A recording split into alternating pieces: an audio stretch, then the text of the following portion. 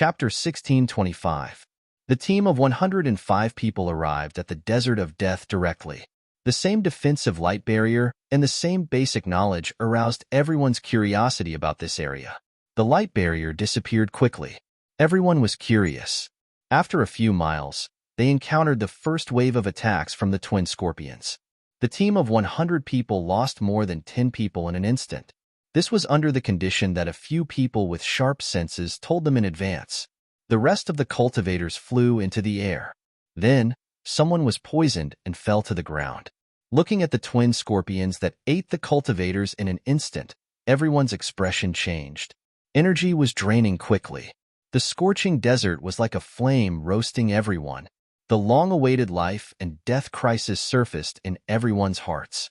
Go north. Obedient Tiandao shouted and headed north. After flying for a few miles, a group of female scorpions crawled out from the sand. The first wave of soul attacks caught them off guard and killed more than 10 people. The team of 100 people only moved for about 10 miles. There were only 60 people left. The energy in our bodies is draining too fast. If this continues, everyone's energy will be depleted before we reach the end, Fortune Teller said with a sullen face. Damn old man. He must be the one who killed us. Manshur gritted his teeth, his face full of anger. What should we do now? We don't have weapons, and our energy is draining too fast. When our energy is depleted, we will become food for these big guys. Wuxia didn't have any idea. Usually, at this time, Zichun would be the one to make the decision. Jin Qingsheng looked into the distance. The yellow sand was endless. If this continued, everyone would die. After thinking for a while, she said directly, if this continues, everyone will die unless they are willing to cooperate. Everyone looked at Jin Qingsheng. No one wanted to die. 5 people in a group. 1 person in each group will use his energy to carry the others. The other 4 will restrain all their energy. This way, we may be able to hold on for a long time, Jin Qingsheng said. This was indeed a method, but everyone quickly saw the drawbacks. What if the first person was kicked out by the other 4 after exhausting his energy? After all, 1 less person meant 1 less energy consumption. This way, the last person had the highest chance of escaping. However, everyone wanted to be the last person. No one was willing to be the first. At this moment, everyone would undoubtedly choose someone they were familiar with. However, at this moment of life and death, it seemed that even familiar people were not reliable. All right, split into groups. This was everyone's only chance at survival, and no one would reject it. The difficulty lay in the grouping. Fortunately, Zichen had helped some people solve this problem many years ago. On that day, at that critical moment, more than 10 people were willing to protect Zichen. In the end, Zichen sacrificed himself to save a dozen more people. Coincidentally, more than half of those people were in this team. Qingsheng, I'll be in the same group as you. Yiming smiled and flew over. Manshur moved in a flash and stopped Yiming. He said, No, we'll be in the same group. Yiming glared at him and said, What do you mean? Nothing. I just don't trust you. Naturally, Manshur and the rest would not be in the same group as Yiming. The longer they stayed, the closer they would be to death. After glaring fiercely at Manshur, Yiming could only team up with the rest. The team was quickly formed, and everyone cooperated and flew toward the north.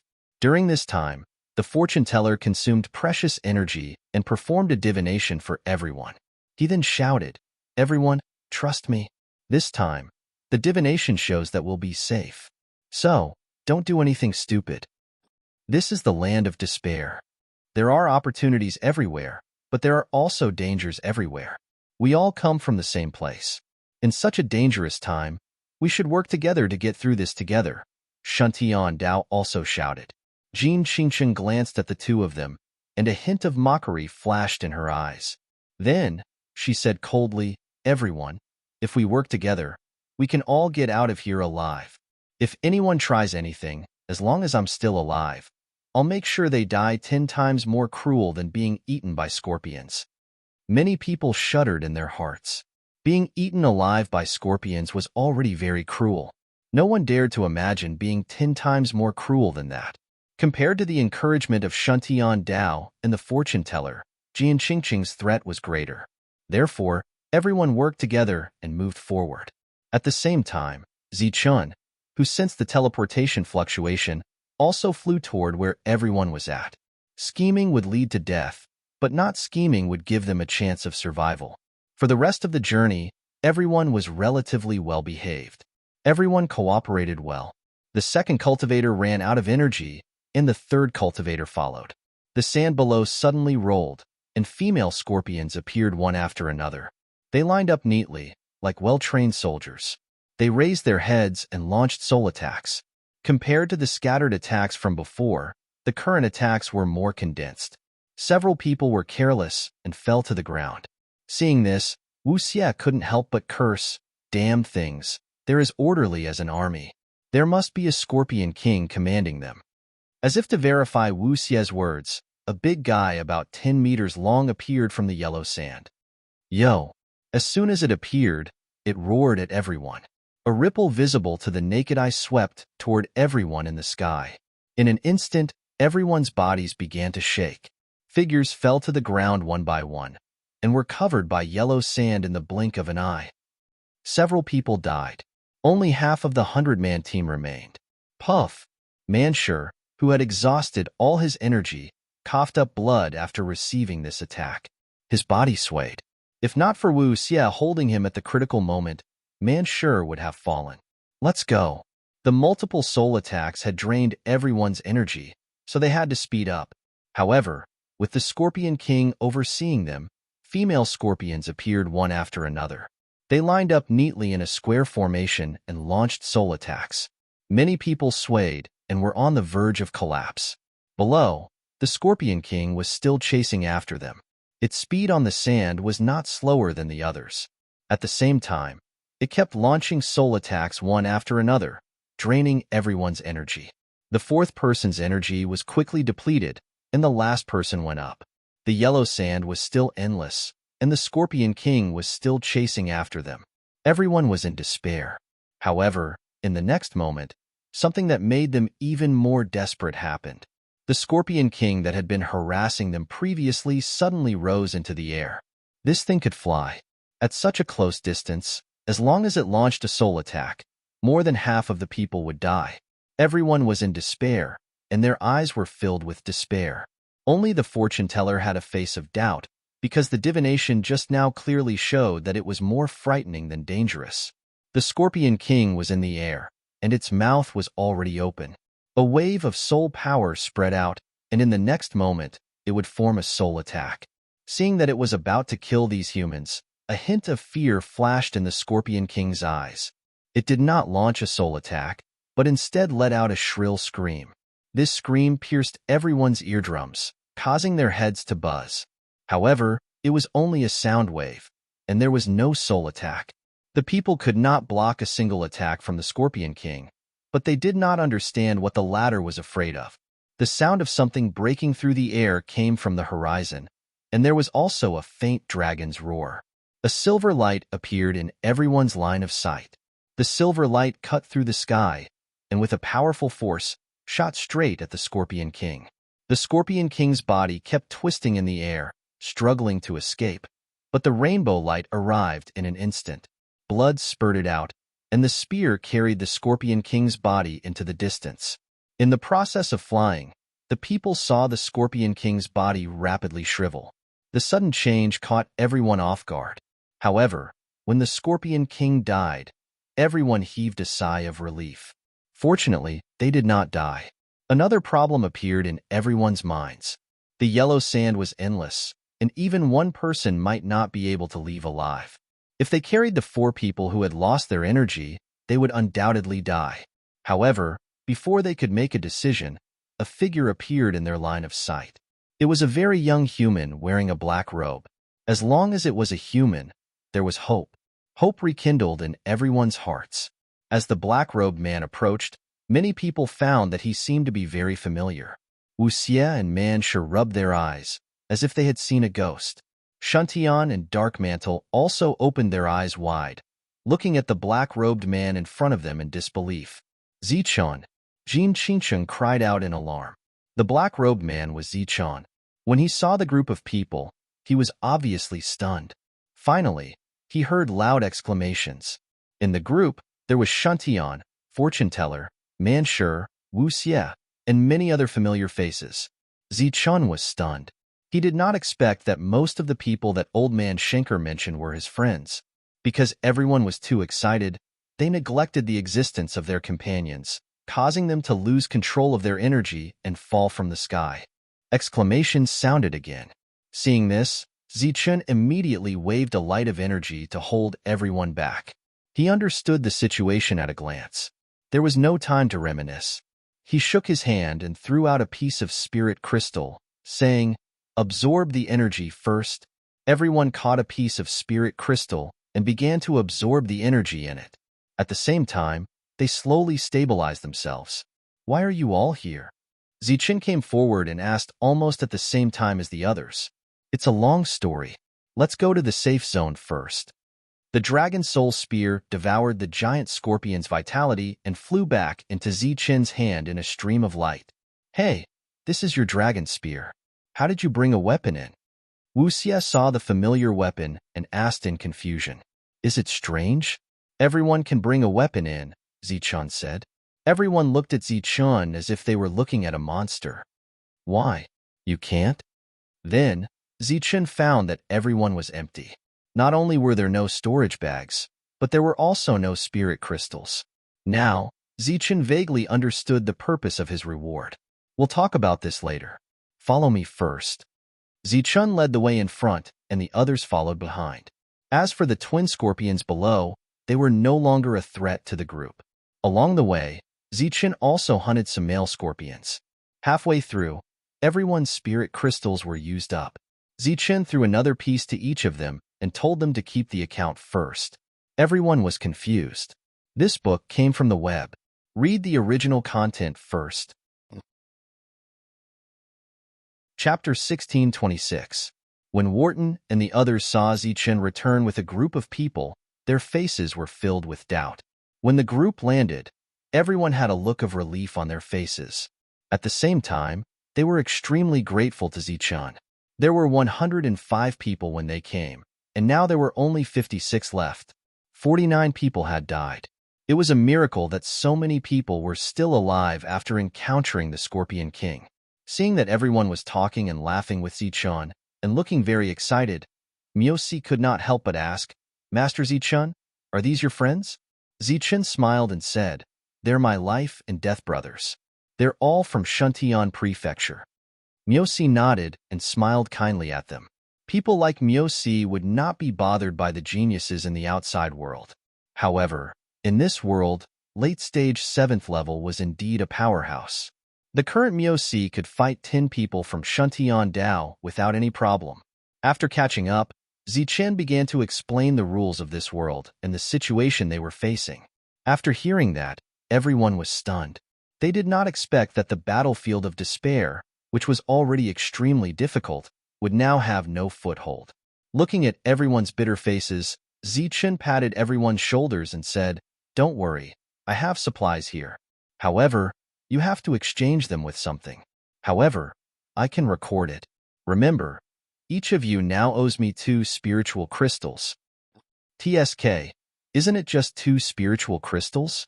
Tell us how to get it." Yiming curled his lips and said. Zichun smiled and then pointed at the small trees in the distance and said, "See those small trees? Kill 70 of them and take 70 of their sap. You can exchange it for 1 spiritual crystal." "Isn't it just 70? It's a piece of cake." Yiming did not seem to care. However, when he was about to step forward, he suddenly realized a very serious problem. He did not have a weapon. Immediately, he stopped in his tracks and looked embarrassed. "If you have extra weapons on you, you can sell them to them." Zichun looked at the 20 people and took out a few ordinary weapons from his storage bag and distributed them to Wu Xie and the others. "These will be 2 spiritual crystals for you. Now, you owe me 4. Looking at the serious Zichun, Wu Xie curled his lips and said, "I say, is it necessary to calculate so clearly?" Zichun nodded and said seriously, "Of course it's necessary. These are the rules of this world." Seeing Zichun's serious expression, everyone nodded solemnly. Almost everyone had gotten a weapon. Looking at those small trees, they were eager to give it a try. In this place, your strength will be greatly suppressed, so you must not be careless. After that, Zichun didn't say anything else. They were here to gain experience. Only the path that they found on their own was the most suitable for them. There was no point in saying too much. Here, everything depends on oneself. Soon, everyone went to cut down those small trees one after another. Only Jin Qingcheng was still there. Zichun asked in surprise, "Why don't you go?" Jin Qingcheng looked at Zichun and smiled. "I want to see you." Zichun blushed with embarrassment. "You really haven't changed." Seeing Zichun's expression, Jin Qingcheng smiled again. This time, she was very happy. "You think I've changed? You're so calculative with them. Don't you think you've changed?" Zichun was silent for a moment. After a while, he looked at Jin Qingcheng and said, "You'll understand soon enough." Whether it was Jin Qingcheng, Manshur, or the others, they all grew up in the Zhanwu continent. They were favored by the heavens and never worried about resources. Perhaps the most dangerous place they had experienced in their lives was what they encountered in the manor world. However, Zichun was different. He had walked step by step from the Tianwu continent to this place. He had experienced too many things. They couldn't imagine what cruelty was. Cutting down trees seemed simple, but it was actually very dangerous. Soon, a scream was heard. A 7th-level genius was swept away by a branch. No one knew whether he was dead or alive. The small tree was only equivalent to the peak of the 5th level in the Zhanwu continent. Obviously, everyone couldn't adapt to this place. Soon, a second person died, and several others were injured. Cutting down trees was a very simple job, but everyone was in trouble. Zichun watched quietly from afar. He didn't interfere. Soon, the strong man sure succeeded in killing a small tree and obtained a portion of tree sap. However, he consumed 20% of his strength, which was equivalent to half a spiritual crystal. According to the numbers, it was obviously a huge loss. Looking at the tree sap that they obtained with great difficulty, and thinking that 70 portions of tree sap could only be exchanged for one spiritual crystal, everyone gradually understood the value of spiritual crystals. They also had a clear understanding of the debt. During this period of time, Zichun went deep into the secluded forest. It was unknown whether it was intentional or not, but Zichun used the most effortless method to kill a few small trees and take some of their sap. Then, he threw the tree sap to Jin Qingcheng. Manshur said unhappily, "Why don't you give it to me?" Zichun smiled. "Ladies first." After Jin Qingcheng took the tree sap, she didn't appreciate it at all. Instead, she looked at Zichun and said, "Zichun, if you want to pursue me, a few portions of tree sap won't do. At the very least, you have to erase my debt." Zichun pretended not to hear and quickly entered the secluded forest. Behind him, laughter came. Only Yi Ming's face was dark. Time passed. Everyone was talking and laughing. Shantian gradually became familiar with Mao Si and the others. Then, through them, he gradually learned about the cruelty of this world. He also understood Zichun's deep meaning. To be able to owe a newcomer a debt, this was probably the greatest gift in the entire battlefield of despair. This was because the lives of newcomers were the least valuable here. After hearing that there were many people outside the Imperial Sky City who were willing to kill for a spiritual crystal, Shantian and the others were even more incredulous. "Hee, you might not know this, but when Lord Zichun first came to the Imperial Sky City, I coincidentally saw him. He was covered in wounds, carrying a Daxus black wolf, and collapsed at the city gates. If it weren't for his good luck and falling within a kilometer, his abdomen would have been broken and his spiritual crystal taken away." Mousie chuckled, recalling the scene when she first saw Zichun. When Wu Xie and the others heard this, their noses became a bit sour. Because just yesterday, Zichun had brought back a Daxus black wolf as food. At that time, he had even introduced the value of the Daxus black wolf. Who would have thought that Zichun had almost died because of a Daxus black wolf? When I saw Zichun, it was his first time coming back from a hunt. He was carrying a stack of beast skins on his spear and was almost surrounded. The silent warden finally spoke. Everyone chimed in one after another. Shantian and the others also gained a deeper understanding of this world. Next, when they killed the saplings, They began to look for ways to consume as much tree sap as possible. Zichun, here are 70 portions of tree sap for one spiritual crystal. Manshur walked over, sweating profusely, and took out the tree sap he had accumulated for a period of time. Zichun smiled and gave Manshur a spiritual crystal. You now owe me 8 spiritual crystals. Do you want to pay it back quickly? Of course. What method do you have? Manshur nodded. Zichun pointed at the desert of death and said, a male scorpion's tail can be exchanged for 10 spiritual crystals. Okay, I'll go. Manshur's eyes flashed with a ruthless light as he turned and walked towards the desert of death. Zichun's voice rang out from behind him. I suggest you recover your energy first. During this period of slaughter, the twin scorpions no longer appeared within a kilometer of the desert of death. Manshur directly walked 2 kilometers away. 15 minutes later, Manshur staggered back, carrying a male scorpion on his back. There was a hole in his leg from which black blood flowed out. However, Manshur's body was special, so the poison could not do anything to him. Among the group, Manshur was the first to pay off his debt. As they became more familiar with their combat strength, they no longer focused on killing small trees. Instead, they went to some nearby places and hunted some beasts to exchange for resources. After a month, they had almost adapted to this place. Old Man Schenker came again with an additional 58th tier hearts and a new batch of refined weapons. After seeing the dozens of newcomers, he nodded with satisfaction and asked Zichun if he needed anything else. If you have enough in stock, give me more 7th tier hearts. These things are what we lack the most right now. Schenker nodded and said, the battle is still going on. Many 7th tier foreign creatures die every day. This is easy to handle. After that, the old man left. The first batch of newcomers were all geniuses. After adapting to this world, they improved very quickly. During the continuous battles, everyone knew their own weaknesses. After that, they came to Zichun to exchange for things that could make up for their weaknesses. For example, Manshur came to Zichun first and bought a pair of boots that increased his speed by 10%. This greatly increased his efficiency.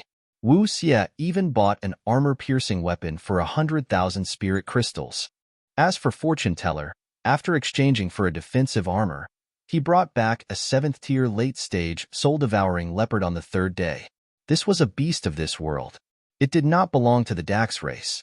It had the ability to devour souls. After refining it, one could condense the soul-devouring effect. Shundao had recently understood the rules of the Heavenly Tao. He could borrow a bit of the Heavenly Tao's power. Although it consumed a lot of energy, it was still very powerful. These geniuses continued to grow, but Zichun kept stopping them from killing the foreign creatures.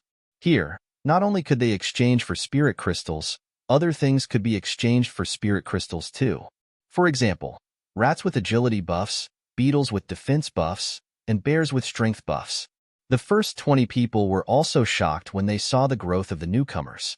When Shindao brought back an 8th-tier beast one day, everyone was even more shocked. Old Man Schenker came again and again. In the blink of an eye, half a year had passed. Out of the 56 newcomers, only 50 remained. However, almost all of them had an armor-piercing weapon. Apart from a few who were still in debt, most of them had paid off all their debts. Old Man Schenker came for the 7th time. This time, he brought a lot of blood-colored crystal chips to Zichun. The exchange rate for spirit crystals was 10,000 won. In other words, one crystal chip could be exchanged for 10,000 spirit crystals. The function of the crystal chip was to summon an item with one's mind, just like how Zichun could summon the Wuji pill cauldron. This book is from the web.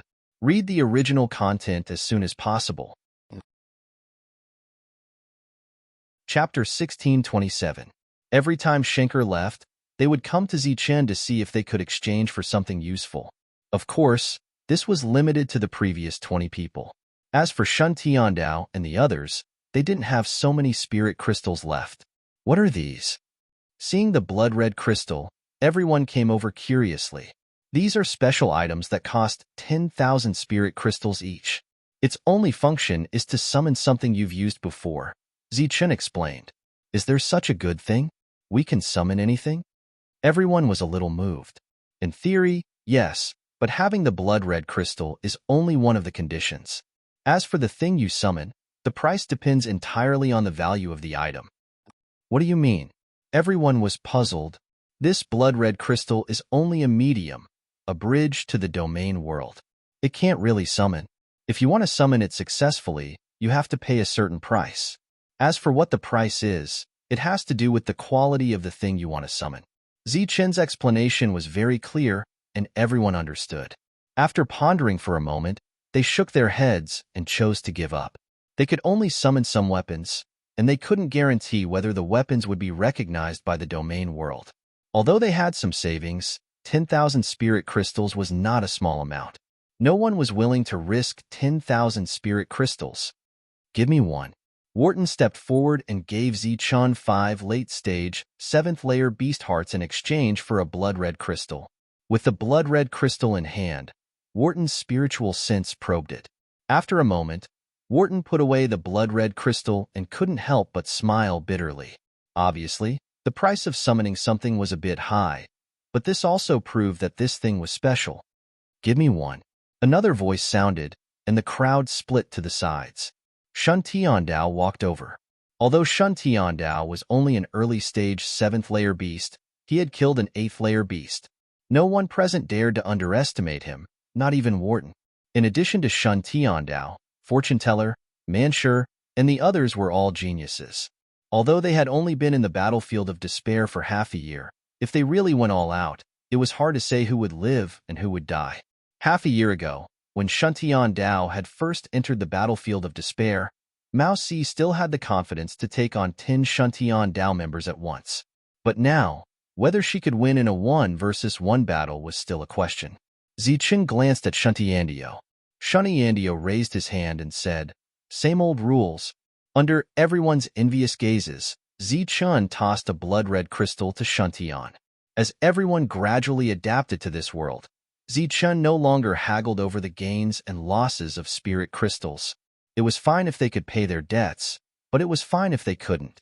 Shun Tiandao, who had also extended his spiritual senses and put away the crystal chip, frowned slightly.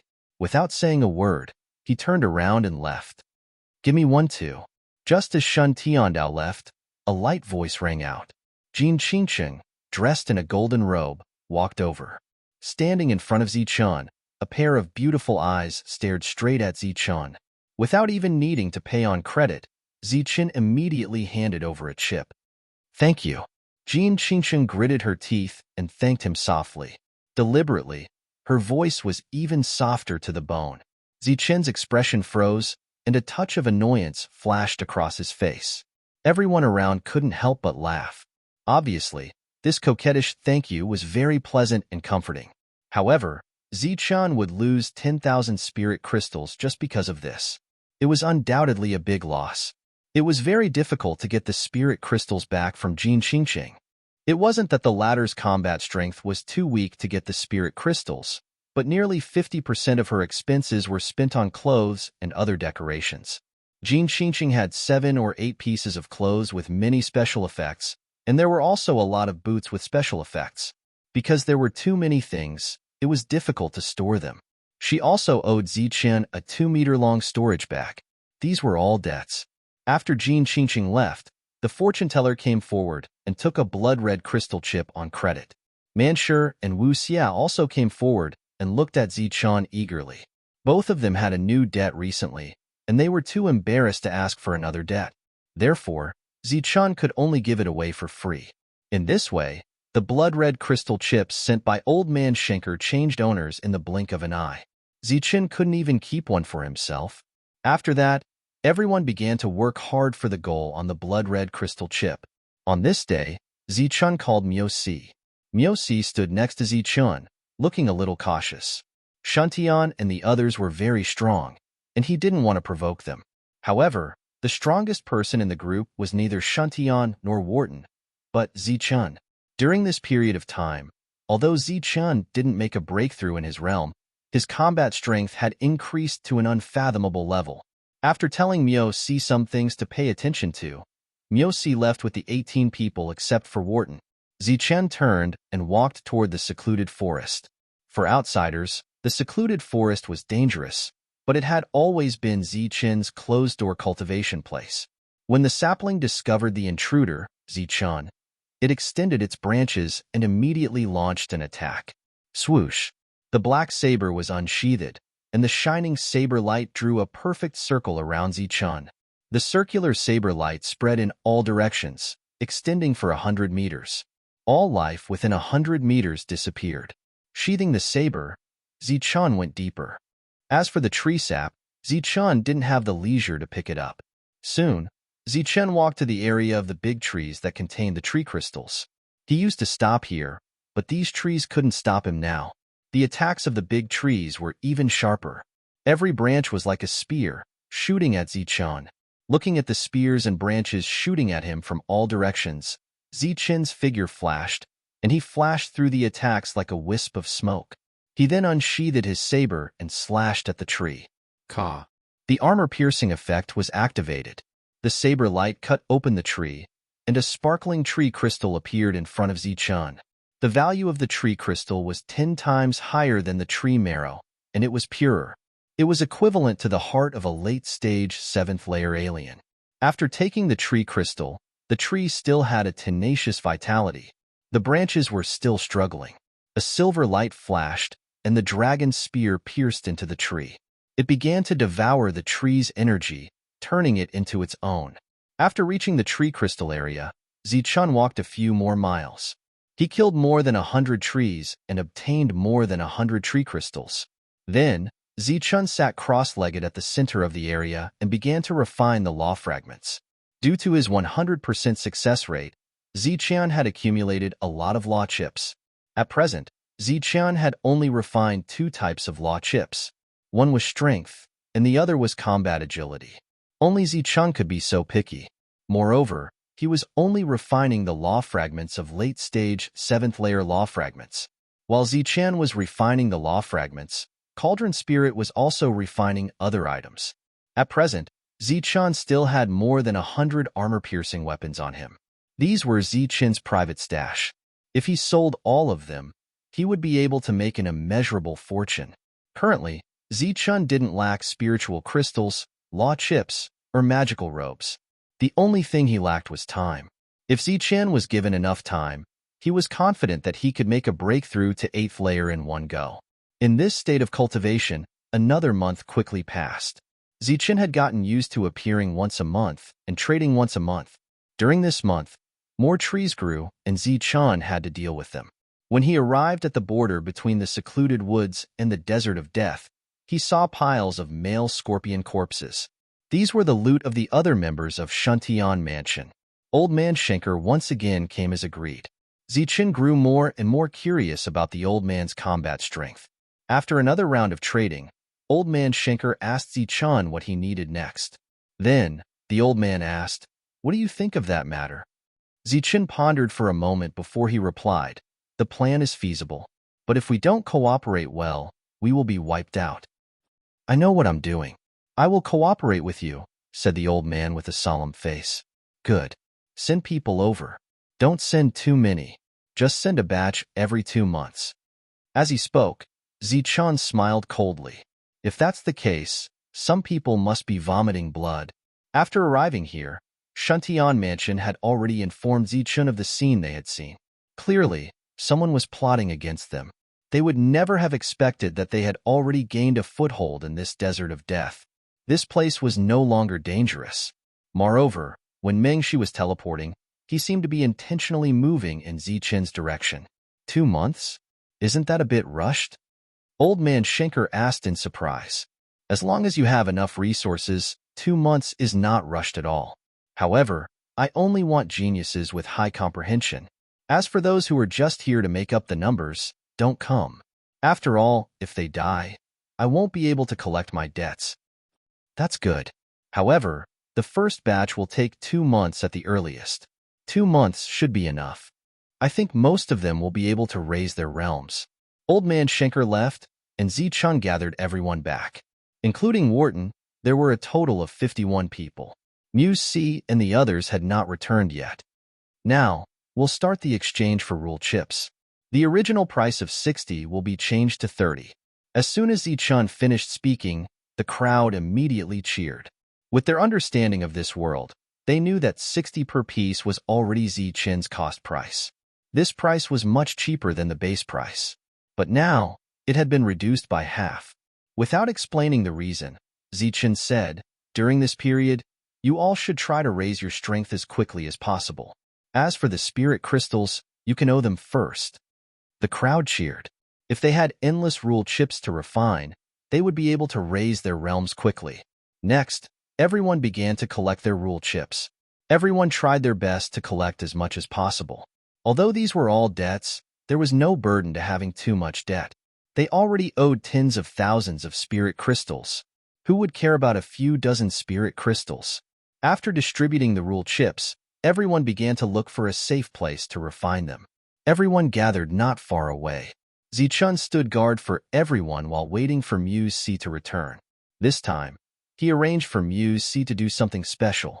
2 days later, Muse C returned in a sorry state. When she left, Muse C had brought a total of 18 people with her. But when she returned, she was the only one. What happened? Seeing Muse C covered in wounds, Zichun couldn't help but frown. Chapter 1628. Muse C's body was covered in wounds. She ran straight to Zichun, feeling guilty. Zichun gestured for Muse C to treat her wounds first and talk about the rest later. "They didn't intend to kill me. These are just minor injuries. It doesn't matter." Muse C didn't treat her wounds. Instead, she slowly explained what had happened. Previously, when Shun Tiandao went to the Blackstone Mountains and saw other humans, they didn't fight. Instead, the other party tried to recruit Shun Tiandao. Zichun guessed that there should be many humans gathered there. That was why he asked Muse C to bring people there. His original intention was to bring all of them back and form a stronger force. Before leaving, Zichun gave the 3-meter-long storage bag to Muse C. His original intention was to let her put the things that couldn't fit in there. When she returned, she would be given the same amount of spirit crystals according to the transaction price. Muse C brought 18 people there. Unexpectedly, only one of them returned, and all of their belongings were taken away. As for Muse C, they deliberately released her for ransom. There were 18 people in total, and each of them had 2 armor-piercing weapons. If they didn't pay, they would kill all 18 of them. Are there many of them? All 19 of them were captured. Zichun frowned. These 19 people had been in the battlefield of despair for a long time. Their combat strength wasn't weak. The other party was actually able to capture all of them. It was obvious how powerful they were. According to Milord's instructions, we didn't kill them because of a disagreement. However, who would have thought that 2 8th-stage domain realm cultivators would appear out of nowhere and shamelessly launch a sneak attack on us? They knocked a few of us unconscious and captured us in the end. Muse C looked sullen. He had a powerful armor-piercing weapon. Even if he faced an 8th-stage domain realm cultivator, he wouldn't be afraid. When the battle started, they didn't have any killing intent. However, the 8th-stage domain realm cultivators still chose to sneak up on them. In the end, they were all wiped out. Did the other party introduce themselves? Yes, the leader is called Fei. The commotion here attracted the attention of others. When they saw Muse C's appearance, they were furious and expressed that they wanted to destroy this group of people. Not to mention that there were 2 8th-stage domain realm cultivators. Even if there were 3 or 5 of them, they wouldn't be afraid. Fei, do you know this person? Looking at Wharton, who was walking over, Zichun asked. In the outside world, one's cultivation realm did not necessarily represent one's battle prowess.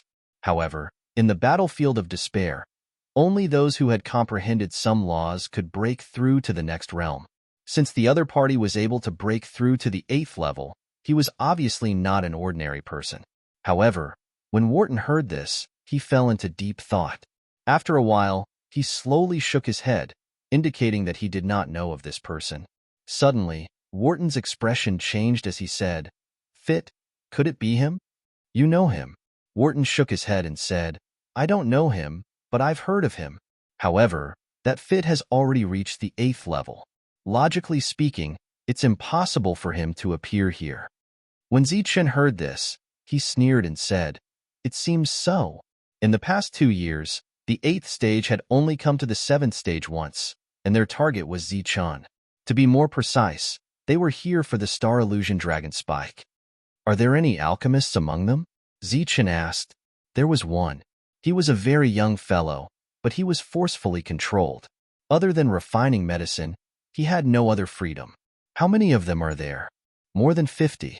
When Zichun asked for details, Manshur and the others came forward. Manshur directly said, "Where are they? Damn it. Let's go and destroy them." That's right. How dare they touch our people? They're simply courting death. Wu Xia also said coldly. Looking at the excited crowd, Zichun smiled and said, "This is not a big matter. I'll go personally. Your top priority is to break through as soon as possible." Now that Zichun was the backbone of the group, nothing could happen to him. Thus, everyone spoke up and expressed their willingness to go together. Just 2 8th stage cultivators. There's nothing to be afraid of. How about this? Shun Tiandao and Wharton, come with me. The rest of you continue refining the law crystal. The two's battle prowess was publicly acknowledged, so no one had any objections. After a simple treatment of their wounds, Miao Si led the three towards the Blackstone Mountains. At the outskirts of the Blackstone Mountain range, there were 2 late-stage 7th-layer Heavenly Kings stationed here. The two of them were bored and were currently chatting with each other. "Sai, I say, this armor-piercing weapon is really extraordinary. Ever since I got it, I've already killed 5 late 6th-stage mutated beasts. Its special effect is as high as 30%. Of course it's good stuff.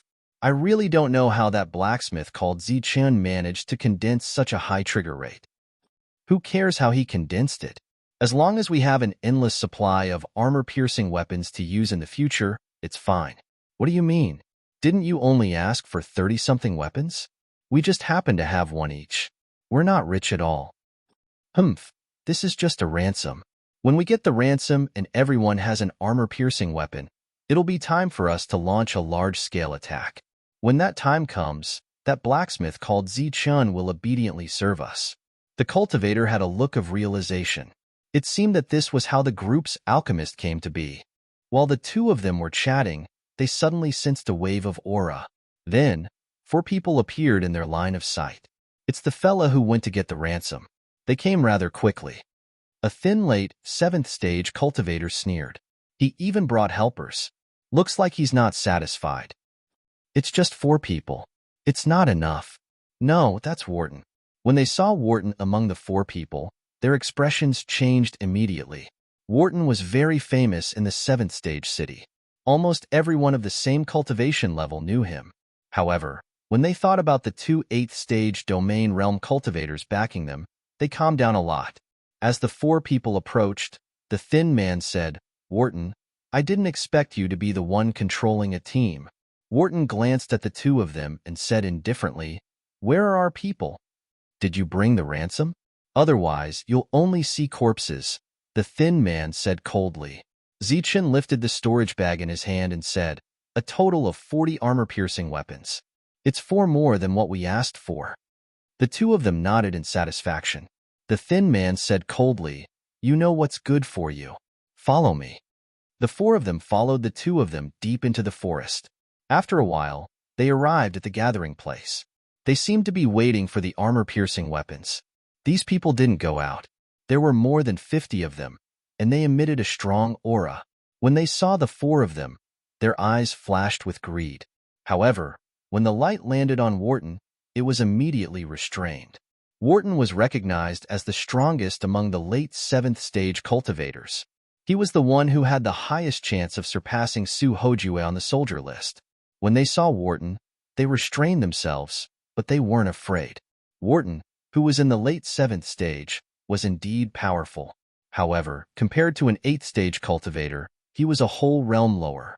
Soon, Zichun saw the 18 people on his side.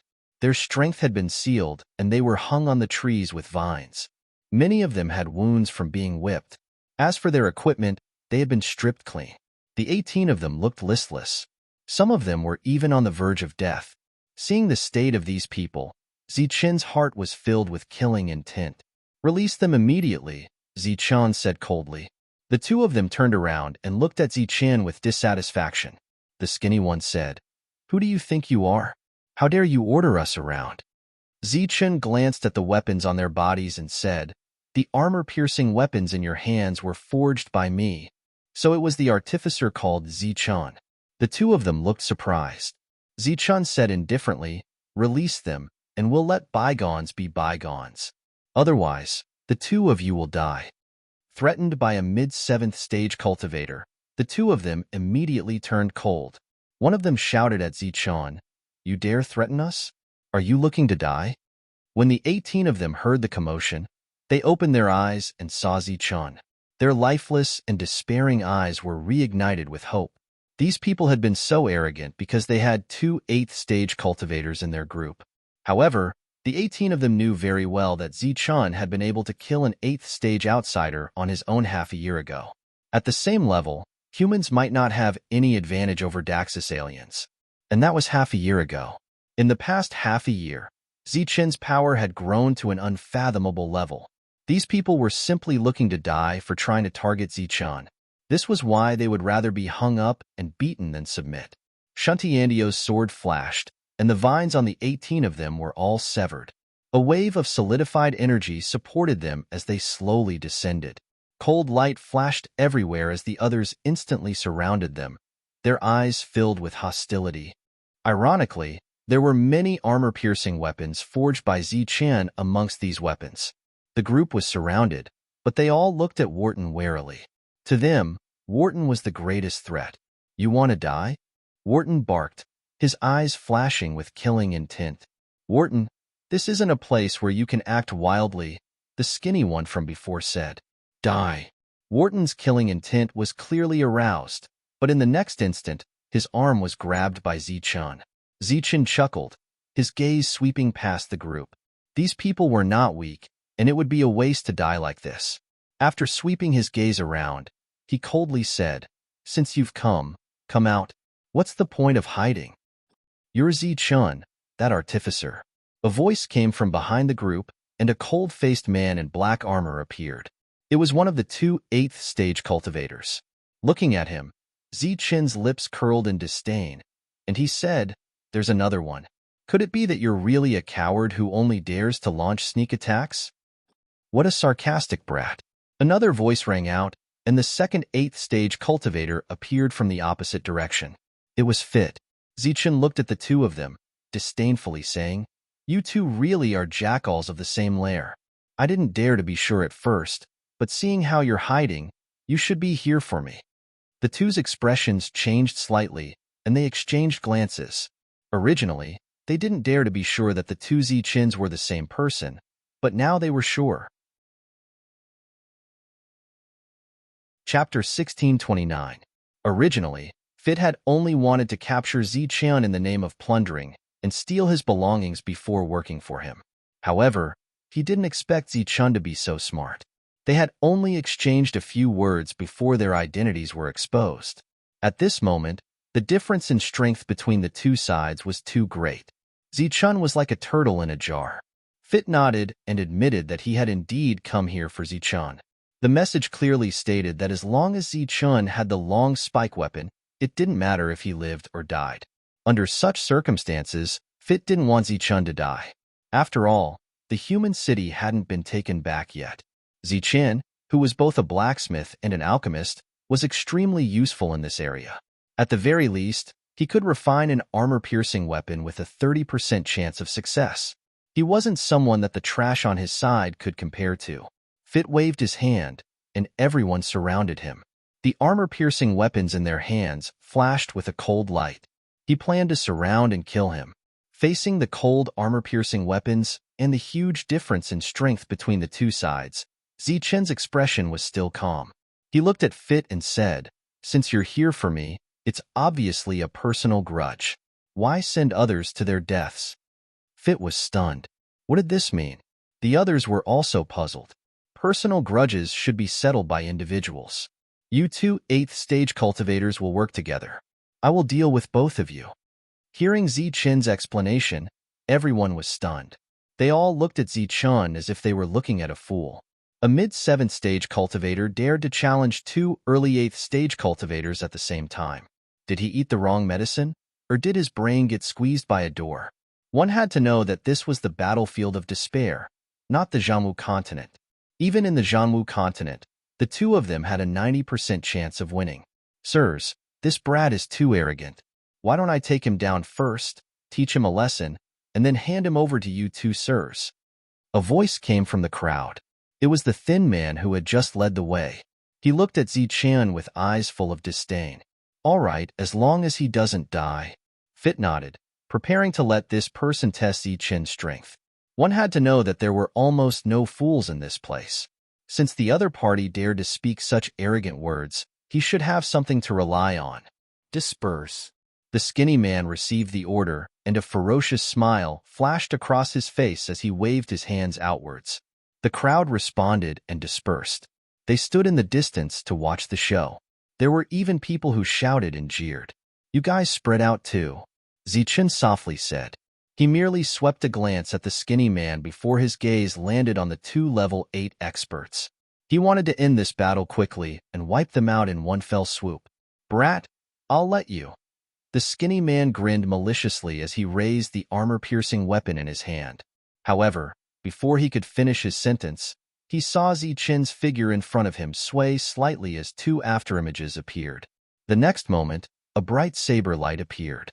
The light was so bright that it made the skinny man a little uncomfortable, so he subconsciously blinked his eyes. The bright blade light disappeared in an instant. The human in front of him was still there. All of this was like an illusion. He shook his head and found that it was a little strenuous. He cursed in his heart and continued to say, Brat, I'll let you live. Worse than. Before the skinny man could finish his words, he felt the strength in his body rapidly draining away. A familiar cry of surprise rang out as the figure in front of him slowly dissipated. His expression changed drastically as he slowly lowered his head and saw that there was an additional saber mark on his chest. Die. Blood gushed out from the corner of his mouth. The skinny man's eyes widened as his gaze became unfocused. His body fell to the side as he finally said the word, die. However, he died with his eyes wide open. After killing the skinny man with one slash, Zichen's figure did not stop. He directly rushed towards the early level 8 expert in black armor. Speaking of which, he was Zichen's real target.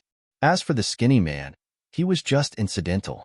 In the process of rushing forward, the saber had already returned to its scabbard. A long spear appeared in Zichen's hand. With a flash of silver light, the long spear stabbed straight towards the black-armored man. Plang! The black-armored man blocked with his sword. In a hurry, he was directly pushed back by Zichen. The long spear pointed again and activated the collapse formula. Another powerful force exploded. The black-armored man's figure began to stagger as his center of gravity became somewhat unstable. At this moment, Zichen pulled out his saber. The shining saber light swept towards the black-armored man. Pooh! The armor-piercing effect was activated. The black armor was like paper in front of Zichen. At the same time, the sharpness and poison immediately took effect. The black-armored man's body had a long and deep wound that exposed his bones. The saber cut almost from his lower abdomen to his shoulder. One could vaguely see his wriggling intestines. Under the corrosion of the poison, the black-armored man's figure could not help but sway.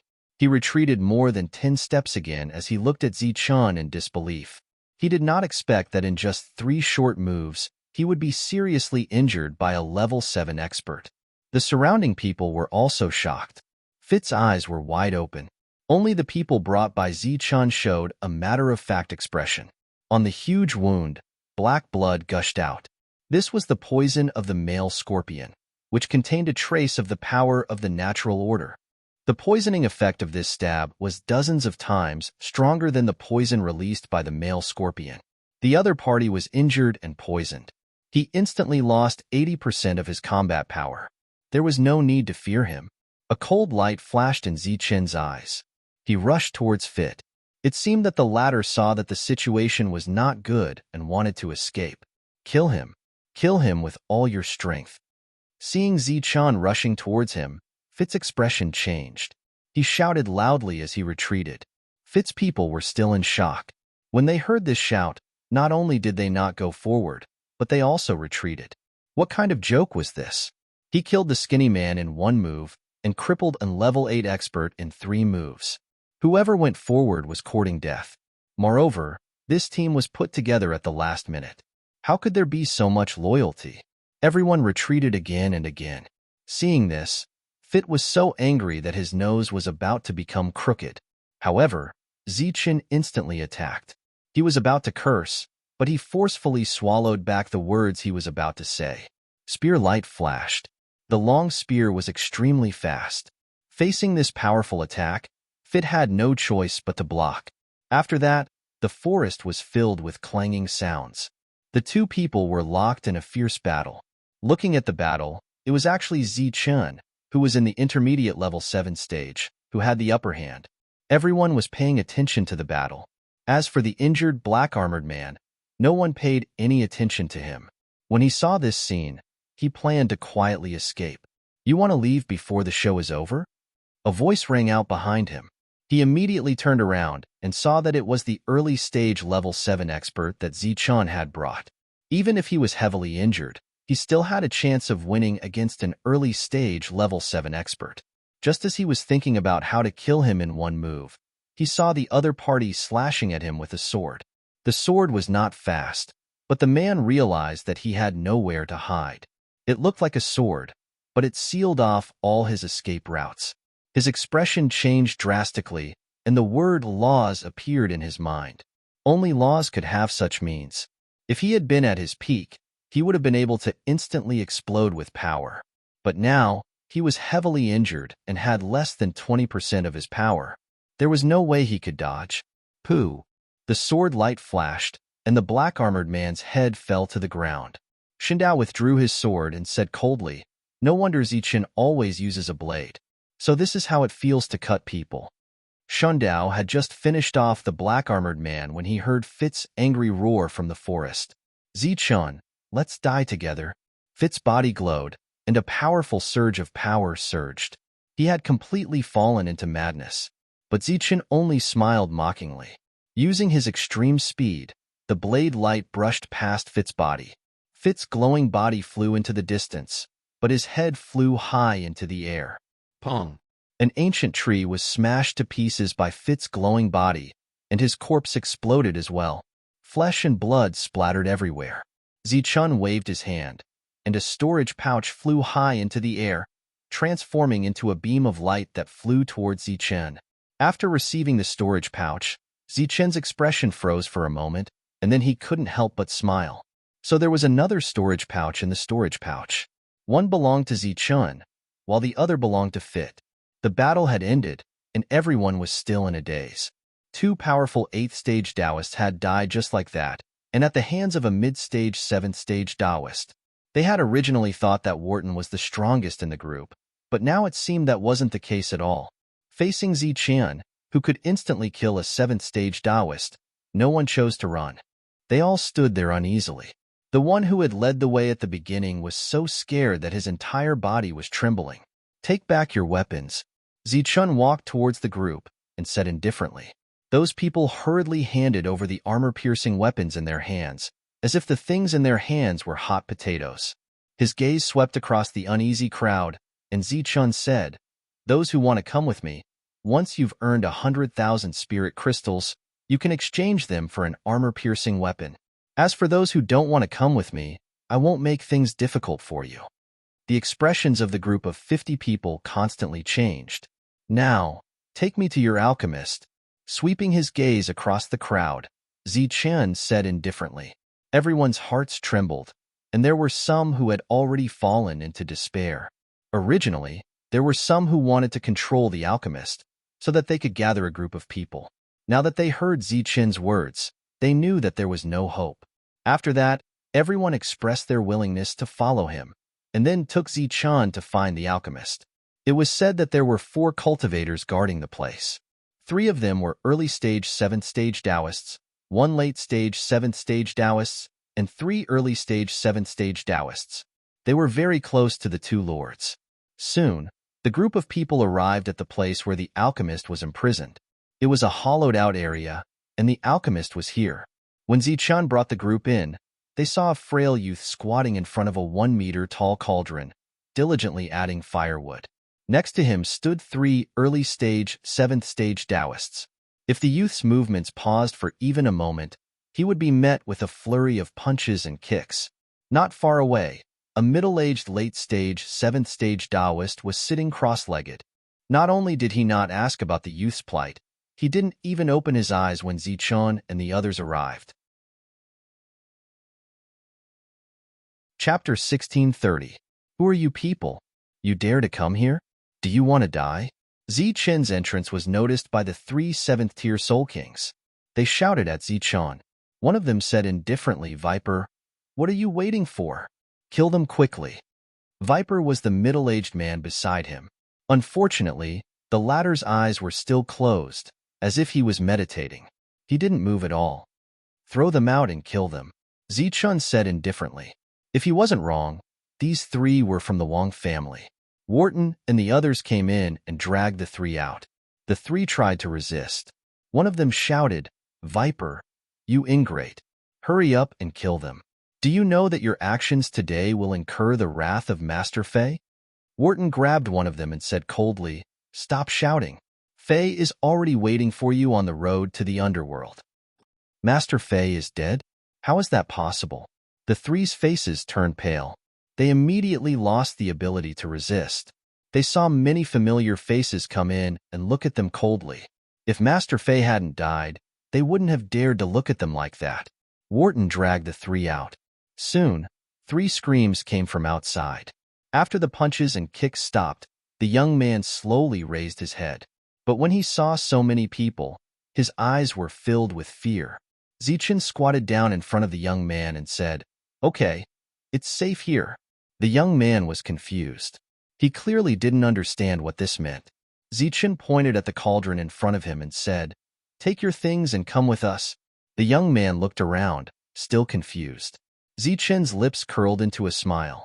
He turned to look at the middle-aged man named Viper and asked indifferently, "Are you dead yet?" The middle-aged man, who hadn't moved until now, suddenly opened his eyes. He stood up and came to the young man's side. He said in a low voice, "This place has been taken. It's time to go." The young man understood. He extinguished the flames under the cauldron and lifted it up. With Viper in front and the young man behind, the 2 of them walked out. Zichun, on the other hand, squatted down and looked at the ashes on the ground, as well as the unburnt wood beside him. He turned around to look at the late-stage 7th-tier martial artists and said, "This thing can condense spirit crystals. I don't read much, so don't lie to me." After witnessing Zichun's strength, who would dare to lie? One of them panicked and said, "Sir, it's absolutely true. The spirit crystals we're using are condensed by that little brat. It's just that he often slacks off, and we don't have enough spirit crystals to supply him. That's why we beat him up." Although Zichun did not know much about alchemy, he had at least seen it before. Back then, when Cauldron Spirit displayed its prowess, it could refine hundreds of thousands of medicinal pellets in one go. But what was it that used? It was the earth fire, which could only be ignited under certain conditions. Even now, Cauldron Spirit still needed to absorb earth fire. "I don't know. When we found him, he was already at the 5th tier. He must have suffered a serious injury." After a moment of hesitation, Zichun picked up a few more pieces of wood and put them into his storage pouch. Then, he stood up and walked out. Those who talked to Zichun earlier were sweating profusely. Although Zichun did not release any killing intent, they could still feel the aftershock of the battle. The young man and Viper had been waiting outside. Of course, Zichun's men were still far away. They had nowhere to run. "My lord, where are we going now?" Someone asked cautiously. "Back to the desert of death first," Zichun said indifferently. "Ah." The person was startled. The expressions of the others also changed. "What are you off for?" "That is our base," a wounded cultivator said proudly. By now, Zichun had recruited over 50 experts, an alchemist, and a strange Viper. Suddenly, Zichun recalled something and asked, "What's up with Viper?" "I don't know. I'm not sure." Back then, We caught the two of them and they didn't resist. They seemed to be together, but he didn't care when our men beat and kicked him. However, if we wanted to kill him, Viper would act. Once again, Master Fei was furious and wanted to kill the young man. Viper stood up at that time, but the two sides didn't fight. After staring at each other for a while, Master Fei left. After that, Lord Fei and Viper exchanged glances. Both the young man and Viper were puzzled. However, Zichun did not mind. What he needed to think about now was how to settle these people down. After they successfully returned to the Desert of Death, Zichun began a new round of exchange. When they heard Zichun's exchange rate, the newcomers were all dumbfounded. This price was even cheaper than the price of the Imperial Sky City. After that, everyone took out their private stash and began to exchange with Zichun. The storage pouch in Zichun's hand was like some kind of magical treasure. It could store and take out anything. Viper and the young man stood in the distance and watched the exchange in a daze. They looked at the excited expressions on their faces. Viper suddenly said, "He has a lot of spirit crystals. He doesn't have to worry about resources. We are useless." The young man's blank expression changed. It seemed that this was the first time the two of them had encountered such a situation. "Then what should we do?" the young man asked. "I have no choice." After saying that, Viper closed his eyes. The young man's blank eyes were filled with confusion, helplessness, and even hesitation. In the past, when they were captured, the other party had taken a fancy to their abilities. However, it seemed different this time. From the beginning until now, the young leader had not spoken a single word to them. After the exchange, everyone's harvest was not enough to exchange for armor-piercing weapons. Therefore, some people immediately went out to hunt to earn enough spirit crystals. Some people directly entered the Desert of Death to hunt male scorpions. After that, Zichun called Shuntian Dao and asked him to bring people into the Desert of Death. For the next period of time, dozens of them took turns to wait in the depths of the desert to welcome the arrival of others. The second round of summons was sent to Shuntian Prefecture. When Tang Nuo saw the summons, his expression changed. After a while, the scholarly middle-aged man walked in. He looked at the silent Tang Nuo and said, "Prefecture Lord, other than the summons, there is an additional message." "What message?" "From now on, send a group of people in every 2 months. The number of people cannot exceed 200. All of them must be elites." Tang Nuo frowned slightly and said, "What is the meaning of this in the battlefield of despair? It shouldn't be to kill people.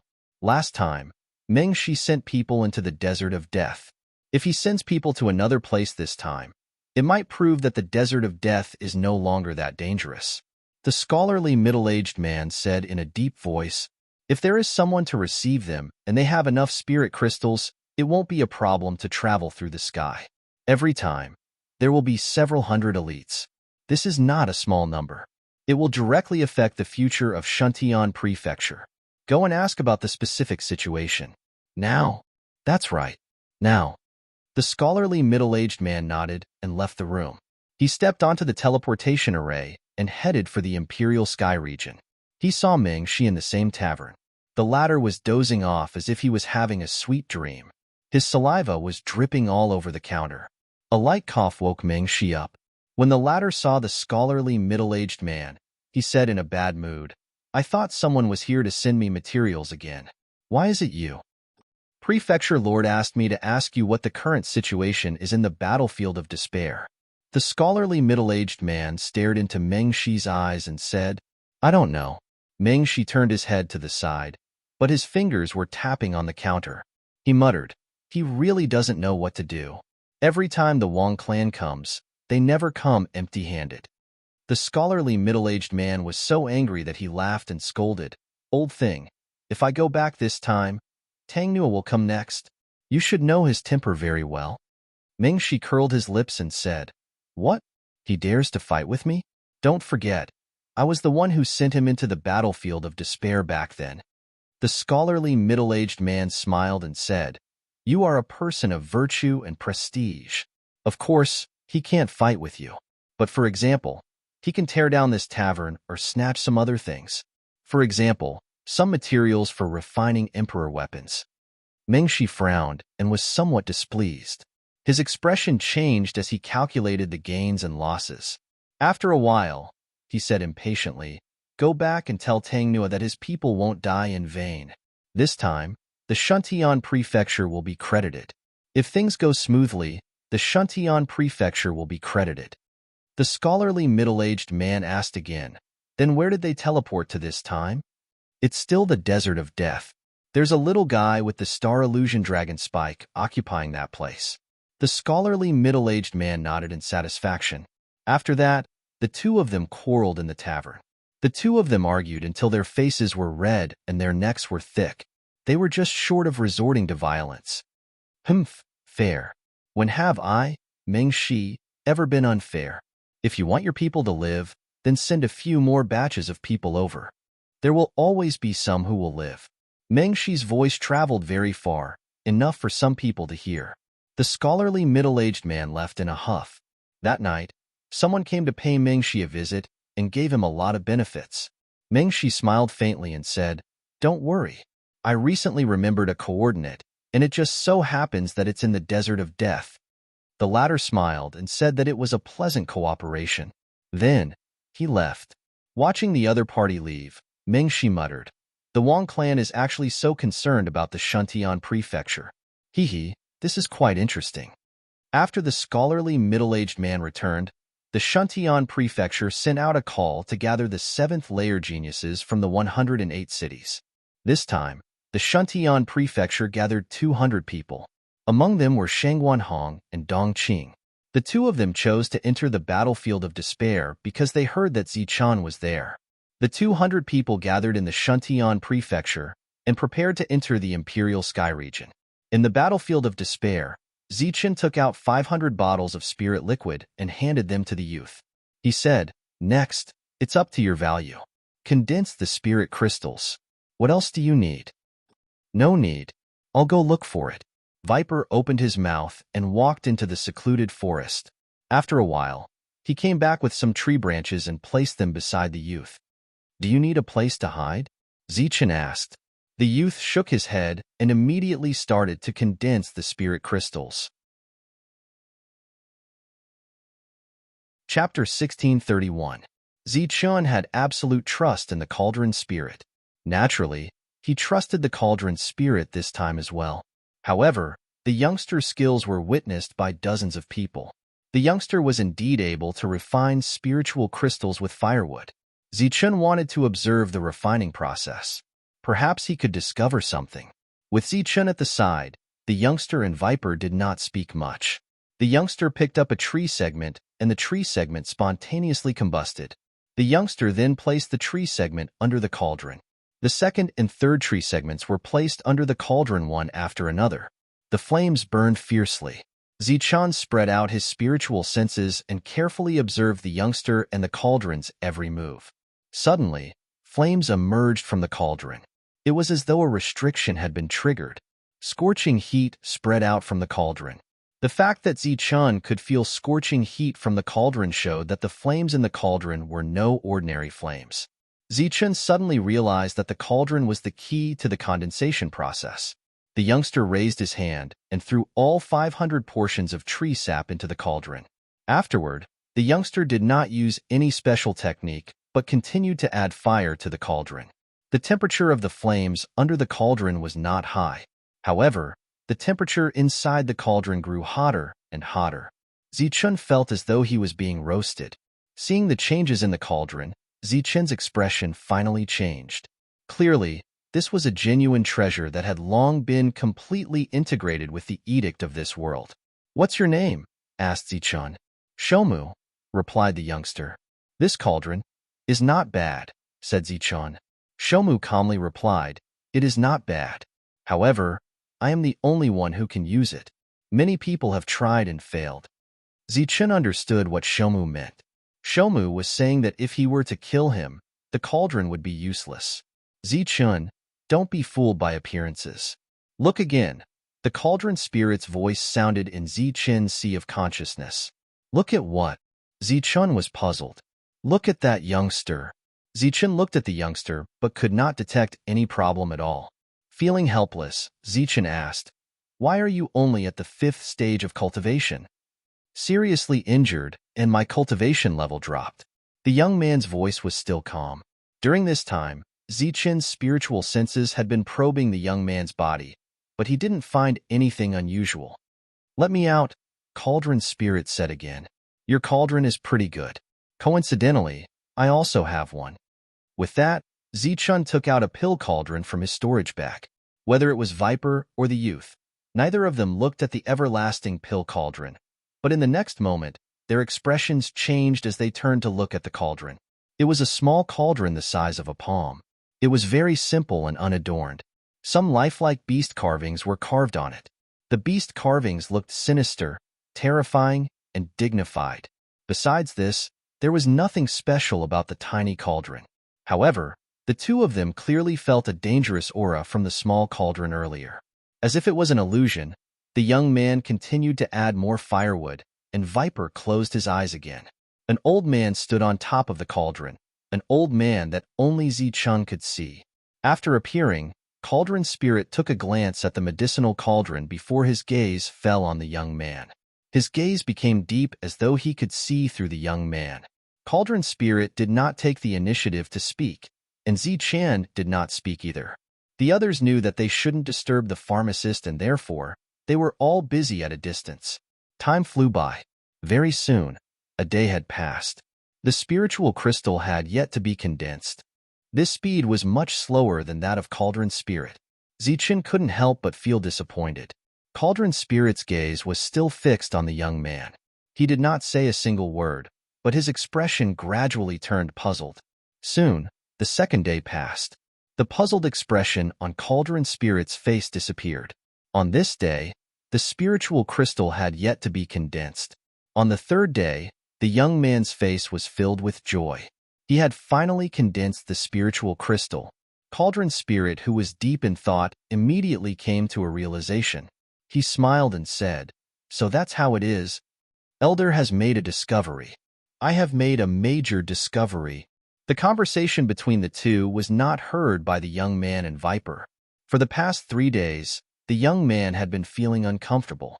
This feeling originated from the small cauldron beside Zichun. Even though the spiritual crystal had been successfully condensed, that uncomfortable feeling was still there. The flames in the cauldron gradually extinguished. Rays of radiance were emitted from the cauldron and finally fell into the young man's hand. 500 portions of tree sap had actually condensed a total of 150 spiritual crystals. This kind of technique was second only to Cauldron Spirit. Zichun was very surprised by this result. The only thing that he felt was that the young man's condensing speed was too slow.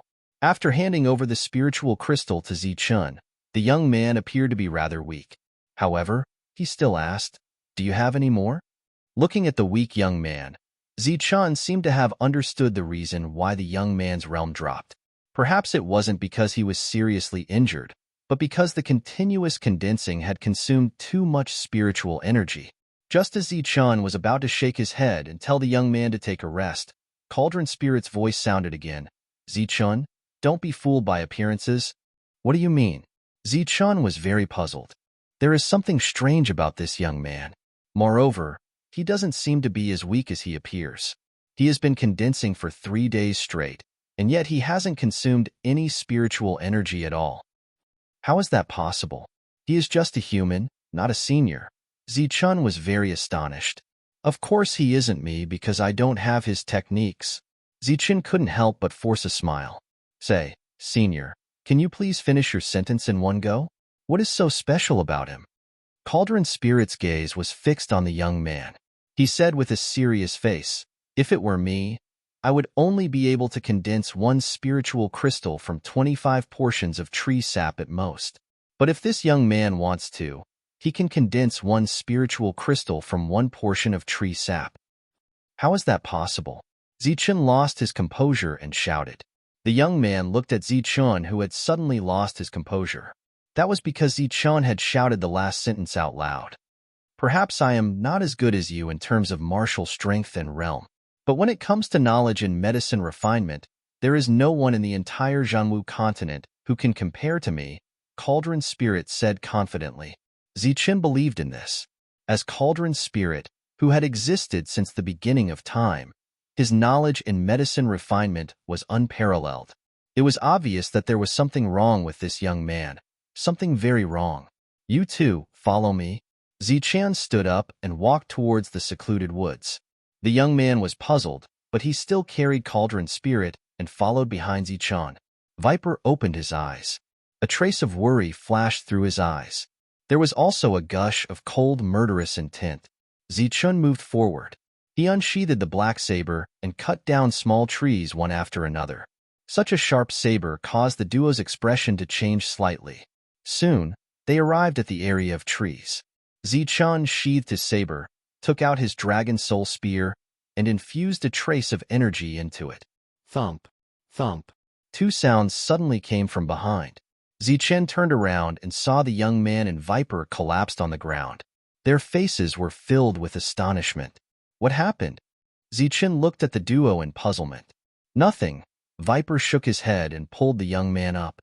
The young man picked up the cauldron again. His eyes had turned blank. Zichen no longer paid attention to the duo. He continued to attack with his spear. After that, the trees withered before the duo's eyes. The vitality in them was gone. Although the duo's expressions did not change, their emotions fluctuated greatly. They could not control the energy in their bodies well, causing it to fluctuate constantly. After a few miles, they cleared out a spacious area. Zichen looked at the duo and said, "Tell me, who are you two?" The young man looked at Zichen blankly. He did not seem to understand. Viper said, "We are from the Azure Sky region." "Then why are you here?" "We are here for an adventure. We even went to the Gentian region." Viper's answer was flawless. Zichen pointed at the cauldron and said, "Then what's going on here?" "We found it by accident. That's why we left the Azure Sky region." Zichen shook his head and said, "This answer is not enough to convince me. Let's do it this way. According to the rules, I won't ask about your origins. Now, tell me what you can do for me." "I can refine spirit crystals. If we have enough materials, we can also condense special weapons." Normally, this was the most valuable thing for other humans, because if they controlled him, they would have an endless supply of spirit crystals. In this world, spirit crystals represented wealth. However, Zichun did not care at all. Instead, he sneered and said, "Just like before? You took 3 days to refine 150 spirit crystals. Then, you pretended to be weak. Speaking of which, you disappointed me. I thought you delayed for 3 days to give me a surprise. You can condense 500 spirit crystals. 1 drop for 1 spirit crystal? How is that possible? Even God can't do it," Viper said in shock. Zichen pointed at the young man and said coldly, "Of course God can't, but he can. I don't care about spirit crystals or special weapons. Don't compare me with other humans. Now, tell me your true value. Otherwise, you two will stay here forever." "You want to kill us?" Viper's eyes flashed coldly. Zichun said indifferently, "You can resist." Viper was enraged. His eyes suddenly turned scarlet and a violent aura surged around him. Zichun stood with his spear and looked at Viper coldly. The violent strength that this guy was displaying now was not weak even against a level 8.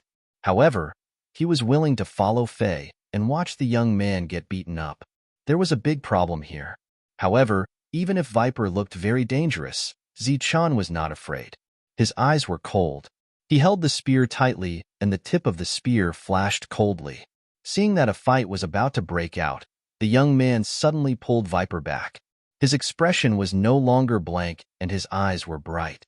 He looked at Zichun and asked, "Is there a dragon soul hidden in your spear?" "My dragon soul has never appeared. You can actually sense it. There is indeed a problem." Zichun said coldly, "Your dragon soul has the ability to devour." The young man's voice trembled. "That's right." Zichun answered this time. Chapter 1632. Indigenous People.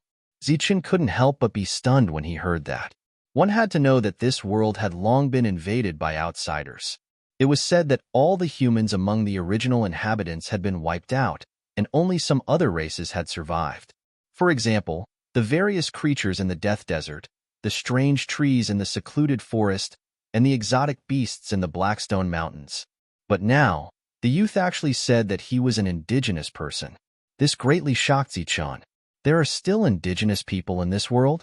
Zichun asked in surprise. There are still some, but there aren't many of them. Under normal circumstances, the indigenous people hide in some small worlds. It's very difficult for you invaders to detect them, the youth said. To them, all outsiders were invaders. Then why did you leave the small world and come to this dilapidated world? Zichun asked again. A hint of sadness flashed in the youth's eyes. He shook his head and said, "That's a long story. I think we should talk about the value first.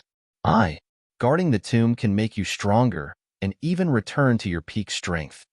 The last sentence was said very solemnly by the youth, Shomu.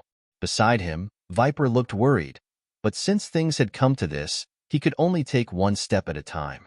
Fortunately, he closed his eyes. Return to my peak? What do you mean? Zichun looked at Shomu in confusion. Whether it's you or the outsiders you mentioned, in our eyes, they are all invaders. The humans of the Zhanwu continent belong to the later invaders. When you came, this world was already on the verge of destruction, so you can't be considered invaders in the strict sense. However, the outsiders you mentioned directly caused the destruction of this world. They are the real invaders and have been marked by this world with a curse mark. Curse mark. This was the first time Zichun had heard such a thing. That's one way to put it. There's another way that you all agree with, which is the suppression of the rules. Once you enter this world, whether it's you or the other races, your combat power will be greatly reduced. You won't be able to integrate with the rules and use the rules. Naturally, you won't be able to display your peak combat power. If it were other races that were directly marked, I wouldn't be able to break this curse. However, you all are latecomers. Strictly speaking, you didn't suffer from the direct curse of this world. Of course, breaking the curse doesn't give you the peak combat strength you once had. In fact, when you came to this world, your strength has been suppressed to the limit. The current you is actually the real you. Zichun could understand this explanation. It's like a mass of energy. In other people's abdomen, it may be 100%, but in Heaven's Way and Fortune Teller, it may only be 40% or 40%, and in this world, it may only be 30%. This is completely related to one's physique and cultivation method. There is no doubt that the less it is, the more extreme the compression and the stronger the combat strength. In this world, everyone is equivalent to a crystal stone that has been completely refined to the extreme. If they want to return to their original size, they need to increase their volume, not change their environment. So, you have a way to let me return to my peak step by step? Zichun asked. Shomu was surprised that Zichun could immediately understand his words and nodded. It's like a piece of 1-meter-sized fine iron, which has been refined to the limit in the Zhanwu continent, but in the battlefield of despair, because of the environmental rules here, it immediately shrank 10 times. To make the fine iron become 1 meter in size again, it's not to take the iron back to the Zhanwu continent, but to let it grow in size in the battlefield of despair. Once it reaches the same size, when it returns to the Zhanwu continent, the iron can erupt to a size of 10 meters. This youth is equivalent to giving Zichun a chance to improve himself, which is equivalent to a great opportunity. Zichun was not blinded by this temptation, but asked, "What do I need to pay?" If you want to get something, you need to pay something. This is the rule of this world. I hope that when you return to your peak, you can take this weapon back to the small world I'm in and help me solve a problem. Of course, whether you go or not is entirely up to you. However, I will still give you what I promised you. Zichun glanced at Shomu, pondered for a moment, and said, "Well, although I don't know what kind of trouble it is, I can only promise to do my best." Shomu smiled and said, "It's enough to have Sir's words. What do you plan to do next?" Zichun went straight to the point. After pondering for a moment, Shomu said, "I need 3 days. Oh no, 5 days. 7 days. 7 days to condense a devouring God seal, and then open your perception of yourself." Devouring God seal, what is that? Zichun asked. A magical thing that can quickly increase one's combat strength. Do you need help? No, sir. You can come here again in 7 days. Obviously, these words were already suspected of driving him away. Zichun nodded, turned around, and left. After Zichen left, Viper still had his eyes closed, and Shomu was still deep in thought.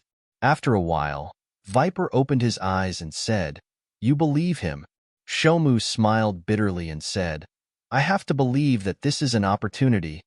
You forgot why we were displaced. I have no choice. You can keep your trump card." Shomu shook his head and said, "No, I think this is the only chance. I have to gamble again." Viper suddenly smiled and said, "Seems like we have a good chance of winning.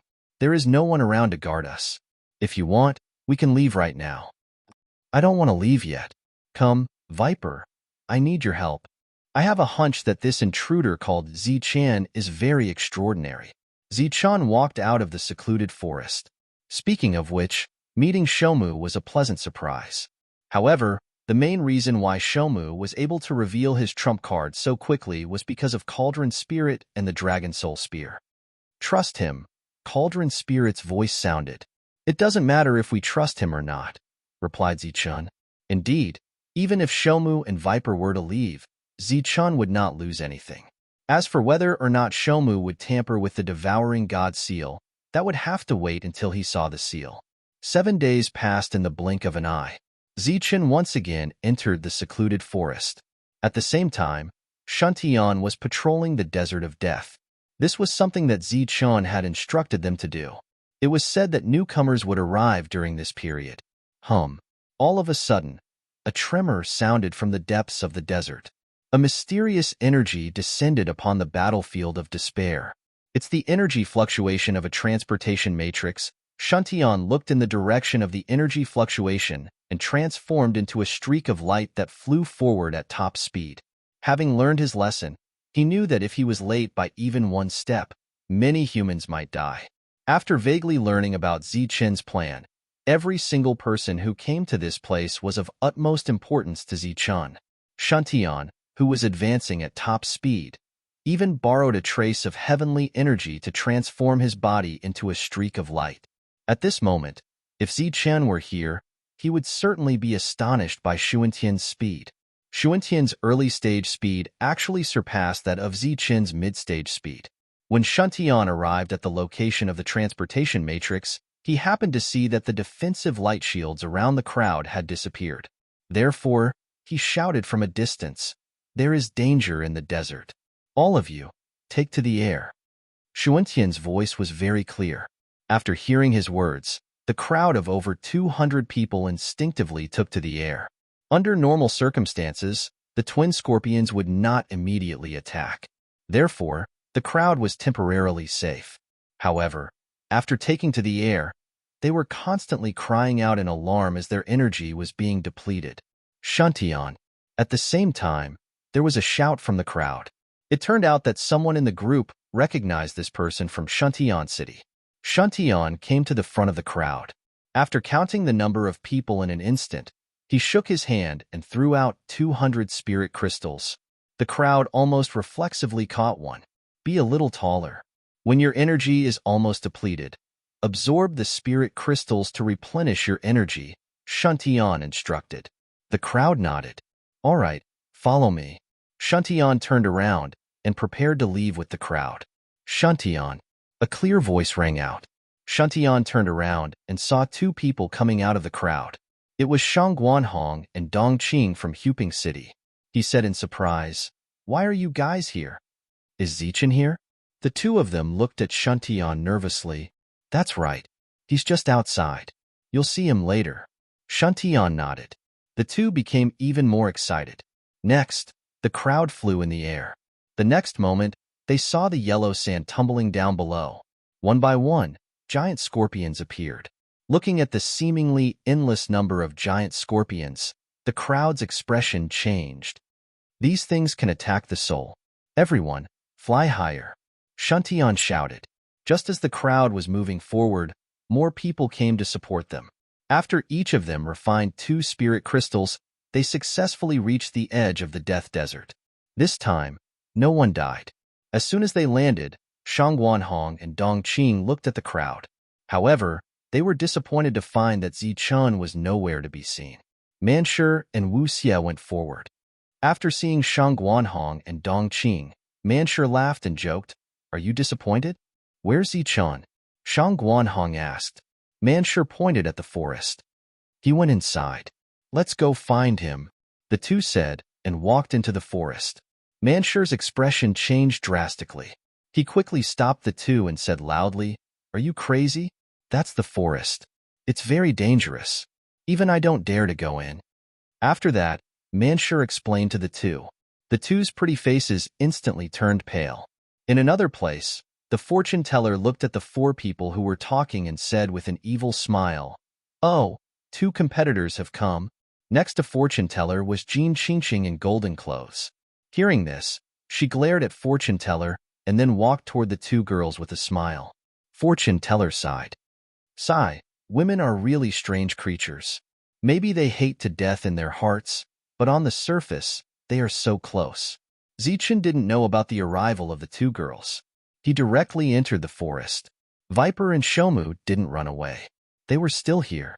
When he arrived, Zichun saw Viper sitting there with his eyes closed as usual. Chapter 1633. Originally, Shomu's cultivation realm was at the 5th stage, which was 2 stages lower than normal. This was already suspicious. But now, Shomu was lying there very weakly. As for the aura surging around him, it was actually not even at the 1st stage. It was barely comparable to someone who had just entered the domain realm. In just 7 days, he had actually fallen to the 5th stage. "What's going on?" asked Zichun with a frown. Shomu opened his eyes. This time, he appeared very weak and tired. When he saw Zichun's expression, he smiled and said, "It's nothing serious. It's just the price of condensing the devouring god seal." As he said that, Shomu stretched out his hand, and a bright ball of light appeared in his hand. Zichun focused his eyes and saw a rune within the ball of light. It was just a rune, but it seemed to be able to connect the entire heaven and earth. As the ball of light appeared, the surrounding energies of heaven and earth became active. "This is the devouring god seal?" asked Zichun as he looked at the ball of light. Shomu nodded. "How do I use it?" asked Zichun in a deep voice. There was no joy on his face. Shomu said weakly, "It is imprinted between your eyebrows. Next, you have to carefully comprehend it. When you have thoroughly comprehended the devouring god seal, you will understand how to improve yourself." Zichun looked at Shomu and did not take the divine seal. Shomu didn't care and said again, "Don't worry. I won't play any tricks on this. My realm has fallen. Before I return, my realm can't be restored. If I tamper with the god seal, I will only harm myself. You can sense it. There is only my power in the god seal, not Viper's." Zichun took the divine seal and said, "I hope so. All right, you two go out and rest. Also, call Shandao, fortune teller, Wu Xie, and Manshur. I want them to protect me." Shomu nodded again. At this moment, Viper opened his eyes and stood up. He supported Shomu and walked outside. After watching the two leave, Zichun took out the divine seal. At the same time, he summoned Cauldron Spirit to carefully examine the divine seal. "He still doesn't trust you," said Viper in the secluded forest. "This is a necessary precaution. I would have done the same if I were him." After speaking, Shomu closed his eyes. In a short 7 days, he had fallen by 5 realms. His loss could be said to be enormous.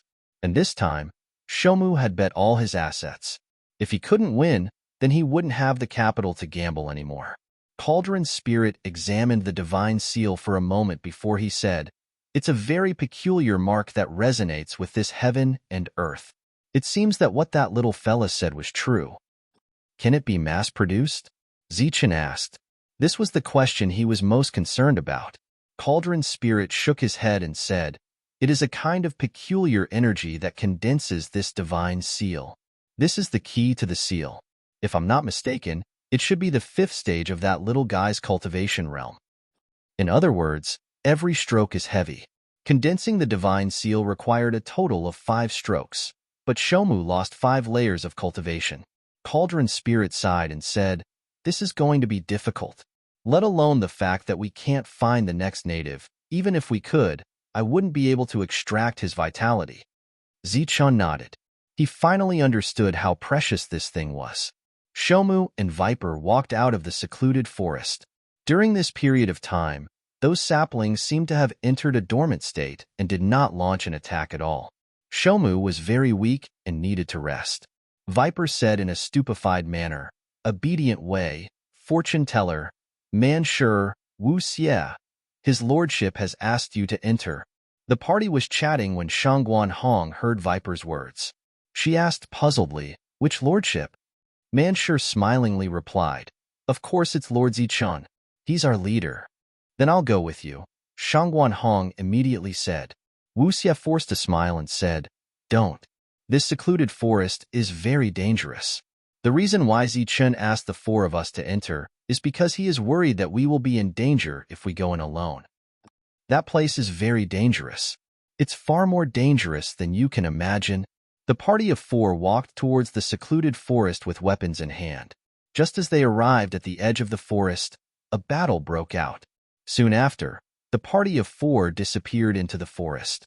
Hearing the commotion, Zichun purposely went out to receive the party of four before returning to the safe zone. "Why are you looking for us?" Manshur asked as soon as he entered. "I want to refine something. I need you to protect me." The party of four nodded. Zichun didn't explain further. He sat down cross-legged, took out the divine seal, and placed it between his eyebrows. The divine seal immediately fused into the space between his eyebrows and entered Zichun's sea of consciousness. Soon after, Zichun saw a vast world. In this world, there were all kinds of colorful lights, and these lights were the power of the rules. It was just like the power of the rules that Zichun saw when he broke through. However, at this moment, these powers were clearer. At this moment, under the attention of the four of them, Zichun's entire body was glowing. It was a blazing light. Standing beside Zichun, under the cover of this light, the four of them also became sensitive. The power of the rules that were originally difficult to sense also became clear at this moment. In front of Zichun's eyes, there was a vast sea of rules. In an instant, it was as if he had seen the sea of origin of the world. As the divine seal fused into the space between his eyebrows, the light gradually converged and finally disappeared. At this moment, Zichun's perception obviously changed. It was as if the oppressive rules had disappeared, or he had gained the recognition of this world. As Zichun's perception sharpened, the light around Zichun's body gradually converged and finally disappeared without a trace. Next, it was time to quietly comprehend the magic of the devouring divine seal. Zichun, who was sitting cross-legged, didn't move at all. He sat there for a whole month. During this month, the Dark Mantle members who didn't see Zichun took the initiative to take on the task of leading the newcomers. Although they didn't know Zichun's plan, they could vaguely guess that Zichun's time was extremely precious. Of course, all the spiritual crystals and other resources consumed during this period would be recorded in the account and handed over to Zichun to settle. It was time for the transaction again. Old Man Schenker had been here for a few days. While waiting for Zichun to come out, he had been sizing up these people.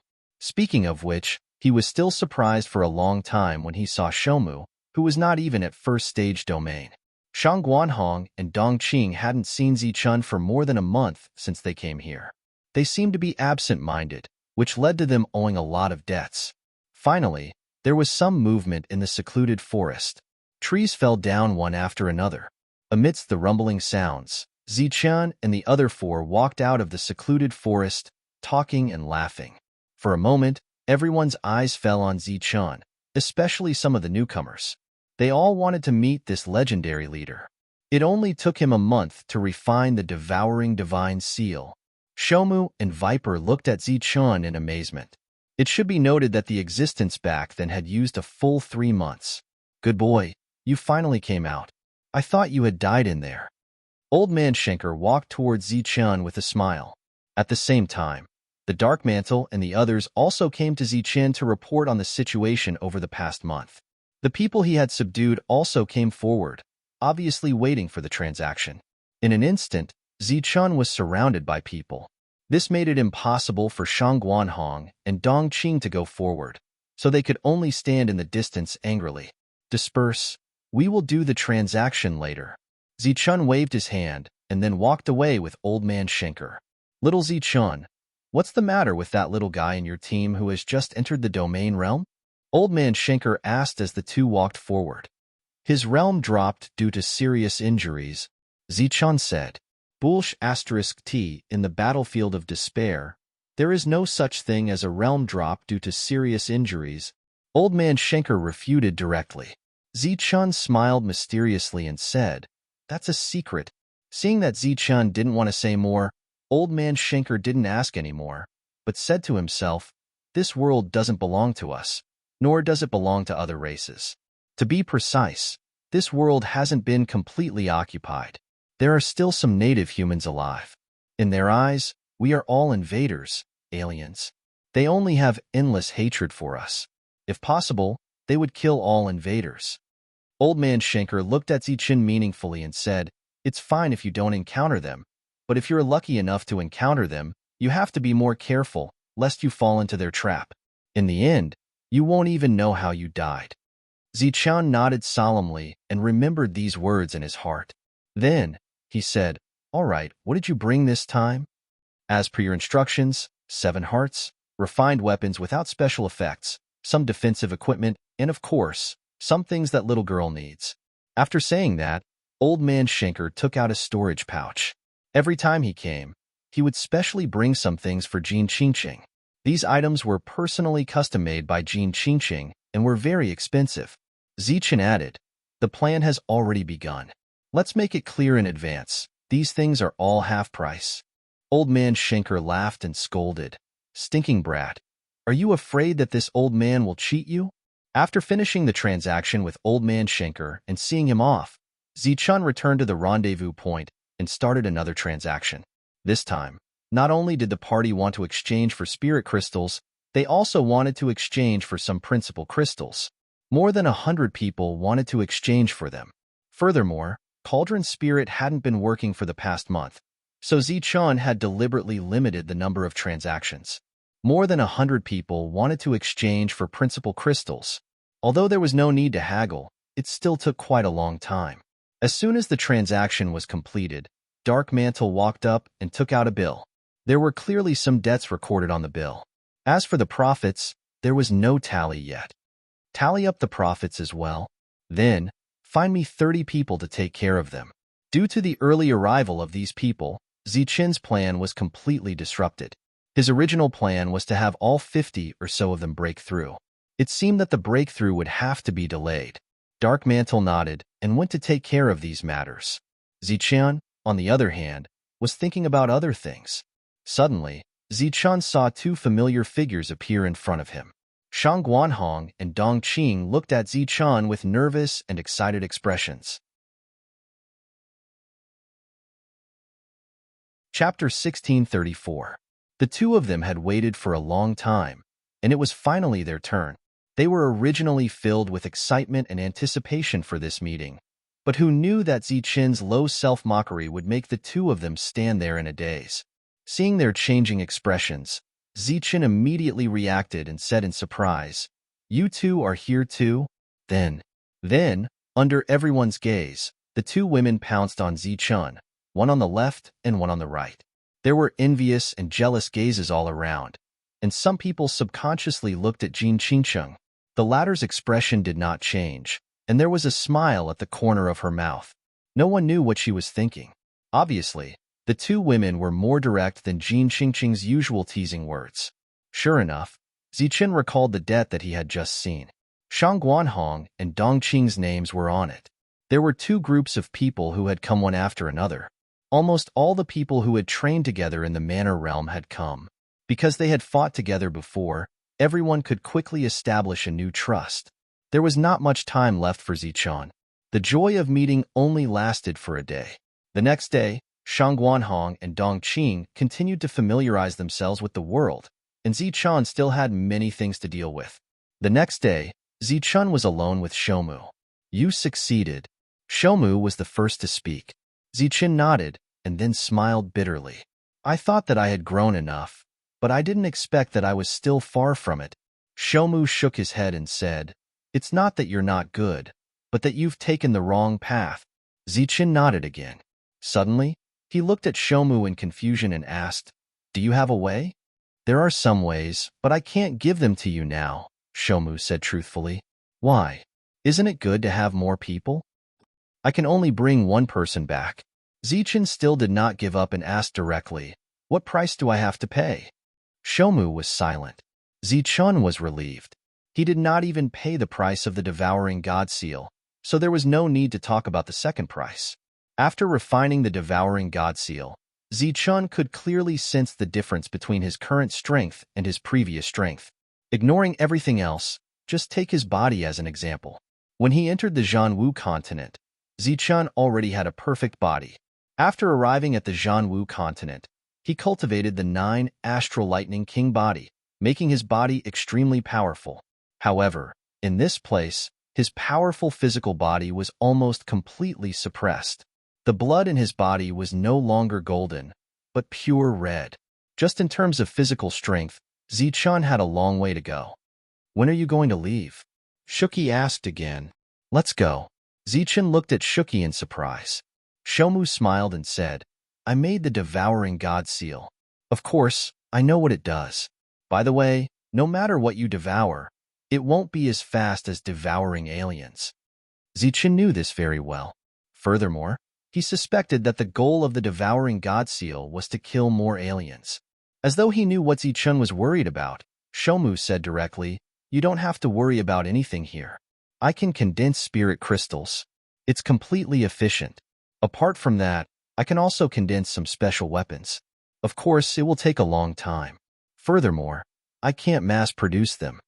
Zichun thought for a moment and said, Let's refine some spirit crystals and some healing medicine first. As for special weapons, I'll distribute them when the time comes. By the way, you can refine law chips. Of course. I guarantee the only effect. Shomu looked confident. All right, this is for you. You'll be in charge of trading with them in the future. Zichun handed Shomu a storage bag. Shomu, who had passed through several areas, naturally knew the value of a storage bag. Seeing Zichun easily give him one, his eyes were filled with surprise. Trust is mutual. Zichun smiled and left without looking back. A moment later, Zichun's voice sounded. Tell them that I'm going out to train and will be back in 2 months. I'll definitely pass on the message, Shomu replied. Not long after Zichun left, Viper arrived. When he saw the storage bag in Shomu's hand, he said meaningfully, This is a good start. Shomu nodded and said, Not bad. Trust is mutual. It seems that I need to earn more spirit crystals for Zichun. He doesn't seem to care much about these external things, Viper said. Shomu smiled and said, Of course he doesn't care, but his expenses will increase next. Of course, he needs to earn some. Viper was puzzled. What do you mean? An unfathomable smile appeared on Shomu's face. Do you think that the 2 women from yesterday will work hard to repay the bill? Viper suddenly said. The girl in the golden dress seems to have been in debt. I heard that she already owes a lot. If those 2 have the same idea, then Zichun really needs to earn some spirit crystals. Smart. Guardian Tree walked out of the gathering point. Viper watched his straight back as he walked. For a moment, it was as if he could see the 2 of them in high spirits when they first came out. But as time passed, their fighting spirit gradually faded away. In the end, they lived a muddle-headed life. And now, the former Shomu had returned. It seemed that he saw true hope from Zichun. Viper's mood improved a lot because of this. He smiled proudly and said, Of course I'm smart. In fact, I'm smarter than Zichun. I've seen through women long ago. That's why I've never looked for women. Hee, my awareness is high and I can see further. Zichun went around the secluded forest and headed straight for the Dax Plains. His next goal was to hunt down the outsiders. As he passed by a forest, something suddenly shot out and shot straight at Zichun. A murderous aura filled the surroundings. Roar. When the thing got close, a deafening roar could be heard. Whoosh.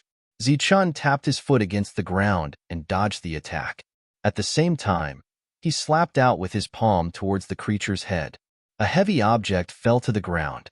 It was a black tiger, and Zichun had knocked it unconscious.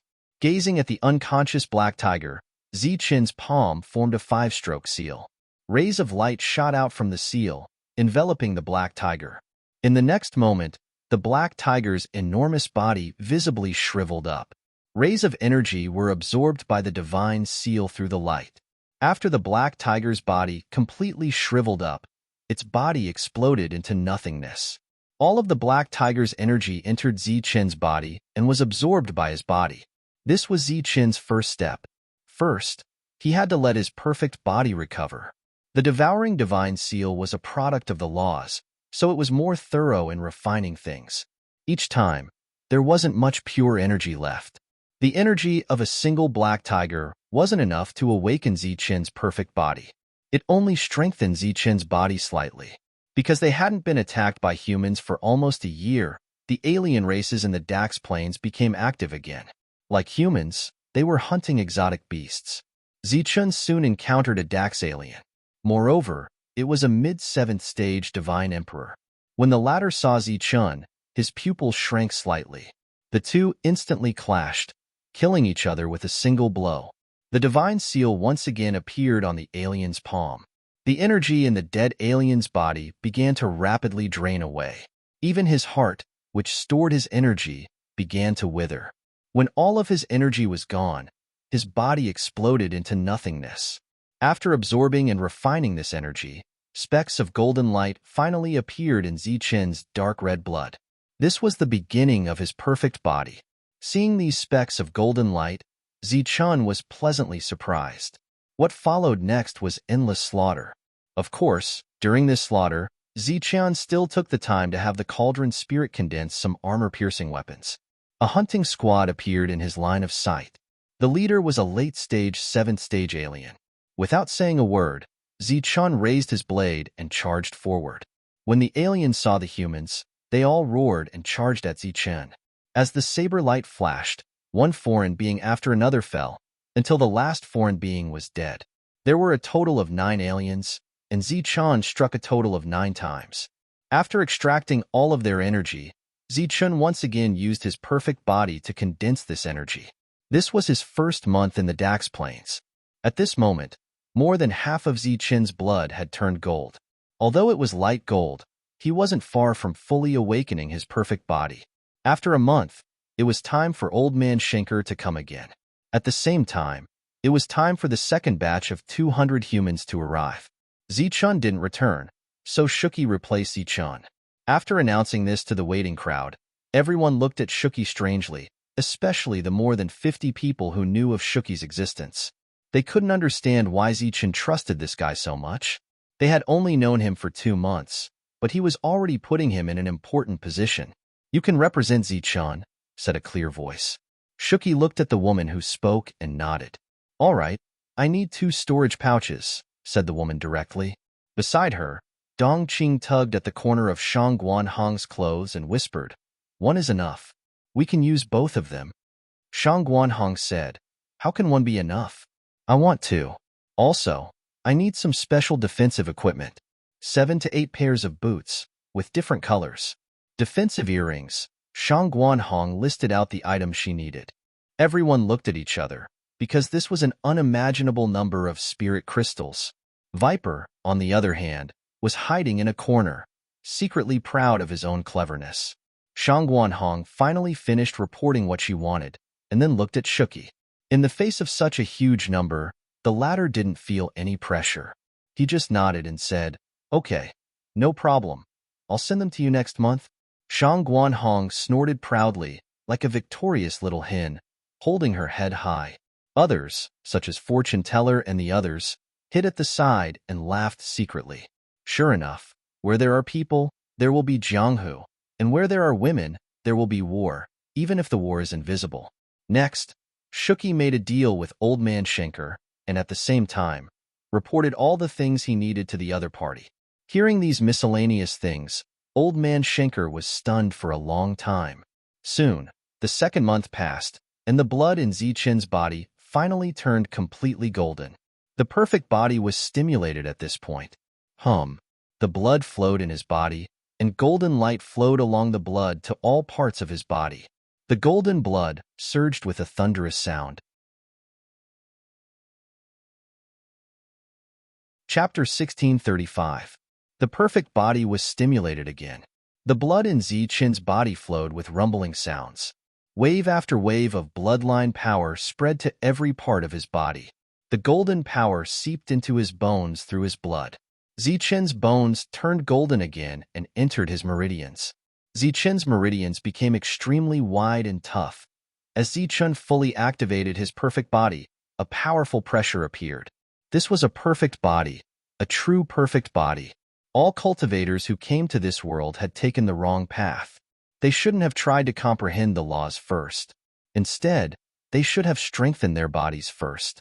Unfortunately, even though Zichen had already understood this principle, without the devouring God seal, Zichen still couldn't find a way to strengthen himself despite knowing that his body was a weakness. Cultivation techniques were also very important. The perfect body had already been activated. It would still take some time for the golden power to completely spread throughout his body and cause his body to transform. During this period of time, Zichen happened to need to return to the gathering place. He's there. Quickly go over. Don't let him escape. In the past 2 months, he had killed more than 1,000 aliens. Although he hadn't seen any corpses, he had already attracted attention. At this moment, coupled with the fact that Zichen had caused a huge commotion, it immediately attracted the attention of the other aliens. A team of aliens discovered Zichen and rushed over. There were actually 2 8th Firmament aliens in the team. Zichen didn't escape. Instead, he stayed where he was and waited for the aliens to arrive. With the sound of air being torn apart, the aliens quickly arrived and surrounded Zichen. However, before the 2 8th Firmament aliens could say anything or ask anything, Zichen attacked.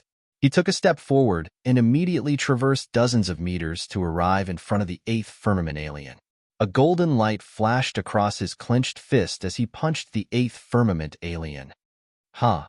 The latter reacted quickly and immediately blocked with his weapon. With a bang, he was sent flying with his weapon. After activating his perfect body, Zichen's strength had increased by countless times. It was very easy for him to suppress a cursed 8th stage alien. The foreign being who had been knocked flying coughed up blood, and his face was filled with shock. In the next instant, he saw the human pointing a finger at him, and a golden sword chi shot toward his face. The golden sword chi was so fast that he couldn't dodge it in time. After that, his vision turned black and he fell down again. Killing an 8th stage divine transformation stage, divine transformation stage, divine transformation stage, divine transformation stage, divine transformation stage, divine transformation stage, divine transformation stage, divine transformation stage. Zichen abruptly turned around, his eyes gleaming with coldness. The void behind him was torn apart as a fist shrouded in lightning appeared. Like a meteor, Xing Qian landed right in the middle of the group of strange races and exploded. Thunder King Meteor Fist. Ever since he had refined the Devouring God Seal, Zichen was able to use many combat techniques, such as this meteor punch. However, its power was still unable to reach its peak in the outside world. The fist light exploded with a loud bang, and terrifying energy spread out in all directions. Other than the 8th Firmament alien who had barely dodged it, the others were all sent flying and injured. However, the 8th Firmament alien who had just dodged the attack was once again met with Zichen's golden fist. Then, he was sent flying with a punch. It was obvious that he had the advantage in speed and strength. In front of these strange races, Zichen was invincible. Soon, this small group of strange races was dealt with. Zichen immediately devoured their strength and transformed it into perfect spiritual senses through the divine seal. The perfect body of the perfect series was activated, and only spiritual senses and strength were left. Of course, Zichen would strengthen his spiritual senses first. After watching the corpses of these strange races turn into nothingness, Zichen headed toward the human gathering place.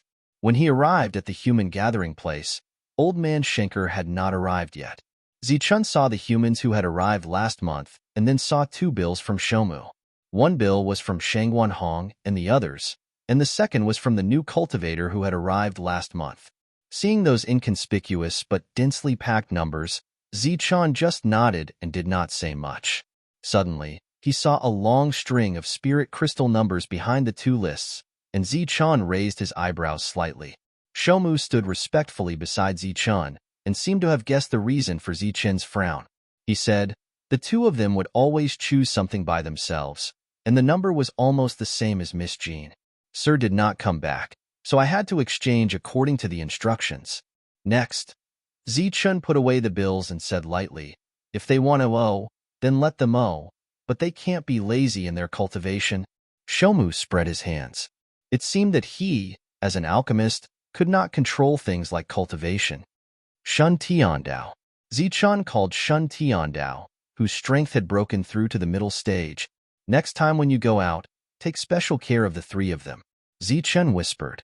Shun Tiandao asked knowingly, which three? How do I take care of them? Zichun used telepathy for the next sentence. He was afraid that the walls might be eavesdropping. Just let them suffer a little. They're here to train, not to enjoy life. Death is around the corner, so we have to be on our guard at all times. Shun Tiandao nodded in agreement and then asked, why don't you go? Zichen's face showed anger. I don't have time. Next to him, Shomu turned his head and looked to the side. It was obvious that he was very uncomfortable holding back his laughter. Okay, but Shun Tiandao looked at Zichun with an embarrassed face. The debt can be negotiated, Zichun said angrily. This guy actually took advantage of the situation to rob. Deal. Shun Tiandao happily agreed, then turned his head and shouted, 3 beauties, let's go. Zichun arranged for me to take you to a good place, and I guarantee that you will never forget it. Zichun's face was as black as charcoal, and he was on the verge of exploding in an instant. Seeing that the situation was not good, Shomu ran to the distance and laughed. Seeing Shomu so happy, Viper also gave a rare smile. The 3 women's gazes fell on Zichun. Zichen's expression changed instantly, and he said to the people around him with a serious face, cultivate well. After saying that, he immediately entered the secluded forest. Just as his figure disappeared, another voice sounded, Shomu, come with me. Shomu was still secretly laughing, so he didn't respond. You are very happy. Viper came to Shomu's side. Shomu's smile gradually disappeared, and then he said, didn't you notice that this team is very interesting? They don't respect their lord at all. They betrayed him and took the opportunity to threaten him halfway. It is very interesting, but they are all life and death brothers. These are just pranks. Viper said, you know. Shomu said strangely, that person called Manshur has a big mouth. He has talked about them more than once. It's said that Lord Zichun had sacrificed his own life to save a dozen of them. Originally, those dozen of them were going to die together with Lord Zichun. There's such a thing. That's right, those people happen to be there. Oh, right. It is said that there is one person in this team who is most likely to rebel, and Lord Zichun also knows about it, but he has not taken any measures. It's the one who curses Lord to die a horrible death every day. Yes. Speaking of this person, even Shomu fell silent because he had once told Zichun that there was one person in the team who wanted to kill him, but Lord Zichun only smiled and didn't care. You suddenly talk a lot today. Viper said again. You talk a lot too. Shomu said. After that, the two fell into silence. After a long silence, the two of them actually spoke at the same time. I want to pass the cultivation method to them. I want to pass the cultivation method to one person. After the two of them finished speaking, they were both stunned. Viper's expression changed and said, you want to pass it to everyone? Shomu didn't answer and asked, who do you want to pass it to? Viper sighed and said, I can feel that it won't be long before they fight with the foreign races. That should be a very dangerous battle. Recently, I found Manshur very pleasing to the eye. He's very forthright and honest. I want to ask for that cultivation method for him. As natives, although the two of them were different, they had the same keen perception. They even knew what Zichun's plan was. Shomu also sighed and said, of course, the cultivation method can't be passed down completely, but I want to pass it down to some people with potential. Perhaps these people are people that Zichun trusts. Why? Perhaps one more person can really increase the strength. You're crazy. Do you know the consequences of this matter? That's why I only find people I trust. The two of them fell into silence again. Zichun came to a place that was not deep in the forest. After a while, Shomu walked over. Zichen looked back at Shoumu and said, I didn't come here for anything else. I just want to give you the item of the transaction. I have to leave now. Shoumu couldn't help but smile again and nodded. Speaking of which, it was quite funny for the boss to act like this. After taking away those special weapons, Shoumu didn't leave. Instead, he said, I'm going to take people to the Blackstone Mountains to hunt a group of beasts and see if I can condense a soul-devouring weapon. But I don't know who to trust. Trust who? Zichun keenly grasped this word. Yes, the battle strength doesn't need to be too strong, but it needs absolute trust. Because on the battlefield, one's back needs to be trusted. How many people do you need? All the people that can be trusted 100%. Manshur, Wu Xie, Shun Tian Dao, Fortune Teller, Jin Xing Cheng, Shangguan Hong, Dong Qing, Darkmantle. Zichen reported 13 names. There were only 13 people, but Wharton and Mao Si were not among them. Shoumu took a deep look at Zichun, then turned and left. But he couldn't help but sigh in his heart. This was a lord with extraordinary wisdom. He must have guessed his intention, so he only reported 13 names. Among the few people that Shoumu guessed, Zichen actually didn't name them. And it was obvious that these 13 people were the people that Zichen trusted the most. They were the people that he could entrust his life to. So, these 13 people obtained this strange cultivation method during the process of going to the Blackstone Mountains. After Shoumu left, Zichen fell into deep thought. Through this matter, Zichen clearly saw the trustworthiness of Shoumu. But this kind of trust couldn't last long. It was only until Zichen fulfilled his promise.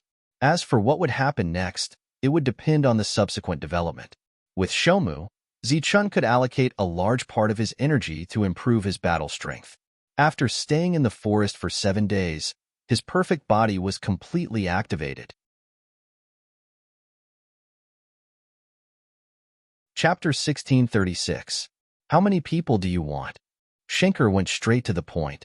5 batches, a total of 1,000 people. However, I need a year to familiarize myself with them. 2 batches have already arrived. In the next 5 months, the rest will arrive. If you want an additional year, it'll be equivalent to a year and a half before the plan can be activated. Schenker shook his head and said, That's too long. Zichen said unhappily, You can't blame me for this. Why didn't you take precautions back then? If you did, you wouldn't have to go through so much trouble. Schenker pondered for a moment before saying, Half a year. I'll give you half a year at most. After that, we'll attack with all our might. However, during this time, I'll inform them to strengthen their attacks and try to empty the city. All right.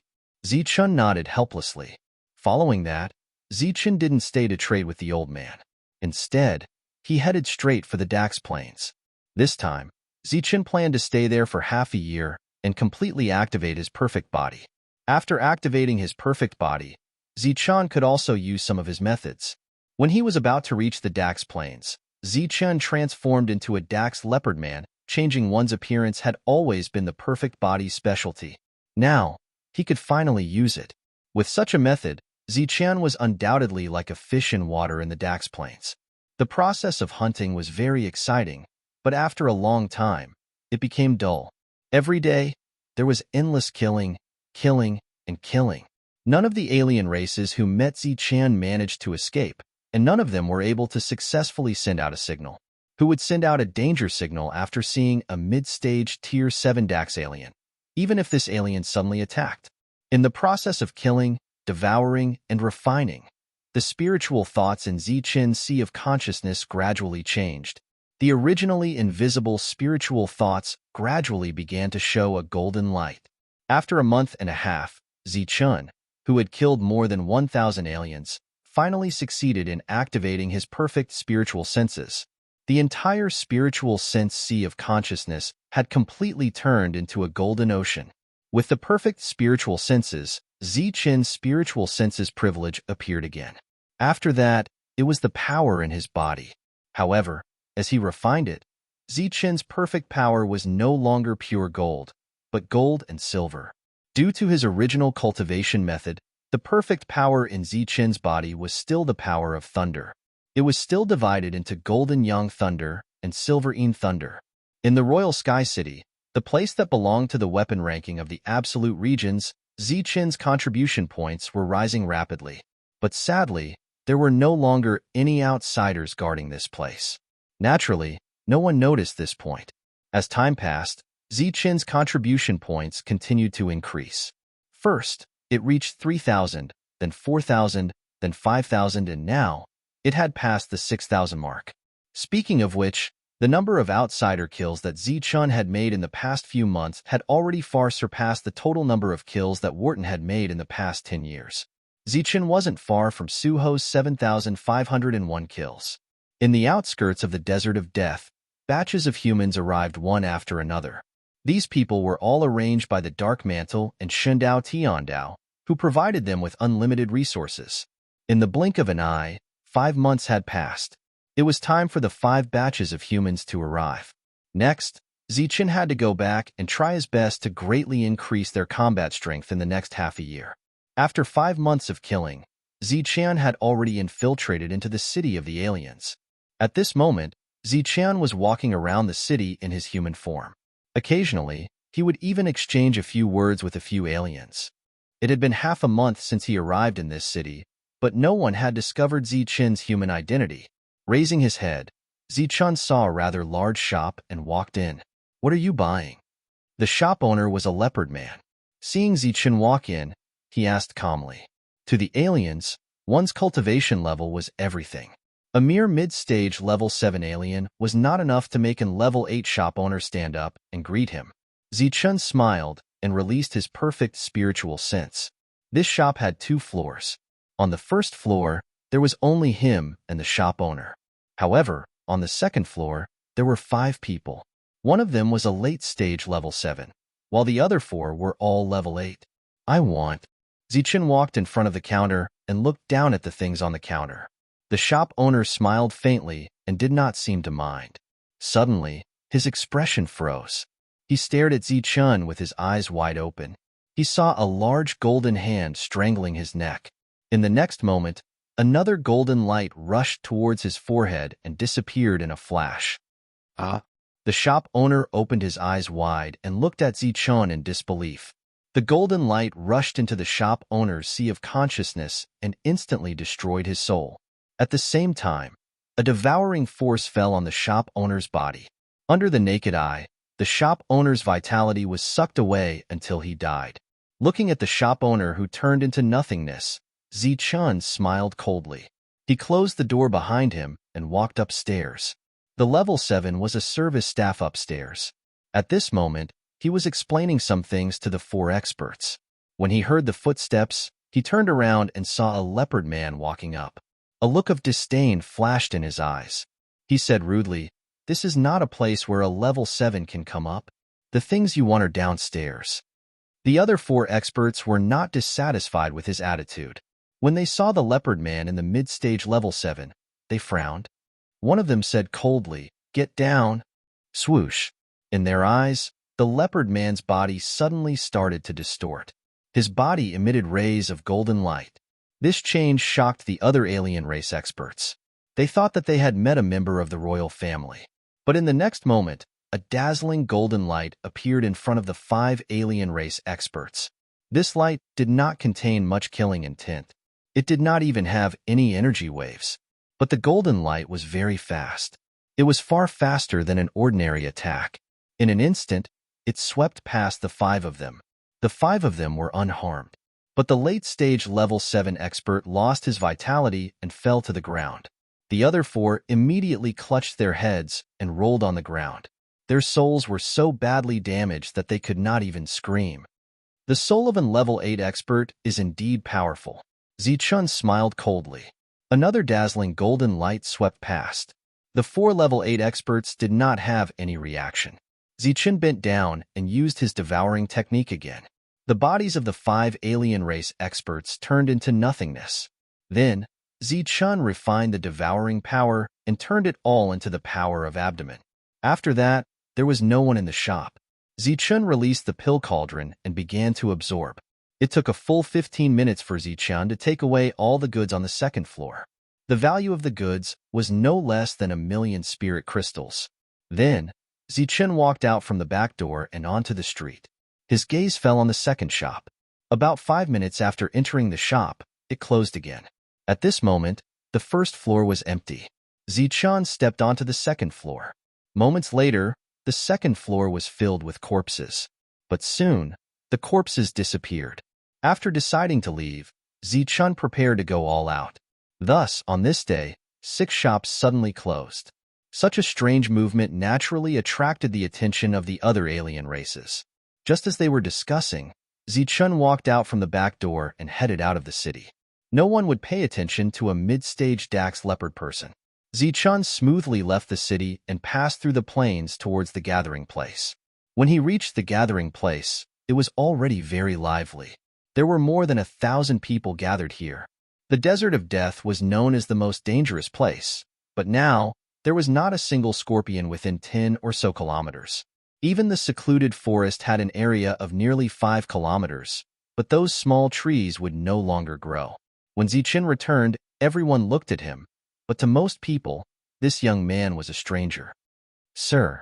Someone recognized Zichen and immediately went up and respectfully bowed. Everyone's faces were filled with shock. Who would have thought that this young man was the mysterious sir who had not appeared for half a year? Zichen nodded at everyone and asked, "Where's Shuntian Dao and the others?" "They haven't returned from the Blackstone Mountains." Looking at these unfamiliar cultivators, Zichen saw piles and piles of male scorpion corpses. There were hundreds of piles of them, and there were at least tens of thousands of them. Zichen pointed at the male scorpion corpses and said, "Check them and then come to me to exchange them for spirit crystals." After plundering 6 shops, Zichen had hundreds of thousands of spirit crystals on him, not to mention the other materials. Some of the newcomers were pleasantly surprised. They were very clear about what they hunted, so they quickly came up. "I only want the male scorpion stinger tail. I don't want anything else." Zichen waved his hand and said. He had too many resources on him now, so he did not care about wasting a little. The number was quickly counted. Zichen spent a full hour to complete the transaction. Then, he entered the secluded forest and began to count his gains. Among the gains, there were 8 heavy weapons and high-quality law crystals. It seemed that this kind of thing was used by humans, but also by foreign tribes. After counting, Zichen put away some of the things that he did not need for the time being and threw them all to Old Man Schenker. In the secluded forest, Shomu was not far away. When he saw this scene, he could not help but be surprised. He was surprised that Zichen had obtained so many things in the past 6 months. He was also surprised that this small cauldron was actually a spatial equipment. "You didn't go with me," Zichen said without turning his head. Shomu was surprised again. He did not expect Zichen's perception to become so sharp. As a native, he was almost integrated with the surrounding environment. "No, I'm condensing spirit crystals." Shomu walked over. Zichen poured out the male scorpion stingers from his storage bag and threw them into the small cauldron one by one. Now that his soul was strong enough, he did not care about a little consumption. Shomu looked at Zichen. After seeing tens of thousands of stingers thrown into the small cauldron, he asked in surprise, "You can condense so many at once. Is it a lot?" "I can also refine these," Zichen said casually. Chapter 1637. Zichen was sorting out the materials while Shomu squatted beside Zichen. "What are you going to do next?" "Continue to improve your strength." Shomu turned his head and asked, "No, there's only half a year left. I'll take them to gain experience first, gather all the equipment, and then attack the city." Zichen was still burying his head and sorting out the things. From beginning to end, he didn't even look at Shomu. "Time is too short. I'm afraid many people will die," Shomu said in a deep voice. Zichen put down the things in his hand, raised his head and sighed. "Yes, many people will die, but war is like this." Looking back at Shomu, Zichen asked in confusion, "It's been so long, but your realm hasn't recovered yet." Shomu smiled faintly and said, "I can only recover when I go back." Hearing this, Zichen's heart skipped a beat. He said, "So, you've dropped 2 realms." Shomu nodded and said, "That's right. It was in the Qingtian domain. At that time, I used a devouring god seal as a bet." And the result? Zichen asked curiously. Shomu smiled bitterly. Zichun saw the result from Shomu's face and sighed. You're bold. You lost once, but you still dare to bet. The two of them chatted like this. Time passed quickly. As the cauldron trembled, the conversation ended. Give me all the refined weapons you have. Zichen turned around and said, You refined them so quickly. Shomu looked at Zichun in surprise. Is it very fast? Zichun was slightly proud. Incredible, really incredible. You can refine so many scorpion tails in such a short time. It seems that this small cauldron is a rare treasure. Where did you get such a treasure? Shomu looked at the cauldron in amazement and curiosity. The world I live in has been with me for more than 1,000 years. Zichun said calmly, Your world? How is this possible? This should be something from this world. Shomu exclaimed and lost his composure. If the small cauldron was a treasure of their world, he could accept it. After all, they were all products of the same rules. But if it was something from the Zhanwu continent, how could it be recognized by this world? Zichun didn't explain, but continued to throw the refined weapons into the pill furnace until the last one was thrown in. Before long, he would be able to obtain a new batch of armor-piercing weapons. Find a way to contact Shuntian and have them return as soon as possible. I have new arrangements. Shomu nodded and left. He had been greatly provoked by the small cauldron. 3 days later, everyone had returned. A total of 1,336 people had gathered in the spacious area. During this period of time, Myosi and the others who had been training outside had also brought back close to 200 human experts one after another. His gaze swept across the crowd. Many people were looking at Zichun with curiosity and awe. More than half of them were seeing Zichun for the first time. Everyone, from now on, stop all operations and attack the Desert of Death with full force. Zichun's words spread throughout the battlefield. As soon as he finished speaking, there was a small disturbance in the crowd. We're going to clean up this desert, Manshur asked, his eyes flashing with excitement. No, we're just training. The time limit is half a year. Zichun said loudly. Everyone has to kill the male scorpions, and you can kill some female scorpions while you're at it. However, the male scorpions must be the main force. The old rules apply. The male scorpions will be 10 spirit crystals, and the female scorpions will be 5 spirit crystals for the time being. But before that, all of you at the early stage of the 7th rank must form a team. Every 5 people will form an attack group. After giving out the instructions, Zichun waved his hand and said, Next, let's start the exchange. As usual, everything will be half price. A new batch of armor-piercing weapons has been released. 50,000 spirit crystals each. If you don't have enough spirit crystals, you can buy on credit. The early stage of the 7th rank was quickly divided into groups. Next, they all entered the Desert of Death in groups. During this period, Zichun divided a group of people to guard the periphery in case the aliens suddenly arrived here. Zichun followed the large group into the Desert of Death. The next refining process would be carried out in the desert. According to the previous agreement, Old Man Schenker, who came this time, brought hundreds of refined weapons without any special effects. After accepting these refined weapons, Zichun said, Next time, bring all the armor and boots at once. Okay. After a few simple words, Old Man Schenker looked at the results of everyone and left in satisfaction. At the beginning of the battle, there was an endless supply of male scorpions for Zichun, so Zichun specially spent his free time refining armor-piercing weapons. As for the female scorpions' corpses, they were handed over to Shomu. He extracted a kind of soul substance from the female scorpions, and after neutralizing it with several kinds of medicinal herbs, he was able to refine some simple elixirs. These elixirs could effectively defend against soul attacks. The Desert of Death became a battlefield and a target for training. As time passed, the cooperation of the 5 people gradually became better. Half a year was not enough for them to refine too many law crystals. Even if they did, it would not be of much use in the battle. Therefore, Zichun arranged for them to fight. Only in battle could they stimulate their potential. Half a month later, the group advanced more than 10 miles in the Desert of Death, killing countless twin scorpions. Zichun also finished refining all the special effects weapons in this half a month. Now, He could guarantee that each of the 1,300 people had an armor-piercing weapon in their hands. In addition, Zichen still had dozens of weapons on him. Therefore, the mission to hunt down the twin scorpions came to an end. Zichen ordered the group to start going deeper into the desert to another area.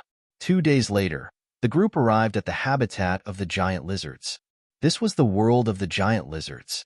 Before coming, Zichen transferred all the people in the periphery away. They would spend the next half a year in the depths of the desert. Each of the giant lizards in this area was more than 5 meters tall. They were slow, but they had strong defenses and strong attacks. What Zichen needed was the defensive special effects on the giant lizards. The group, who were used to killing the twin scorpions, immediately suffered losses when they came into contact with the giant lizards. Fortunately, the continuous fighting made their cooperation more and more tacit, and they soon became familiar with this place.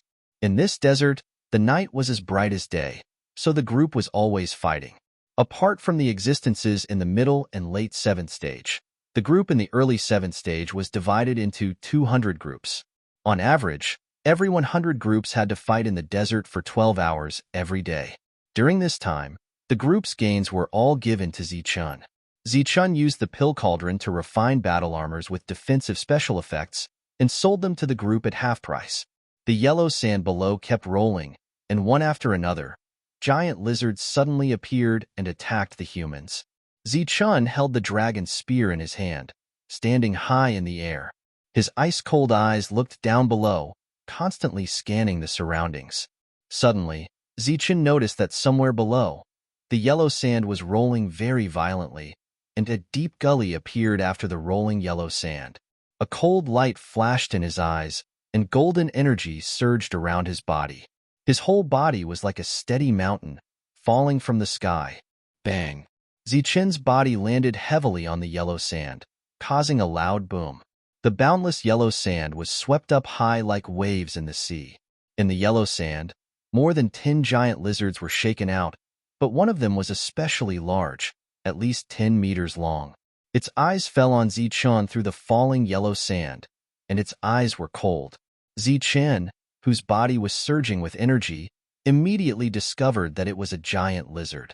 A hissing sound rang out, and a ripple visible to the naked eye appeared in the air. The giant lizard's long tail drew a line, like a long whip, and swept towards Zichen. A sharp whistling sound came from the air, and it was obvious that this attack was full of power. Bang! Zichen tapped his foot, and his body rose up, and a scratch grazed the bottom of Zichen's foot. After dodging this attack, the dragon's spear in Zichen's hand flashed, and a dazzling silver light burst out from the spear, and he shot it towards the giant lizard. Zichen's counterattack was on point, and his speed was very fast, piercing through the giant lizard's mouth in one strike. This was the king of the giant lizards, and its combat strength was equivalent to a human's 7th layer. However, in this yellow sand, it could completely destroy a 5-man human team. After suffering several losses, the powerful existences in the team were specifically responsible for investigating the giant lizard king. Below, when the crowd saw Zichen finish off the giant lizard king in one move, they immediately burst into cheers. Soon, the giant lizard king's strength was swallowed and refined by the dragon's spear. Zichen rose into the air again, and his cold gaze swept around. At the same time, Shuntian and the rest were in charge of the same mission in other places. Back then, after Shomu taught them a set of cultivation techniques that could only be taught by themselves, their combat strength also increased crazily in a short half a year. Now, each of the 13 people could fight across realms. They, who were in the middle 7th layer, had no problem fighting against an early 8th layer. As the 3 women that Zichen trusted, their combat strength naturally increased by leaps and bounds. In this team of over 1,000 people, their combat strength could definitely rank in the top 20. After Zichen attacked a few times a day, he returned to continue condensing the special effects armor. Speaking of which, everyone present knew that Zichen had a magical pill cauldron with extraordinary effects. In the blink of an eye, 2 months had passed. In these 2 months, there was not a single giant lizard in sight within a radius of 20 miles. And after killing many giant lizards, Zichen finally succeeded in condensing over 1,000 sets of armor. Now, everyone was wearing a set. The defense of these armors had already reached several tens of percent. There were still 3 months left before the siege. Zichen led the team to the next place. It was another area of living creatures, and all of them were sand snakes. They were known for their speed, and were even more difficult to deal with than the giant lizards. That place was also Zichen's final battle. After Zichen condensed over 1,000 pairs of combat boots with the special effects of speed, he would lead the team back and directly attack the lost human city. The remaining time passed in the blink of an eye, and Zichen's goal was achieved. As far as the eye could see, there were still over 1,200 people left in the team. Every one of them was surging with a murderous aura. Their equipment was considered the best among those of the same level. Next was the siege. Return.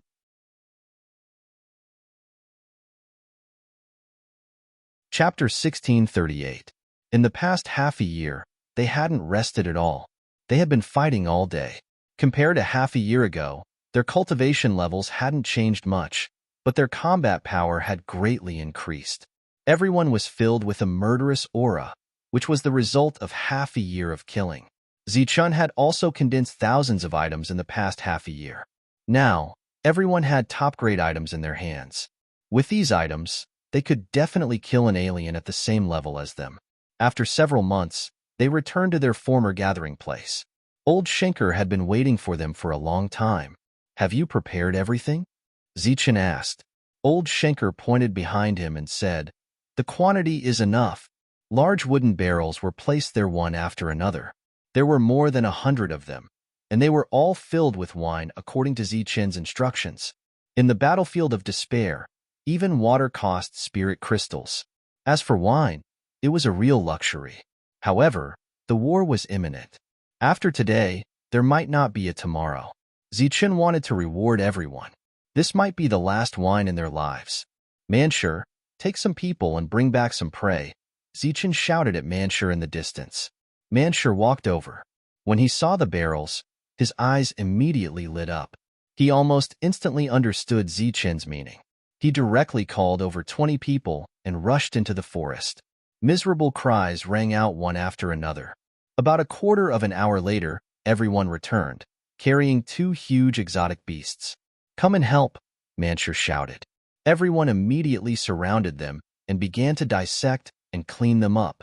Zichen walked to the side with Old Schenker to discuss the details of the siege. "When do you plan to attack?" Old Schenker asked. 3 days later, at noon. "We'll attack on time." Zichen said in a deep voice, "I'll definitely attack on time, but you can't make any mistakes. Don't worry, I can make a round trip in 3 days. Moreover, I'll rush over and attack the city with you." "Then are you sure there won't be a ninefold in the city?" "Don't worry, a ninefold won't be in the mood to stay in the city." On the other side, the two were still discussing the details. As for the rear, everyone had already started to roast meat. This was a rare gathering, so everyone was very excited.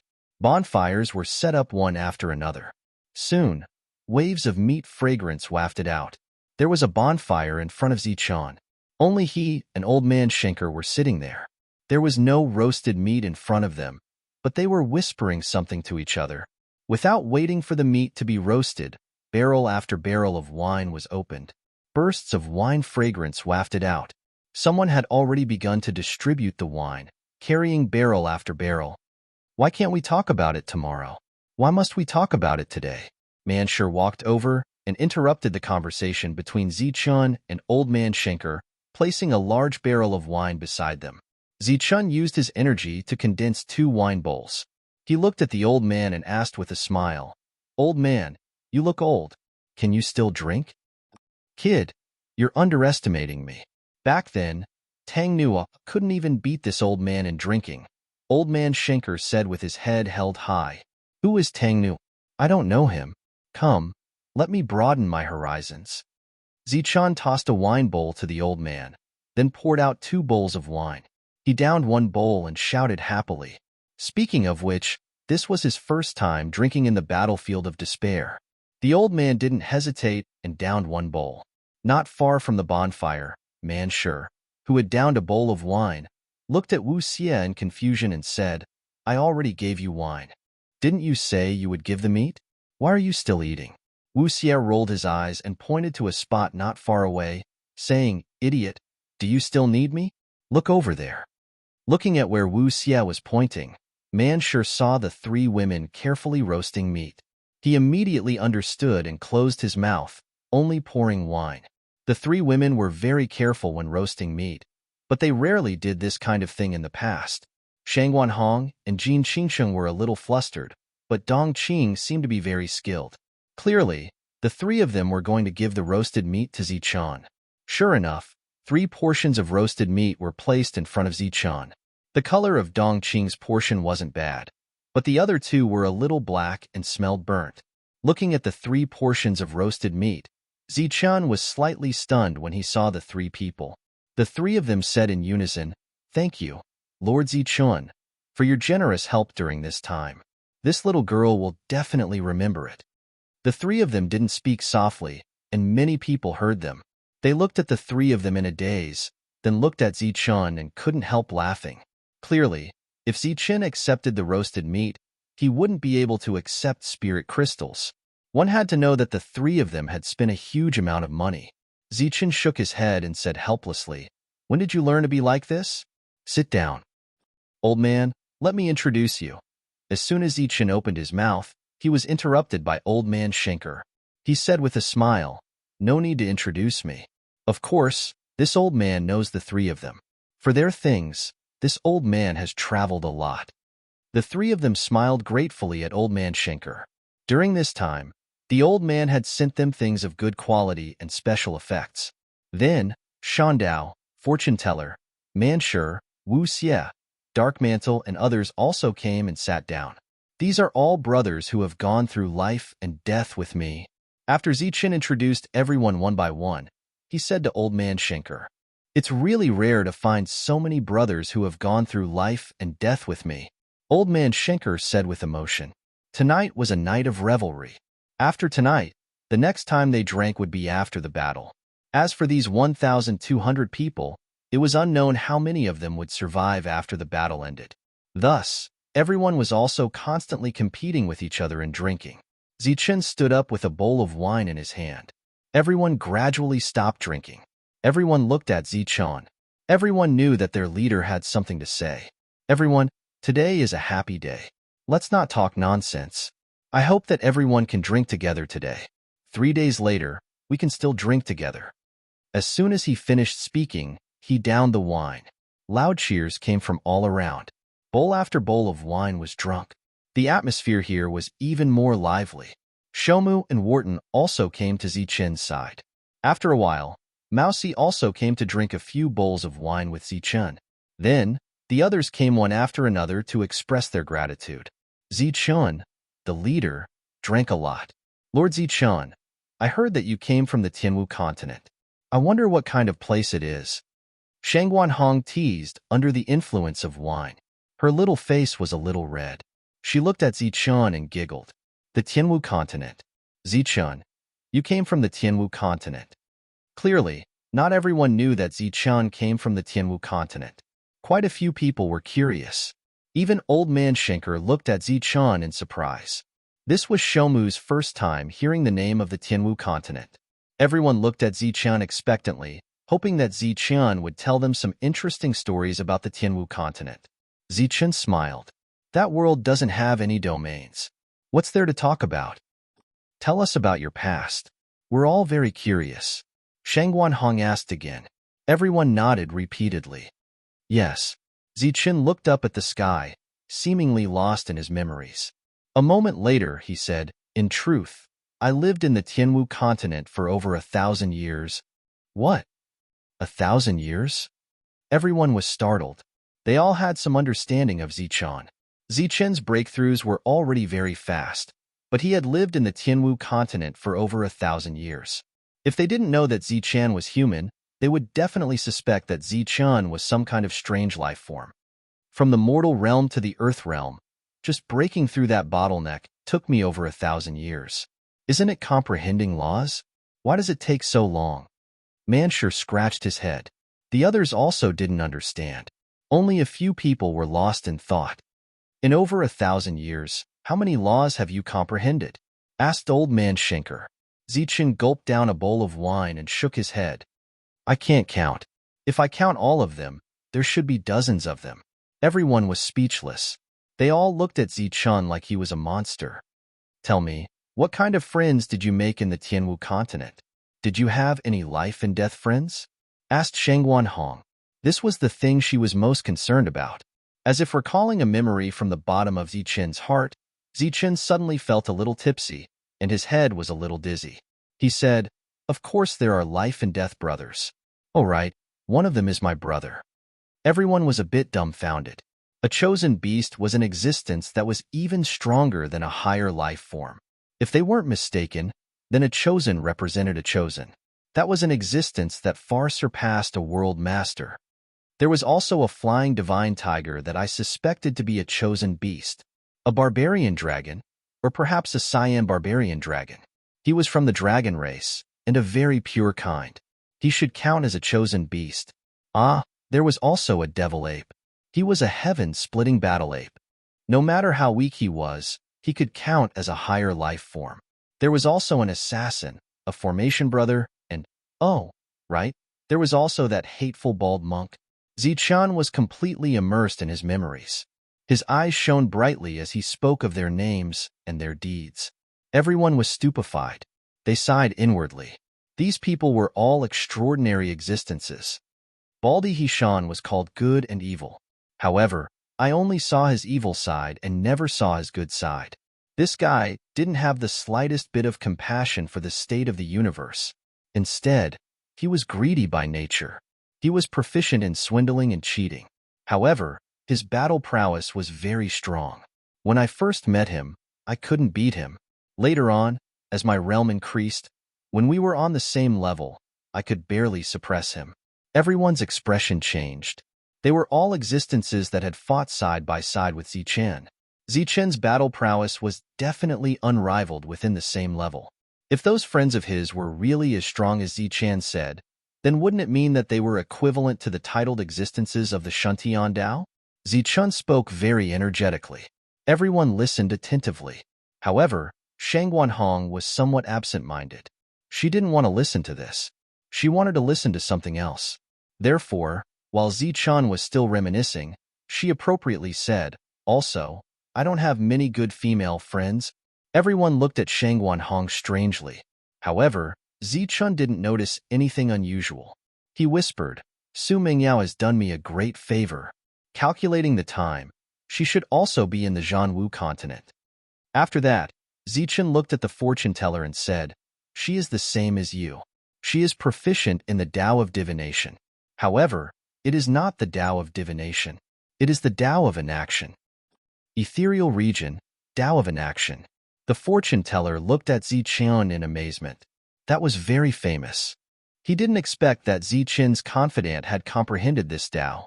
Shangguan Hong got the answer she wanted to know. Now, she finally understood why Zichen's heart was closed. It turned out that Zichen's heart was already occupied by someone else. Are there any experts in the Tianwu continent? Without Shangguan Hong interrupting, Manshur asked. Zichen nodded. Usually, the Earth Primes are the strongest. However, if something big happens, experts will appear. What big thing? For example, when the Lightning Divine Temple appeared, many false heavens appeared. However, several of them died. Oh right, I also saw a heaven-defying artifact that killed several false heavens in one move. When this sentence was said, everyone was at a loss. They didn't understand at all. On the other hand, Old Man Shink's expression changed again and again. His eyes were filled with unconcealable shock. The Tianwu continent truly lived up to its reputation. What is a false heaven? Manshur asked again. Zichen shook his head. I'm not sure. It is a realm second only to the heaven realm. As for its combat power, it is hard to estimate. However, it can probably kill hundreds of world lords with one slap.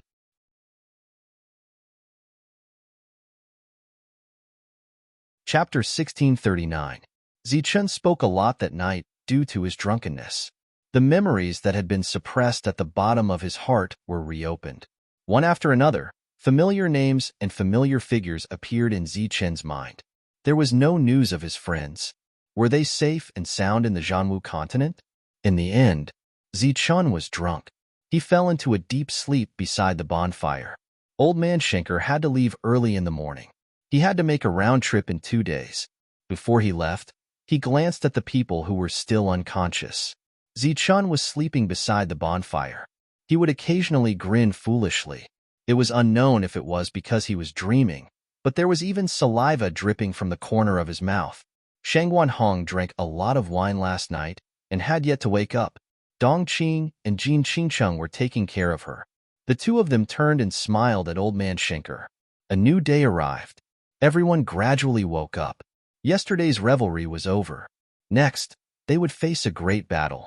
Zichen's gaze turned calm. It was rare for him to relax last night.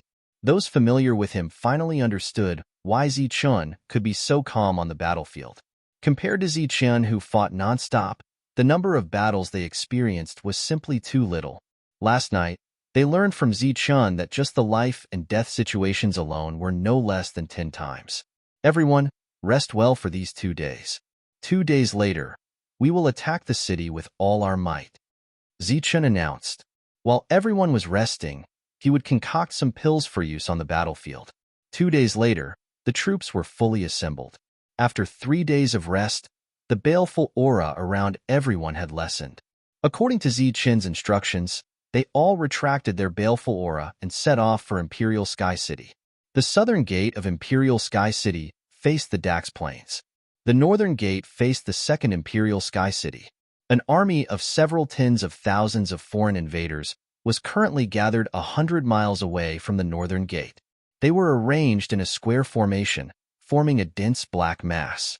And 5 miles away from the foreign invaders were the 8th-level human cultivators. There were also over 10,000 of them. During these few years when the human cities were occupied, both sides fought many times and suffered heavy casualties. On the side of the foreign races, there was an endless amount of reinforcements, while on the side of the Royal Sky City, there was also an endless number of 8th-level cultivators. At this moment, the two sides were facing each other. Baleful auras surged, and a figure suddenly rushed out from the human side.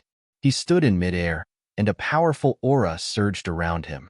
He looked down coldly at the foreign races and bellowed, "Daku, come out and die." His thunderous voice boomed in the air, spreading for more than 10 miles. "Suho, you are not qualified to kill me." Soon, an indifferent voice responded. A strong cultivator appeared in the army. It was a strong cultivator on the ranking board. The two of them fought several times, but each time they were evenly matched.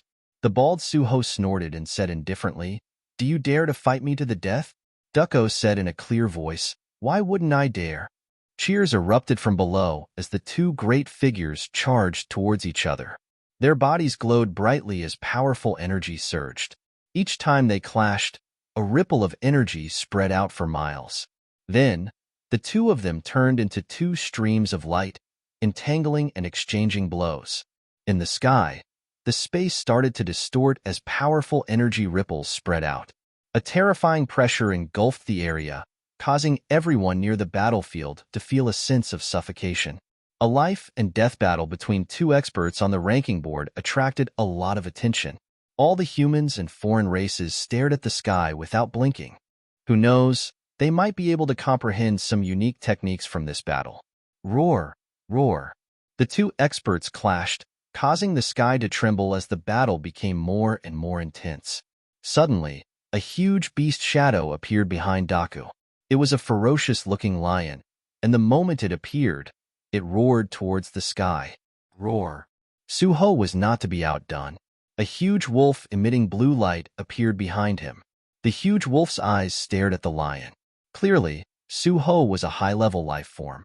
The beast shadows behind the two of them surged with a crazy and terrifying aura. With a single thought, the two beasts charged towards each other and began another round of slaughter.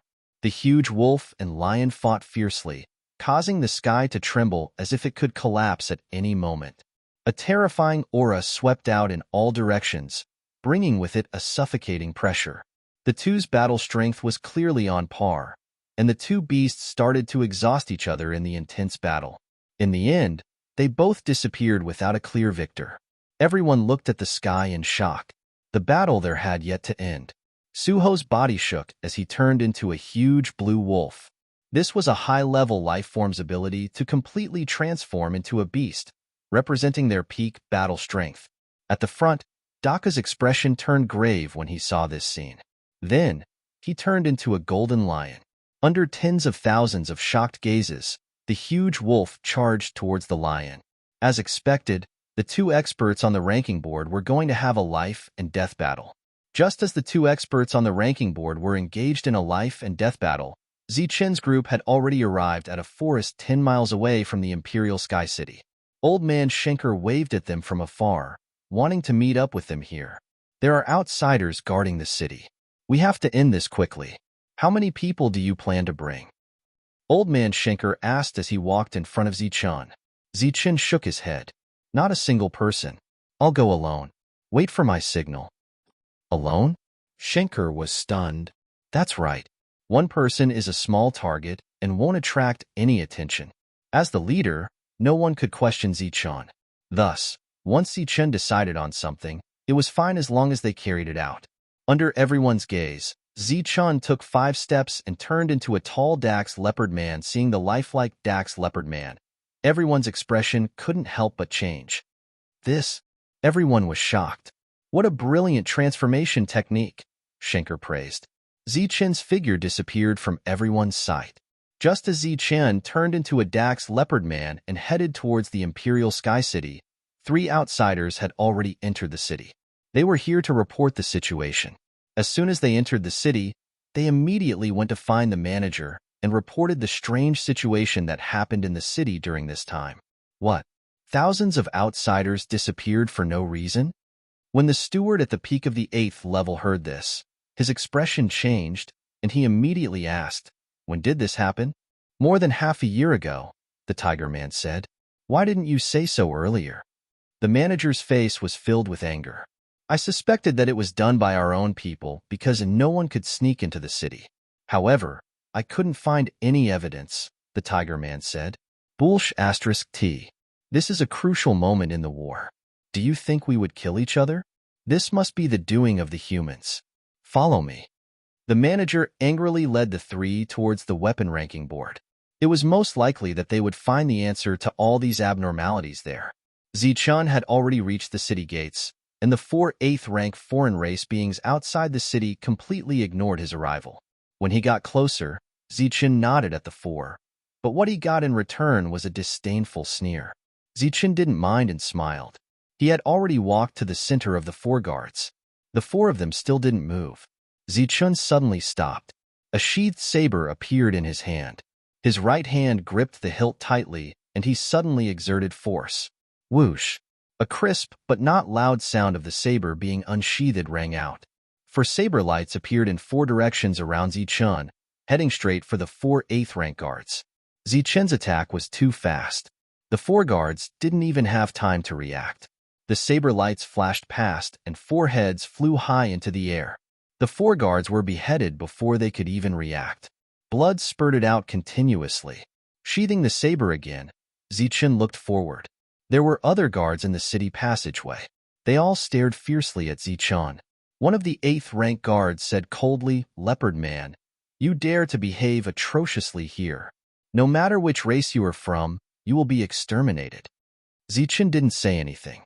He tapped his foot lightly and rushed towards the city passageway. "Kill!" Several 8th-rank guards shouted. Weapons appeared in their hands, and they charged towards Zichen.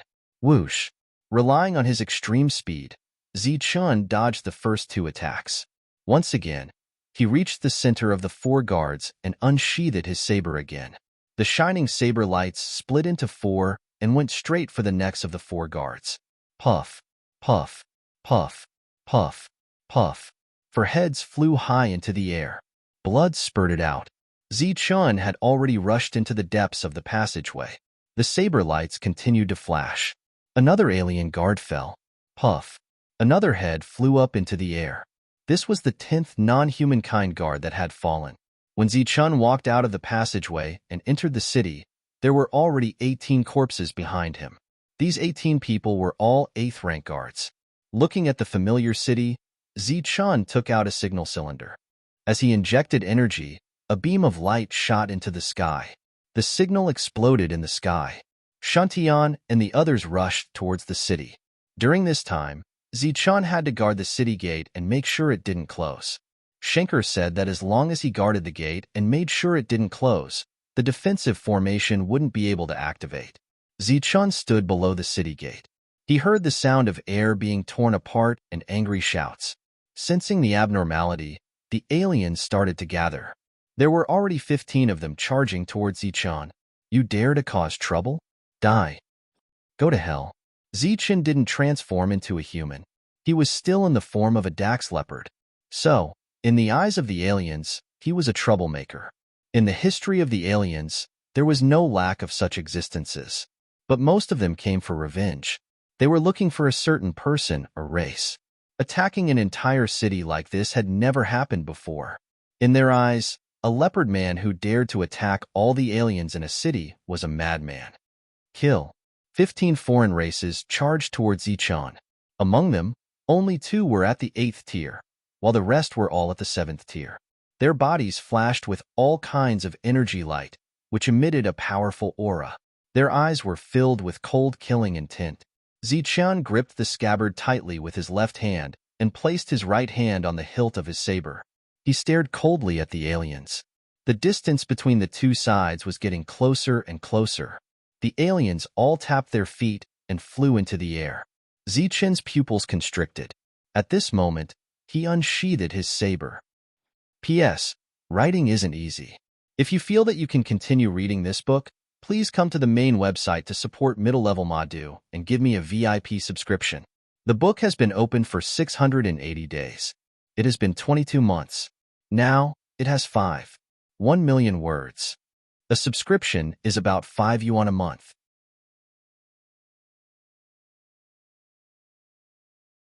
Chapter 1640. Whoosh. He unsheathed his saber, and a resplendent saber light flashed. A saber light that was over 10 meters long swept forward with an indomitable momentum. The 15 foreign races who were in the air tried to defend themselves with their weapons. However, the blade was imbued with an immense amount of power, and it sliced through their bodies in an instant. 6 of them swayed and quickly retreated. As for the other 9, they lost all signs of life and fell to the ground. This was the power of a single saber. 9 were killed and 6 were forced back. Zichun sheathed his saber and a spear appeared in his hand. The spear flashed with a dazzling silver light. He took a step forward and left the city gate. His body was like a bolt of lightning as he shot forward. The dazzling silver light flashed among the remaining 6 outsiders. Zichun struck out 8 times with his spear. 2 clanging sounds rang out. The silver light dissipated. Zichun retreated back to his original position. Looking ahead, the remaining 6 outsiders were also standing in different positions. There was a bloody hole in each of their throats. Their eyes widened as they stared in disbelief at the Dakis leopard man, who was only at the middle stage of the 7th stage. The first group of 15 outsiders had died. The spear stabbed into the ground. Zichun stood beside Zichun. His left hand held the scabbard in front of him, while his right hand slowly rested on the hilt of his saber. Another group of outsiders flew over. When they saw the corpses on the ground, they couldn't help but be stunned. Then, their eyes filled with killing intent as they charged at Zichun. Behind Zichun was the tunnel. He couldn't take a single step back. Fortunately, he didn't retreat. Whoosh! The saber was unsheathed again. A bright saber light flashed past, and the 5 outsiders who had just leapt into the air were directly cut in half. Before the corpses fell from the sky, the saber was already back in its scabbard. Zichun grabbed the spear and swept it forward. A large amount of silver light scattered. The rest of the outsiders were all swept away. If they didn't die, they were heavily injured. Die! A mid-8th tier foreign race cultivator charged straight at Zichun. He held a huge machete in his hand. There were a few notches on the machete. It looked blunt, but it exuded a terrifying murderous aura.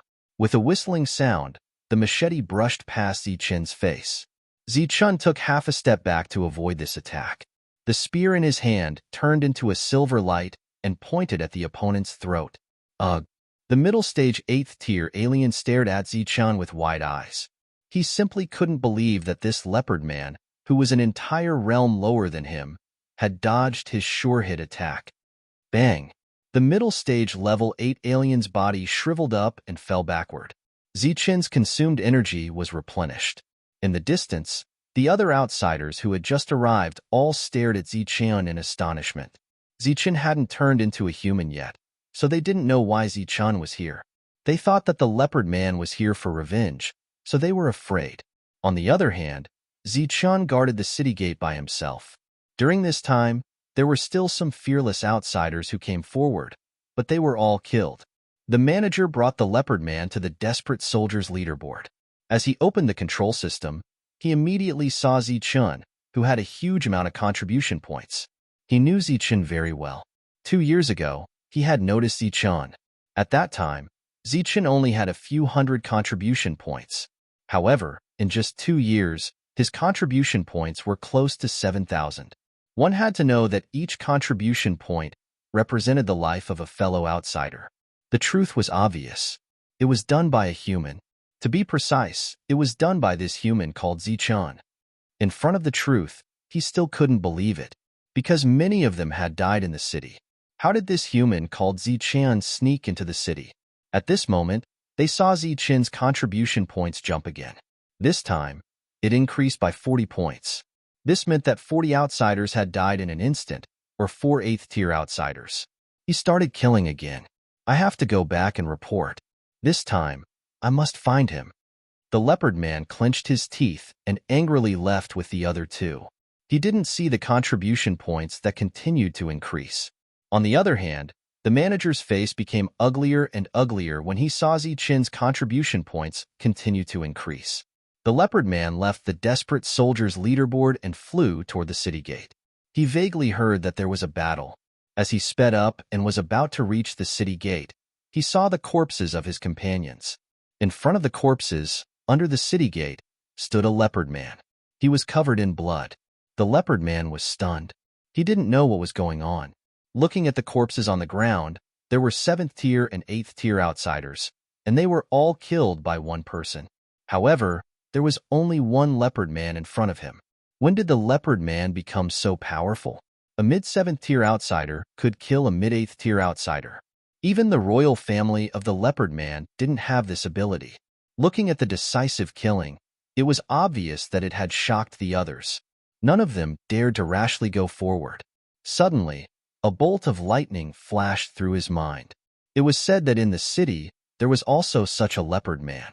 Not long after he entered the shop closed. Then, the people and the goods in the shop all disappeared. It turned out that it wasn't a leopard man at all. It was the human Zichun. After seeing the leopard man kill, he was very clear about his doubts. Therefore, he shouted loudly, "He's not a leopard man. He's a human. He's Zichun." Seeing that no one dared to rashly go forward, Zichun suddenly heard such a shout. He turned his head in surprise and saw an 8th-tier outsider. The other party pointed at him and shouted with certainty, "You're a human. You're Zichun." Looking at the direction the other party came from, Zichun vaguely guessed why the other party called out his name. He smiled faintly and said, "Congratulations, you're right." Thus, under the watchful eyes of the leopard men, Zichun magically turned into a human. To them, this was indeed a miraculous scene. The other races came to their senses. Their eyes were filled with boundless killing intent as they charged towards Zichun. This was the difference. If Zichun was still a leopard man, they would be very frightened and not dare to rashly go forward. However, Zichun was a human. Both sides were already enemies. Even if this human was very strong, he still couldn't intimidate them. Kill. But soon, an even louder and more earth-shaking shout rang out. A group of humans suddenly rushed into the city. Almost 1,000 humans entered the city through the city gate. Then, they saw Zichun and the large number of corpses around Zichun. In just a short 10 miles, they killed so many of the other races. This shocked everyone. Seeing almost 1,000 humans, the expressions of the other races changed greatly. The humans didn't stop and directly charged toward the other races. As the armor-piercing weapons showed their might, the other races fell one after another. Even the 8th stage Tiger Man who saw through Zichen's identity was slashed in half by Manshur. There are humans attacking the city. Quickly send the signal. Quickly send the signal and call the experts back. The other races in the city shouted. Then, one signal after another was shot into the sky. Over 1,000 people came in. Zichun coldly said, "Quickly close the city gate." The city gate was slammed shut. Zichun led his people and charged into the city. The 2 experts on the rankings were still fighting. The cultivators on both sides couldn't take their eyes off the battle. They were extremely shocked by the strength of the experts on the rankings. Suddenly, from the direction of the Imperial Sky City, a bright light beam shot out and exploded in the sky. Then, more and more light beams rang out. This was the signal for help unique to the other races. It meant that something big had happened in the city. Daku frowned and said, "Send someone to take a look." The other races immediately moved. At the same time, Suho roared, "Attack with all your strength." The human side was a little startled, but they quickly reacted. After an earth-shattering battle cry, they charged toward the foreign race army. At the same time, powerful auras appeared one after another. These were all 9th stage existences with tyrannical battle strength. They were the first to charge into the other races. Thus, a chaotic battle began. Seeing the city gate close with his own eyes, Old Man Shink let out a sigh of relief. "Follow me." Then, he waved his hand and signaled for Zichun to follow. "Shundao, the 13 of you follow me." Zichun shouted. Then, he followed Old Man Shink and went straight to the center of the city. Shundao and the other 13 people were the ones who obtained the wood protector cultivation technique. They were all in the middle of the 7th stage and had tyrannical battle strength. Along the way, they killed all the cultivators of the other races they encountered. Including Zichen and Old Man Shink, this was a team of 15 people. The entire team had unimaginable battle strength. Ordinary foreign races would not be able to stop them unless a 9th stage expert came. "We don't have much time. We have to speed up," Old Man Shink said in a low voice. The signal had been sent. 4 9th stage experts, a mere 100 miles was nothing. The 9th stage of the other races could arrive at any time. Zichun walked in front, unsheathing the black saber in his hand. Groups of foreign races fell to the ground and died. The group flew toward the center of the city at extreme speed. Die! An 8th stage foreign race expert rushed out from the darkness. He roared and charged towards Zichun. Biffed! Zichun shook the long spear in his hand and directly used the power of space to dissolve the 8th stage attack. Then, he pointed the spear at the foreign race expert's chest. At the same time, Zichun pulled out the saber in his right hand and slashed to the side. Another 8th stage foreign race expert was beheaded. Manshur, who came next, also beheaded a foreign race expert who attacked Zichen from the side. There were not many foreign races in the city, but there were still some 8th stage guards. At this moment, they guessed the purpose of Zichen and the others and came to stop them. No one was idle. Shindao and the others were also killing nonstop. One foreign race expert after another fell in front of them. However, these foreign races were not afraid of death. They kept attacking the team of 15 people. After killing all the way, they finally reached the center of the city. Old Man Shink said excitedly, "Let's go in. The Great City Defense Array is inside. Please don't let it be 9th stage." Zichen looked worried. "Don't worry. It hasn't been there until now. It's definitely..." Old Man Shink was full of confidence. However, in the next moment, he seemed to be choked by someone and his words stopped.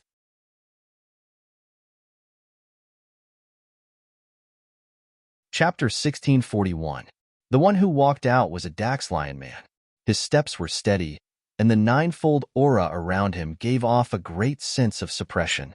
As he walked out of the building, he looked at everyone with a half-smile. Everyone was at the 7th level, and they were confident in facing an 8th level, but how could they face a 9th level?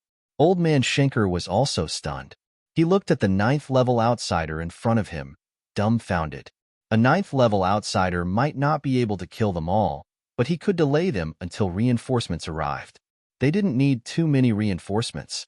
As long as 2 more 9th-level cultivators came, they would automatically activate the formation without Zichun.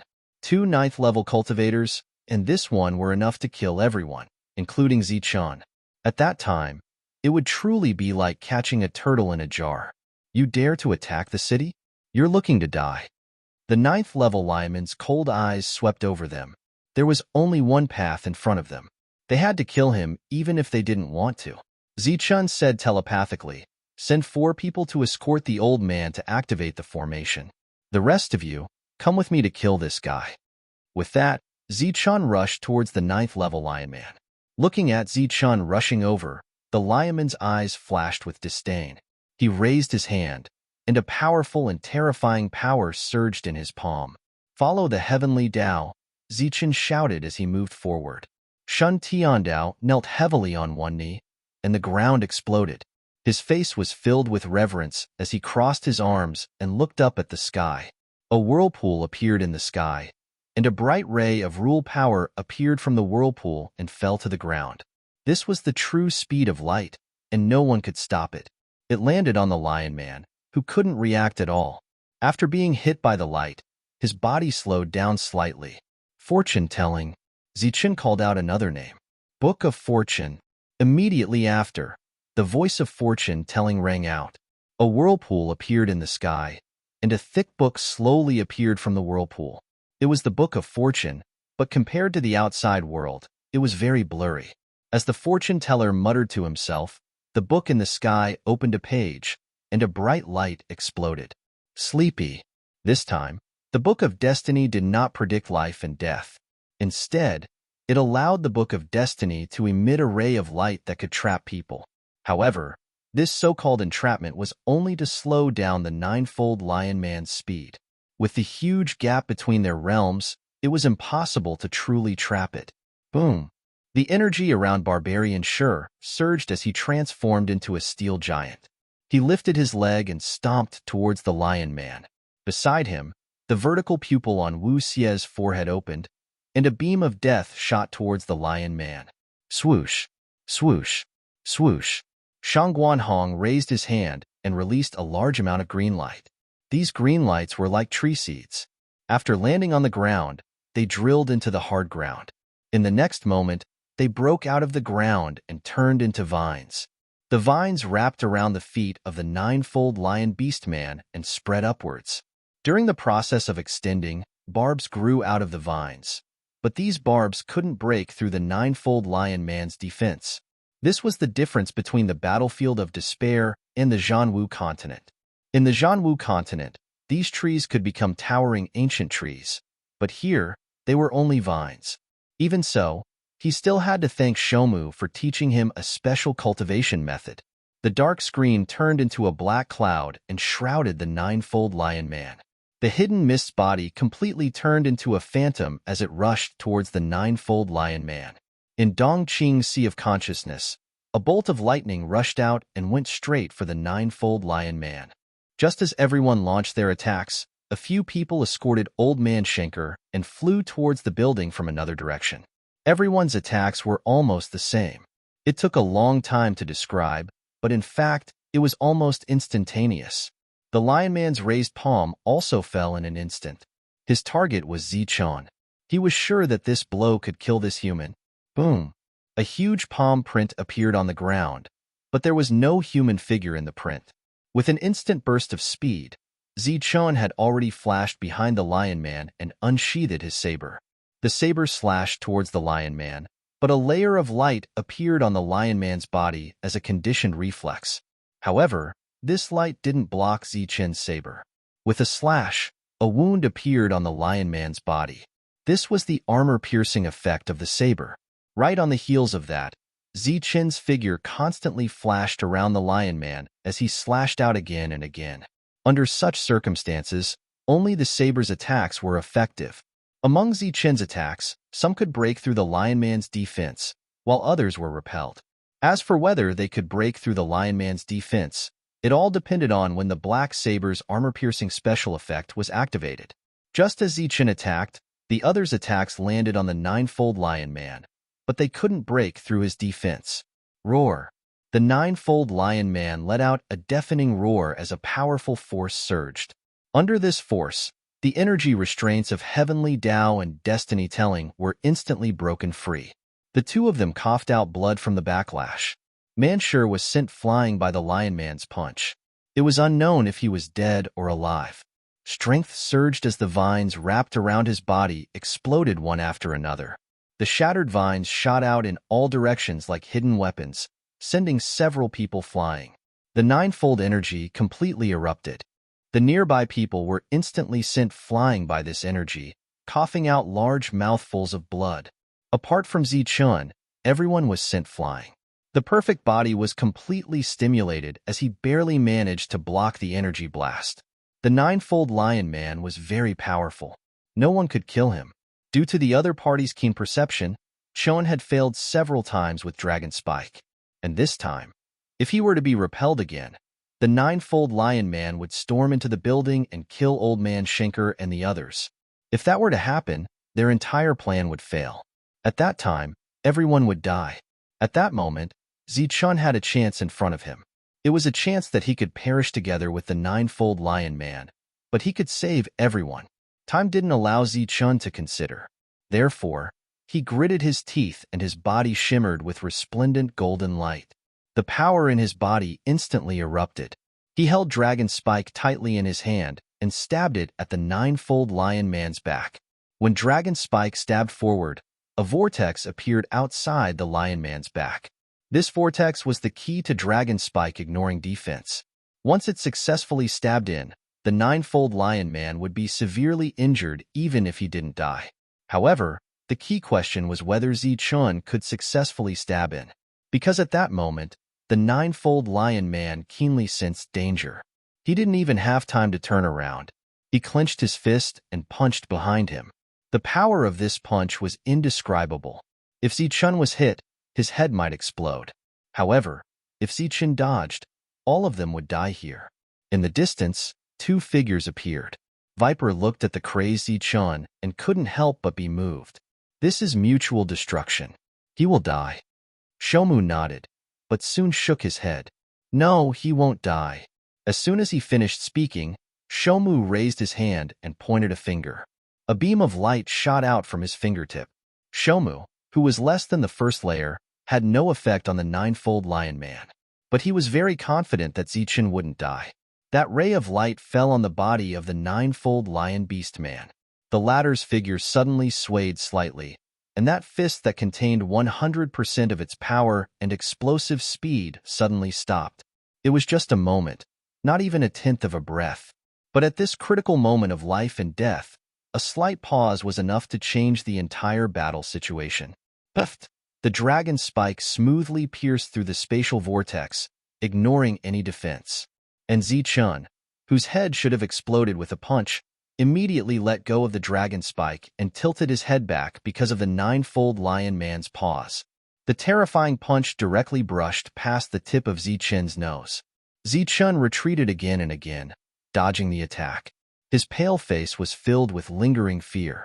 The others, who were in despair, immediately reacted and continued to besiege the ninefold lion man. Zichun gasped for breath.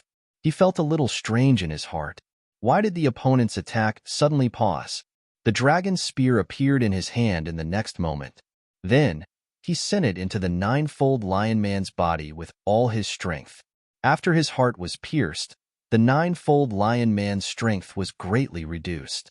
The defense around his body was also reduced to the limit, so the dragon spear easily broke through his defense. The dragon spike just now had almost extracted 100% of Zichun's energy.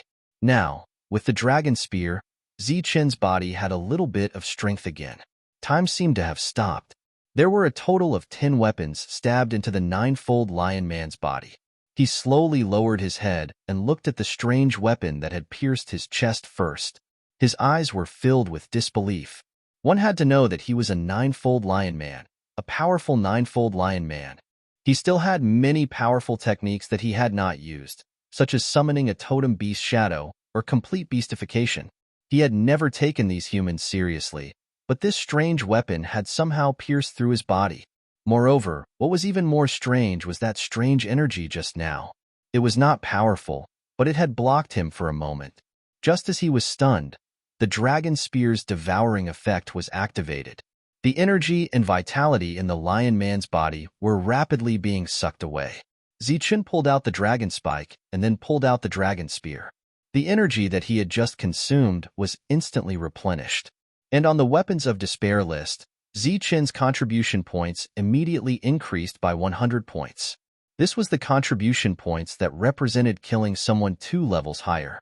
Dead, the ninefold lion man died just like that. As many weapons were pulled out, the ninefold lion man's body collapsed. His eyes were wide open. Clearly, he had died with grievances. Let's go see how Old Man Shink is doing. Zichun put away the dragon spike and turned around to walk toward the building. Buzz. Suddenly, he felt the entire city tremble. He saw a beam of light shoot into the sky.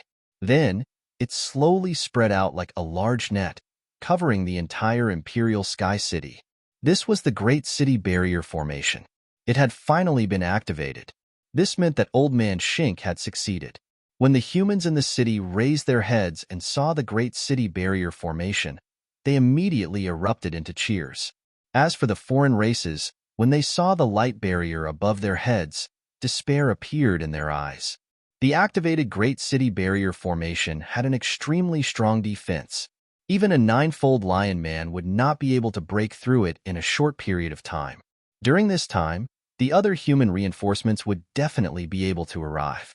As for the foreign races, they would have no room to retreat.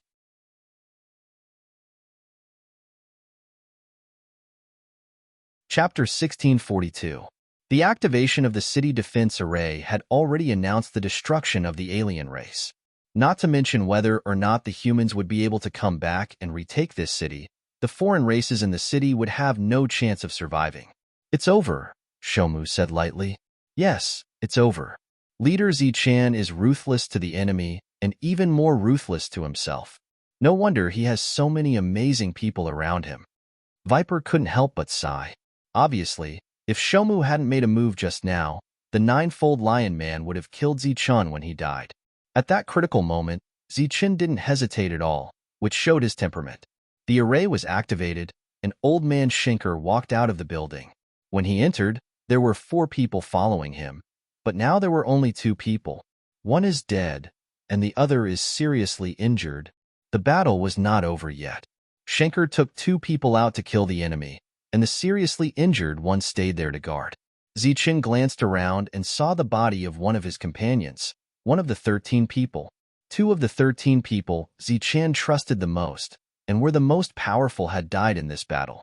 The ninefold lion man was too strong, and not everyone could withstand a blow from him without dying. The array was activated, and Shuntian and the others were healing their injuries. Just now, they either suffered a backlash or were seriously injured. How long can the array last? Zichun glanced at the body and asked in a deep voice. Don't worry, they will definitely come. Okay, the others start to clean up the battlefield. This time, a great number of non-humankind beings were killed or injured. Every single non-humankind heart was a great fortune.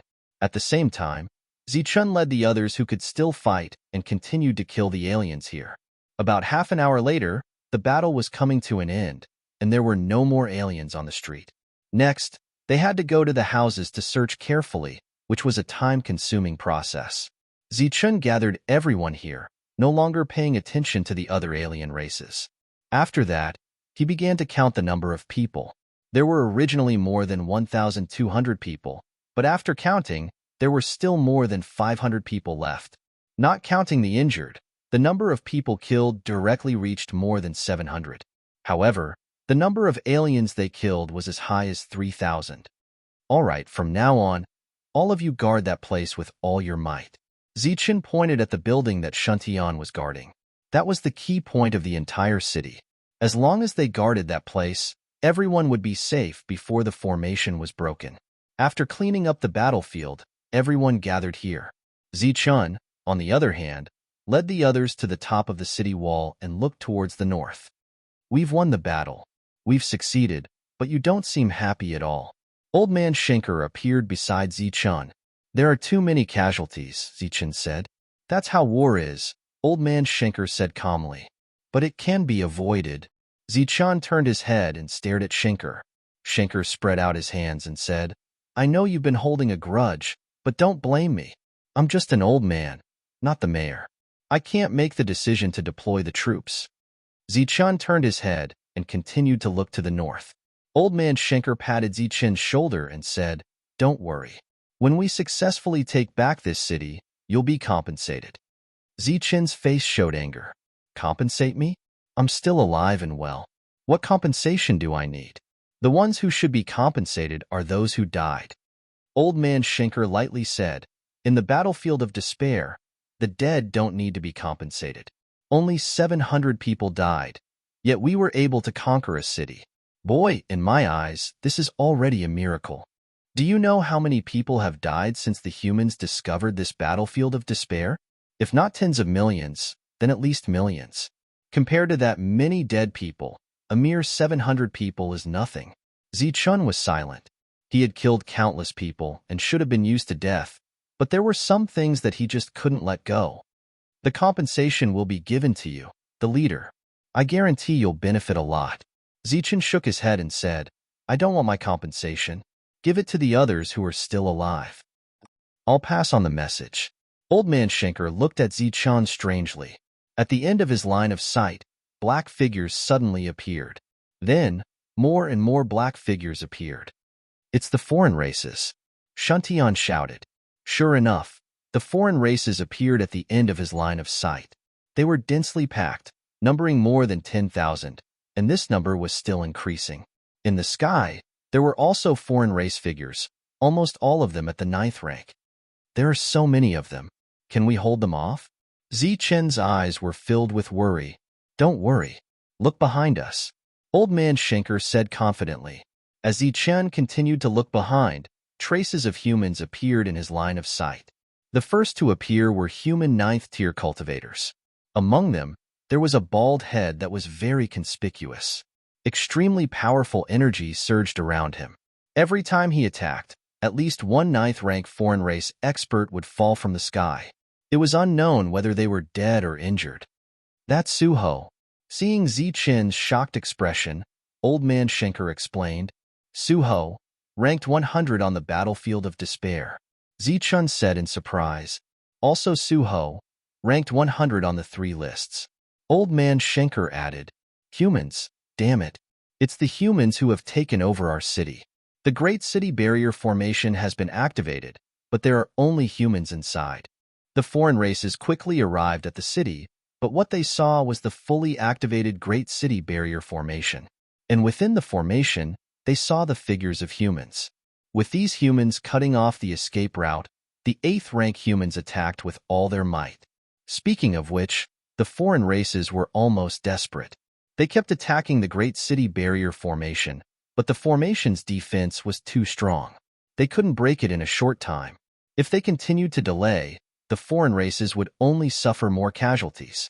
The humans had obviously planned this. This time, they sent many 9th-rank existences, which directly caught the foreign races off guard. The chaotic battle continued, and so did the death toll. Old Man Schenker pointed at the battlefield below and said, Do you see that? During this time, nearly 1,000 humans have died. Zichen ignored the old man. In his heart, these were all lives. But in the old man's heart, they were just numbers. If we activate the formation, will we not be able to get out? Zichen suddenly asked. What do you mean? Old Man Schenker looked at Zichen in confusion. Zichen pointed at the 7th-rank foreign races who were attacking the formation below and said, I don't like them. I want to continue killing. You're crazy. There are tens of thousands of foreign races there. Old Man Schenker looked at Zichen like an idiot. The more the better. Tell me how to get out, Zichen said coldly. Crazy man. No one cares if you want to die. Just rush out, but once you get out, you won't be able to come back. Zichen obviously didn't hear the latter part of the words. He had already jumped down the city wall. When the foreign races saw a person appear in the sky, they all attacked. In an instant, hundreds of attacks landed on Zichen. These attacks exploded in the sky. Zichen had already landed in the midst of the foreign races. His eyes became extremely cruel. He unsheathed the long saber in his hand. Swoosh! The bright saber light drew a circle around Zichun. This circle spread out for 5 meters. There were no longer any living foreign races in the 10-meter circle. After clearing out an area of 10 meters, the other foreign races immediately rushed towards Zichun. However, Zichun, who displayed extreme speed, dodged dozens of attacks and flashed into the midst of the foreign races again. The more foreign races there were, the less likely Zichun would die. This was because the attacks of an expert couldn't kill the foreign races around him. Most importantly, Zichun had extreme speed. This was his greatest reliance. The second area with a radius of 10 meters was cleared out by Zichun. Within this area, about 37th rank foreign races were killed. Some were seriously injured and collapsed on the ground. Spread out, spread out, an 8th rank foreign race shouted.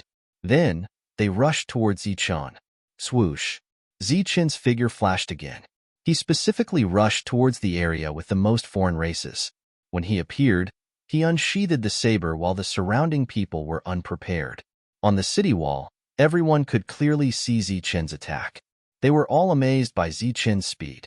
Old Man Schenker was so shocked that he couldn't say a word. Speaking of which, he had never seen such a killing method before. Seeing that Zichun was using it so skillfully, it was obvious that this wasn't the first time he had done it. There were too many foreign races, but they couldn't do anything to Zichun. Their greatest advantage in numbers had become their greatest obstacle at this moment.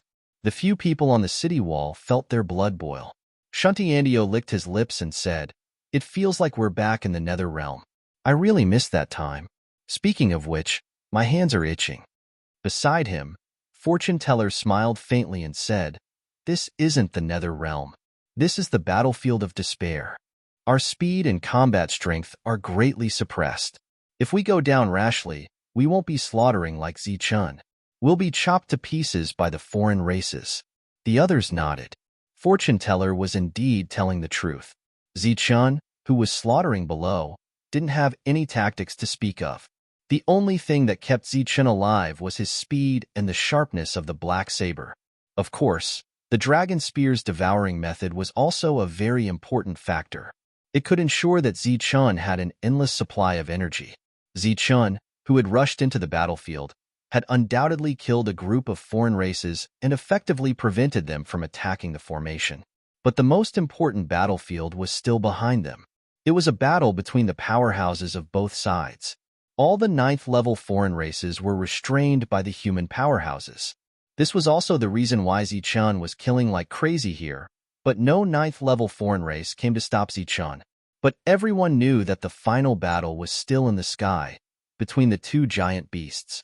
Once a victor was decided, it would represent the victory of the human race and the foreign races. Roar! The giant wolf roared, and 2 materialized energy attacks shot out from its spectral eye. Roar! The lion roared and raised its paw to slap forward. The void shook, and a terrifying energy dissipated. The 2 beasts fought again, and blood rained down from the sky. This battle was very tragic. The giant wolf's abdomen had a deep wound, and blood spurted out from the wound. As for one of the lion's claws, it was cut off. The battlefield below was just as tragic as the battle in the sky. In the end, the lion was no match. With a wail, it fled with serious injuries. Roar! The giant blue wolf roared to the sky, looking down at the battlefield with the posture of a victor. The lion fled, and the foreign races below also lost their will to fight, and began to flee. In this battle, the humans had won a complete victory and took back their city.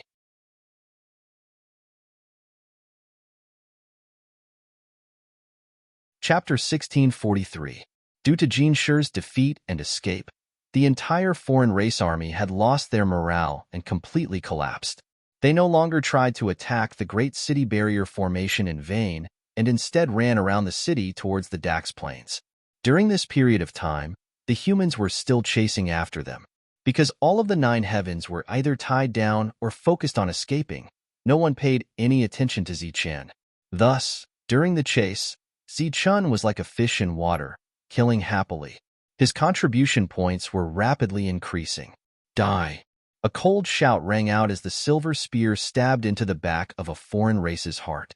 Then, the spear began to devour and feed back energy. Ziqian, who had expended a lot of energy, was instantly replenished. Seeing that the humans had expended a lot of energy, the other foreign races who were gradually gathering towards Ziqian were all dumbfounded when they saw this scene and turned to run. Ziqian smiled coldly and pulled out his saber, drawing another perfect saber light circle. This time, they chased all the way to the Dax Plains. Along the way, the foreign race army had suffered heavy casualties. The humans swept away their previous grievances and killed to their heart's content. However, once they entered the foreign race's territory, the army stopped. However, there were still some humans who chased after them. The situation had already stabilized. If they continued to chase, they might be at a disadvantage. Suho brought his people back to Imperial Sky City. Old Man Shink received the news and closed the Great City Barrier formation, allowing the army to enter the city. Right now, only the surviving humans were left in the city. They gathered together and witnessed the arrival of the human army. The leader, Suho, walked over. His gaze swept across everyone as he nodded and said, "Well done." Around Suho, there was an invisible pressure. This pressure fell on the seven heavens, causing them to feel suffocated. Hearing Suho's praise, not only did they not feel proud, they were so nervous that they did not even dare to breathe loudly. "I heard that your leader is called Ziqian. Which one is he?" Suho asked indifferently. "Sir, Leader Ziqian is not here," Shuntian said. "Call him over to see me," Suho said indifferently. "He went out to hunt foreign races and has not returned yet," Shuntian replied indifferently. This time, his tone was not as polite as it should be. Suho frowned slightly and glanced at Shuntian. "So this is your attitude." A huge pressure emerged, and Shuntian groaned and took 2 steps back, his face pale. The existences on the ranking board were indeed powerful. Those who were close to the path of heaven also felt great pressure. "We suffered hundreds of casualties to take down the Royal Sky City. Could it be that this is the treatment we deserve?" Shuntian coldly stated, withstanding the pressure. "You guys did it." Suho swept a glance at Shuntian Dao, and a mocking smile flashed across his lips. "Everyone has a share in taking down this city. As for you little 7th-stage fellows, you actually feel that you have contributed greatly. Don't forget, who was the one who provided you with these things?" Shuntian was speechless. It was true that the items were provided by the people of the Royal Sky region, but they were only refined weapons. The main enhancement effects were all added by Ziqian. If it weren't for the fact that they wanted to take down this city, they wouldn't have launched an attack in advance. This way, there wouldn't be hundreds of casualties. Moreover, with Ziqian, they could be self-sufficient. There was no meaning in taking down this city. But now, after taking down this city with heavy casualties, they received such treatment. There is no right or wrong in the battlefield of despair. There is only life and death, and only obedience. Glancing at these little brats at the 7th stage, Suho said coldly, "Tell Ziqian to come see me when he returns. Of course, if he dies outside, pretend that I didn't say anything. Next, you guys have to regroup and fight against the foreign races." After that, Suho laughed mockingly.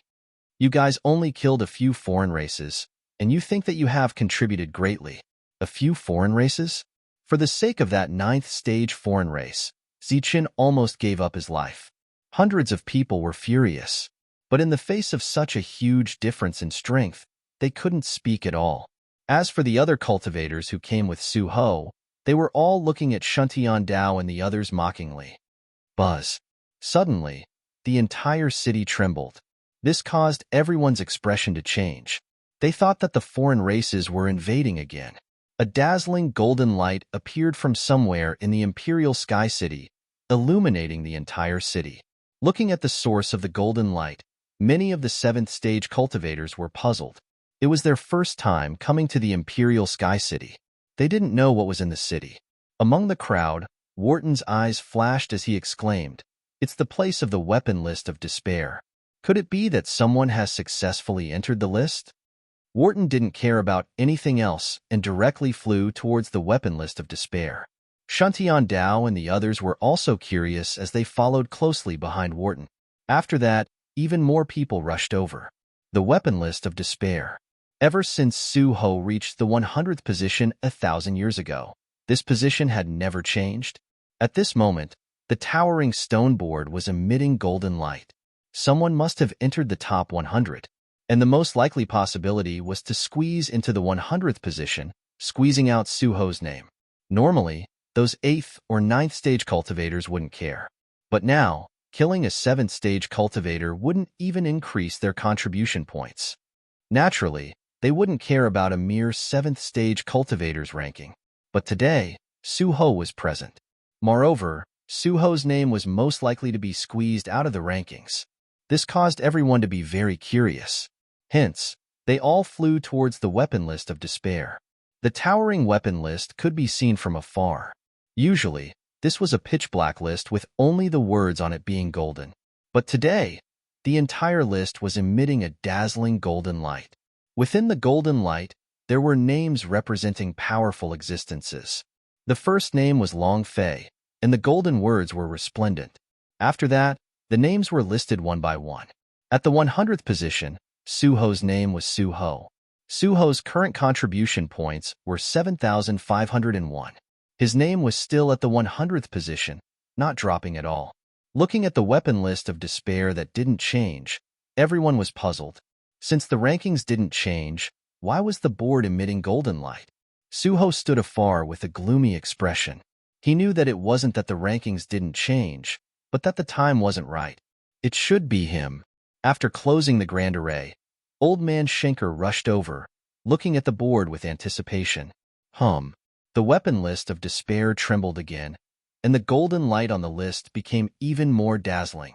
But this time, the 99 names on the list were all restrained. Only Su Ho's name was still shining with golden light.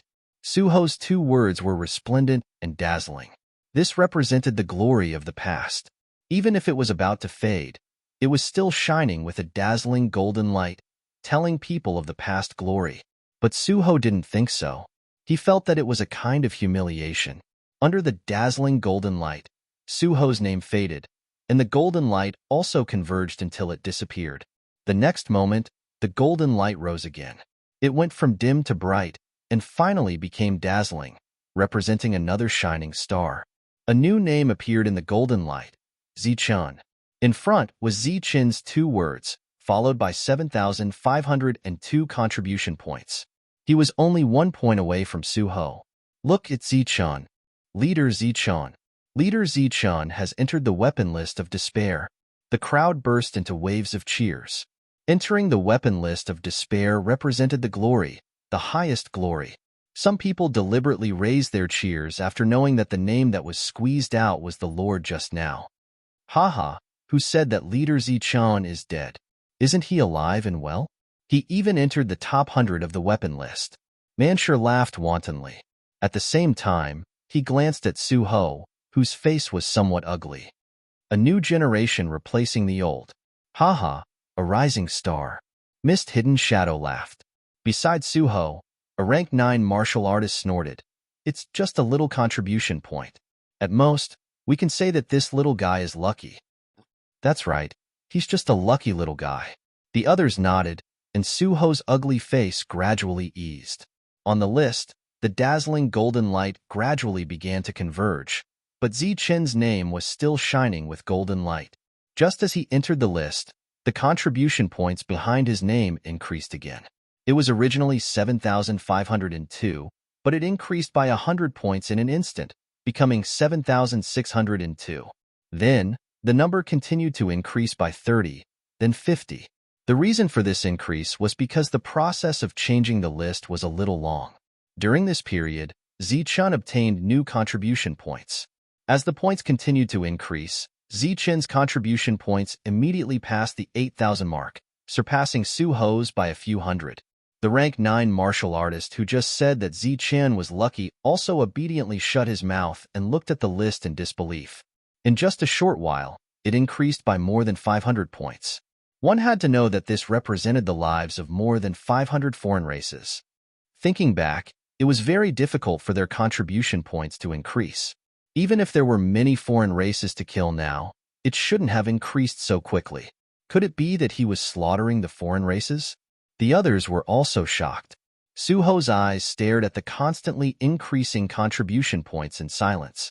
The 99th place originally had 8,030 contribution points, and now Zichun was only 30 points away from surpassing it. Surpass, surpass, surpass, surpass. Shantian and the others were just a step away from changing the list. Then, the hundreds of people who were lucky enough to survive also shouted in unison. Buzz. The golden light on the desperate weapon ranking trembled again, and then it burst out with golden light again. Hundreds of people saw this scene and cheered loudly. In the golden light, the glory of the older generation gradually faded, and Zichun, who represented the newcomers, rose to the 99th place. As for the original 100, it was no longer Suho, but Wharton. He now had 7,111 contribution points, which was less than 400 points away from Suho's previous contribution points. Wharton, you're also on the list. Everyone cheered again. Compared to Zichin's absence, Wharton was standing here. The gazes of the others all subconsciously turned towards Wharton. They all wanted to take a look at this seventh layer who was just a hair's breadth away from replacing Suho's position.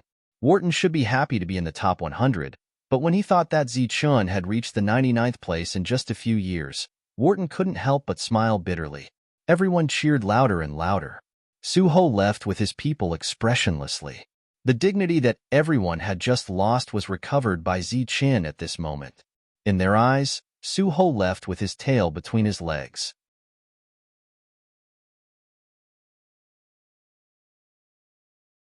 Chapter 1644. Zichin still didn't know what happened in the city. He followed the group of 8th-level experts as they headed towards the Imperial Sky City. Speaking of which, these 8th-level experts were all incomparably impressed by Zichin. Because Zichin's killing methods were truly incomparable, even faster than all of them combined. More importantly, he could even jump levels to kill enemies. If this continues, the desperate weapons ranking will change sooner or later. Zichin, you will be able to enter the desperate weapons ranking sooner or later. A burly man spoke. He still didn't know that Zichin had already entered the desperate weapons ranking. Isn't that so? In such a short period of time, how many contribution points has Zichin earned? Roughly 1,000. Everyone chatted as they entered the Imperial Sky City. Zichin also extended an invitation. Everyone, we will hold a celebratory banquet tonight. Come and drink with us at that time. Just as they entered the city, the entire city was discussing the matter of Zichin entering the desperate weapons ranking. I've entered the desperate weapons ranking? Zichin had a look of astonishment on his face as he hurried towards the desperate weapons ranking. As expected, Zichin saw his name on the desperate weapons ranking. He didn't expect that he would be ranked 99, with Wharton at the 100th place. I guessed that you would come here.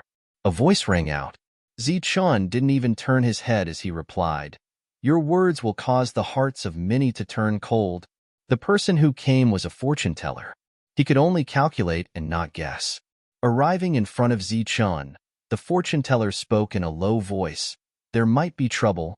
What trouble? Zichin froze, not understanding what was going on. Since the battle had ended, it should be time to reward everyone. How could there be trouble? And even if there was trouble, it wasn't something they should be worried about. Those 9th-level experts should be the ones to take care of it. They were only in charge of occupying the city. Naturally, they would need experts to defend it.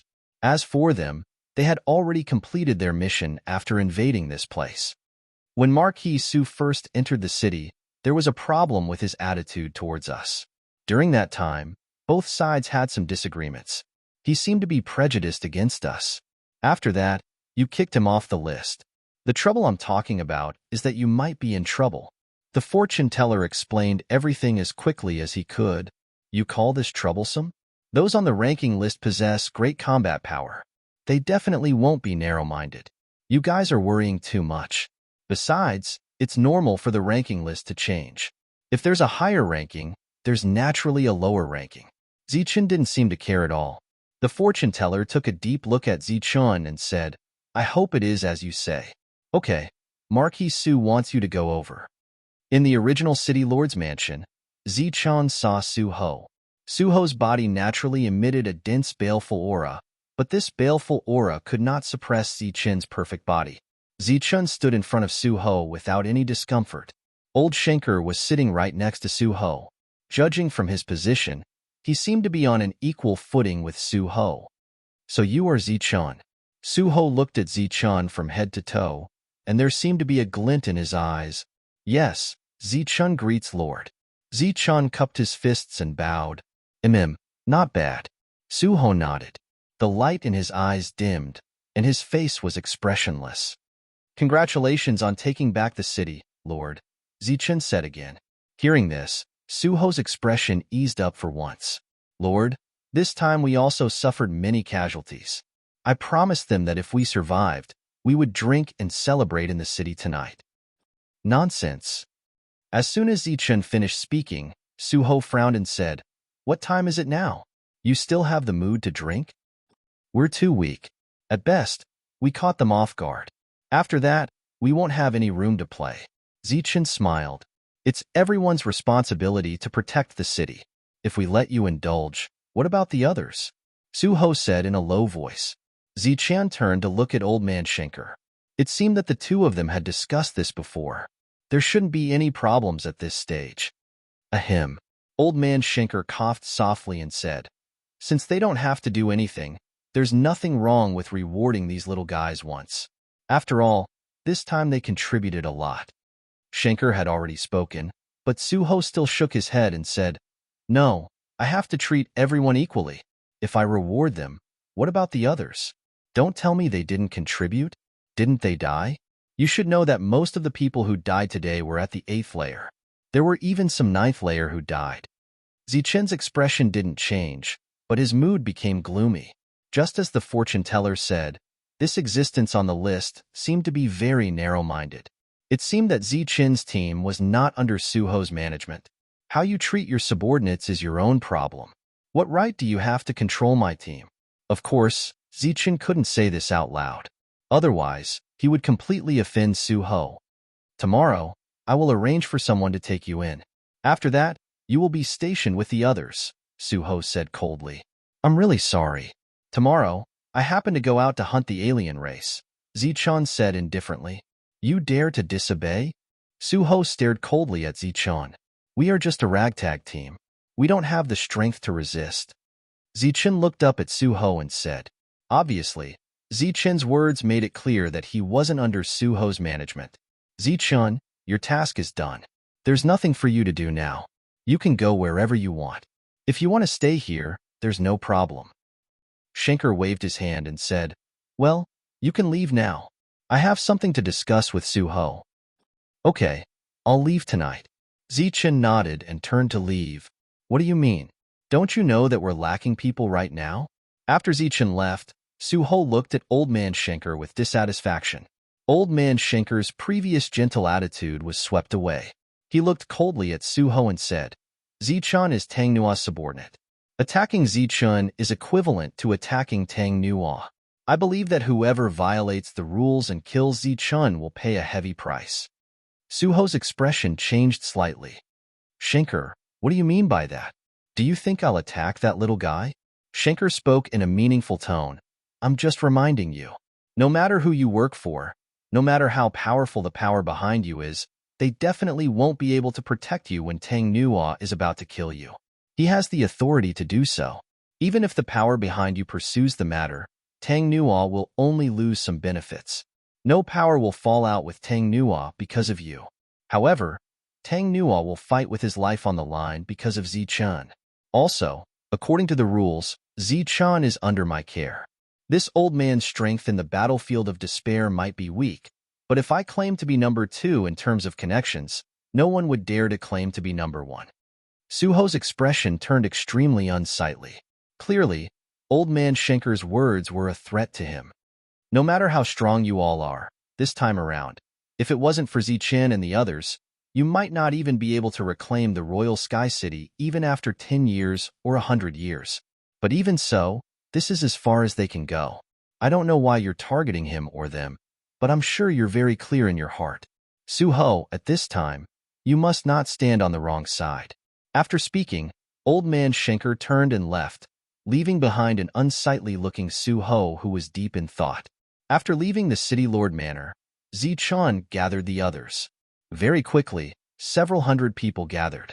Zi-chan spoke. Next, due to some unforeseen circumstances, the celebratory banquet will be cancelled. Not only that, I'm preparing to head out to temper myself for a period of time. For those who wish to leave with me, prepare to register at the Desolate Region Weapon Ranking. If you wish to stay behind, I won't stop you. The crowd was in an uproar, clearly not understanding what was going on. Why would the celebratory banquet be cancelled for no reason? There were people in the crowd who vaguely guessed the meaning behind Zi-chen's words, and their countenances involuntarily changed. Those who wish to leave with me, stand on the left. Those who are unwilling to leave, stand at your original location. Zi-chen spoke again. What happened? Wharton stepped forward and asked. Zi-chen shook his head. Nothing. After this matter is settled, I'm preparing to head out to temper myself and raise my cultivation base. Wharton nodded. After that, he patted Zi-chen's shoulder and said, Take care then. You too, Zi-chen said. Wharton left, having made his choice. A powerhouse like him was proud to begin with, and naturally couldn't follow Zi-chen forever. It wasn't very difficult to make a choice, especially when one guessed that there would be some kind of unforeseen event. For example, Mio-si and the others who had been tempering themselves from the start quickly analyzed the situation and chose to stay in the city. Shuntian and the others didn't hesitate and walked to the left. Apart from them, a few survivors from Shuntian and Destiny City also walked to the left. Shomu and Viper had already established trust with Zi-chan and also walked to the left. Of the 500 people in the group, nearly 200 were trainees, and almost all of them chose to stay. The remaining 300 were from Shuntian Prefecture, but not all of them chose to follow Zi-chan. Only a little over 100 people walked to the left. In other words, nearly 400 of the 500 people chose to stay. Looking at these people, Zi-chan said, It's fate that we've all met. Consider the spirit crystals you owe me as a reward for winning the battle. Farewell, everyone. Many people lowered their heads in shame. They guessed that Zi-chen's hurry to leave had something to do with Lord Su-ho. Zi-chen had only just entered the soldier ranking, while Su-ho was already a powerhouse overseeing a region.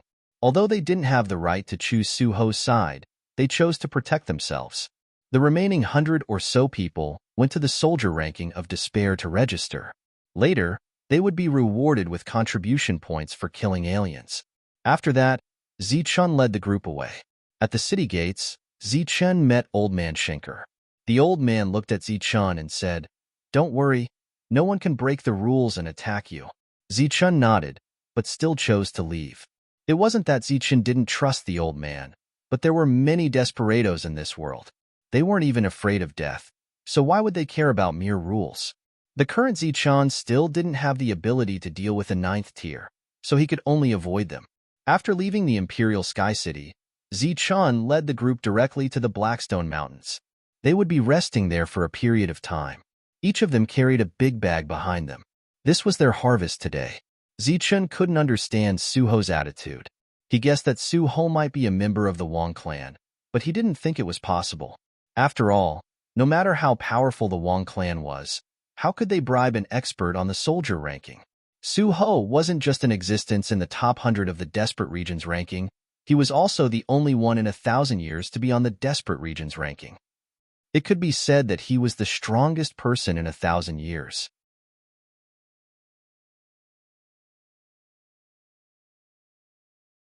Chapter 1645.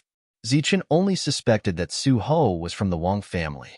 However, even if he had the slightest suspicion, he wouldn't let himself and the others take the risk. Although he had never directly interacted with the Wang family, Zi-chen already knew that the Wang family didn't get along with the Shuntian Prefecture. Zi-chen could accept that the Wang family wanted to kill him because of the dragon spike. Killing people for treasures wasn't a big deal. It was very normal. However, Shuntian, Fortune Teller, and the others didn't have any enmity with the Wang family. Yet, when they entered, they unexpectedly encountered the Wang family. What did that mean? It meant that the Wang family wanted to kill them. It couldn't be because of him because the Wang family wouldn't be so senseless. The only possibility was that they had a grudge with the Shuntian prefecture and hoped that all the geniuses who came would die inside, greatly weakening the Shuntian prefecture's combat power. When they arrived at the Blackstone Mountain Range, everyone began to recuperate. After today's battle, everyone was exhausted. Some were even injured. However, they had continuously traveled for several hours. This made Zichun feel somewhat apologetic. Zichun began to collect the alien hearts in everyone's hands. While everyone was resting and recuperating, he wanted to condense a new batch of law chips for them to use. As for the spirit crystals and elixirs used by everyone, they were given to Shomu to condense. Cauldron Spirit had once said that Shomu could condense a spirit crystal with a drop of tree sap. This wasn't false at all. Zichun had seen it with his own eyes. Moreover, the spirit crystals condensed by Shomu weren't any weaker than ordinary spirit crystals. In fact, the quality was even better. This was because Shomu had extracted a lot of natural energy and injected it. While Danding was condensing the law chips, Zichun was refining the alien hearts at the side. In today's battle, other than entering the ranking, Zichun had also gained a lot. During the battle, he had obtained a few extra storage pouches. He had even filled these pouches with alien hearts. His perfect body had been completely stimulated. However, Zichun's physical body and the thickness of his energy were still far from reaching his current limit. Next, Zichun still needed to use the Devouring God Seal to refine the alien hearts and strive to reach his limit. As for the others, they couldn't stay here forever. He only needed to wait until Suho and the others left. Zichun believed that it was impossible for a ranker like Suho to stay in the Royal Sky City forever.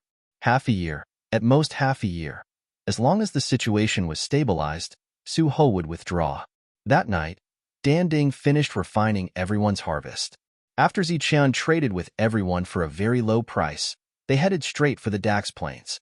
Strength growth could not be achieved through cultivation alone. Combat was also a major factor in promoting strength growth. Now that the non-humankind army had all retreated to Dax Plain, this place was bustling with activity again. Increasing his strength was one of the reasons. Another reason was that Zichun didn't want Suho to live too comfortably during this period. Since old Shanker had promised that no one would break the rules and kill him, Zichun would have to put some pressure on those with ulterior motives. Right now, he was ranked 99th, and his contribution points were as high as 8,000. He was only 3,000 points away from the first place on the list, Long Fei. Right now, the alien army was gathered in the Dax Plains. To Zichun, this was an opportunity. He believed that the number 1 position on the Absolute Realm weapon board was definitely more important than the number 100. Zichun walked into the Dax Plains and began his slaughter. Suho remained in Imperial Sky City, sending out one order after another. During this time, a steady stream of 9th rank experts arrived. Next, they would take on the role of guards and continue to protect this place. All the cultivators in the city were busy. Only the 400 cultivators who chose to stay behind had nothing to do. Just as old Shanker had said, their use was only to catch the enemy off guard. After that, they had no value. During this time, Zichun left with his trusted subordinates, so Suho couldn't be bothered with them. In the evening, Suho was inspecting the city to see if there were any loopholes. Suddenly, the entire city trembled, and then a dazzling golden light illuminated the entire city. It's the Absolute Realm weapon board. Could it be that someone has entered? Someone cried out in alarm, and then rushed to the Absolute Realm weapon board. A moment later, the news spread. It was true that a newcomer had entered, but the prerequisite was that the original 98th rank expert had been pushed down. Zichun's ranking had risen again, to the 98th rank. He really went to kill the outsiders. In front of the Absolute Realm weapon board, Wharton couldn't help but bitterly smile as he looked at his 99th rank. If it was said that he was only a few hundred away from the former Suho when he was ranked 100 earlier, his ranking could be considered to be well-deserved. However, the current 99th place was completely due to Zichun's efforts. The news quickly spread throughout the city. Suho, who was still patrolling, turned back to the city Lord Manor with an unnatural expression. On this day, the outsiders didn't attack the city. The next day, the alarm sounded. The scouts found the outsiders gathering 10 li away, seemingly preparing to attack the city. Suho stood on the city wall, his cold eyes sweeping over the distance. He stood there for half a day long. The outsiders didn't attack, and the atmosphere in the city was very stifling. Just after noon, the city trembled again, startling the extremely nervous people. In fact, it was just a false alarm. The trembling came from the Absolute Realm weapon board. Someone had activated the board again, and golden light filled the entire city. Zichun, who was originally ranked 98th, had risen again to the 97th rank. Wharton's rank had also risen to the 98th rank. Behind Wharton, there were two lucky people who had entered the board. In 3 consecutive days, he had risen by 4 ranks, which shocked everyone. The 97th rank was only 20 contribution points away from the 96th rank. Everyone couldn't help but look forward to seeing if Zichun's rank would rise again. Until night fell, Zichun's rank didn't change, which disappointed everyone. On this day, the outsiders still didn't attack the city. On the 3rd day, the sky was bright, and the outsiders began to attack the city. The human side was already prepared. A group of experts rushed out, led by Suho. Another expert on the board came from the outsiders. His battle strength wasn't weaker than Suho's, and the two fought in the air.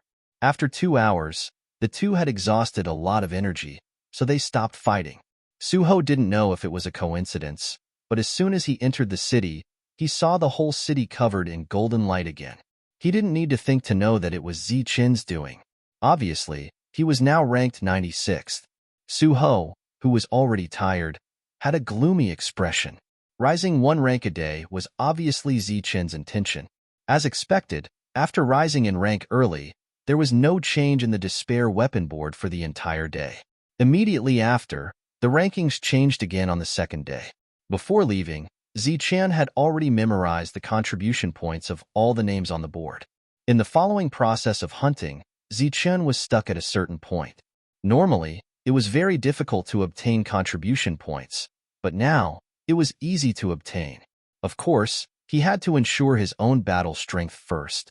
The battle between the humans and the outsiders continued. During this time, several 8th rank experts would disappear for no reason. But because it was a battle, life and death were unavoidable. There were tens of thousands of people, so a few were nothing. Time passed, and the people in the city gradually got used to the board changing every day. They also got used to the fact that a new person would drop out every day. Until now, the last newcomer who entered the rankings only had 4,000 contribution points.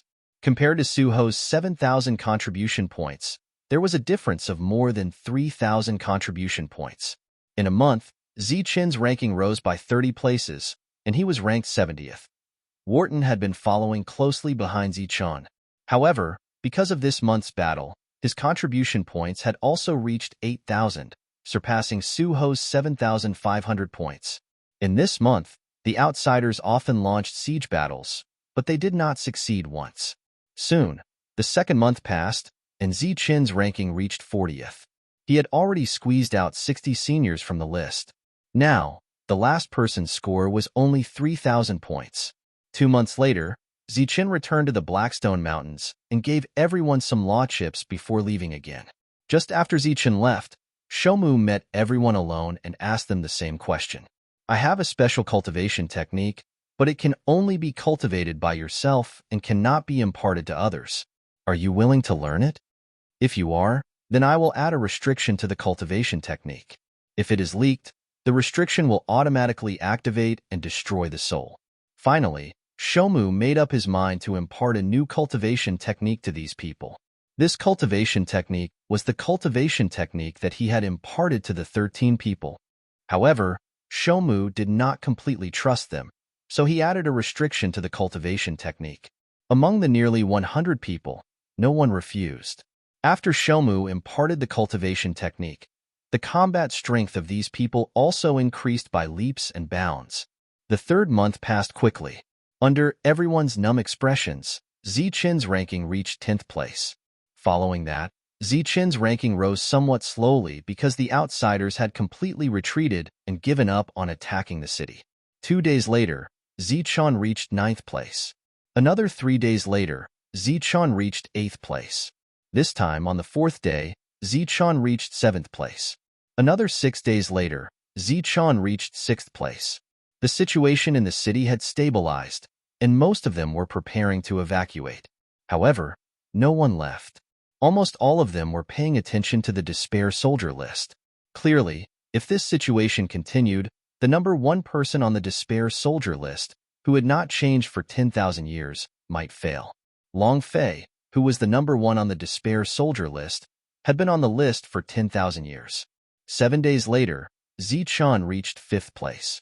Since the situation had stabilized, Su Ho did not leave. Instead, he stayed in the city with the others. Clearly, he wanted to witness this historic moment. Another half a month passed, and Zichun's ranking reached 2nd place. Looking at Zichun, who was in 2nd place, and then at Long Fei, who was in 1st place, everyone's eyes were filled with anticipation. The ranking that had not changed for 10,000 years was about to change under their witness. However, this wait lasted for half a month. Zichun's contribution points increased slowly, which made everyone feel pressured, afraid that something unexpected would happen.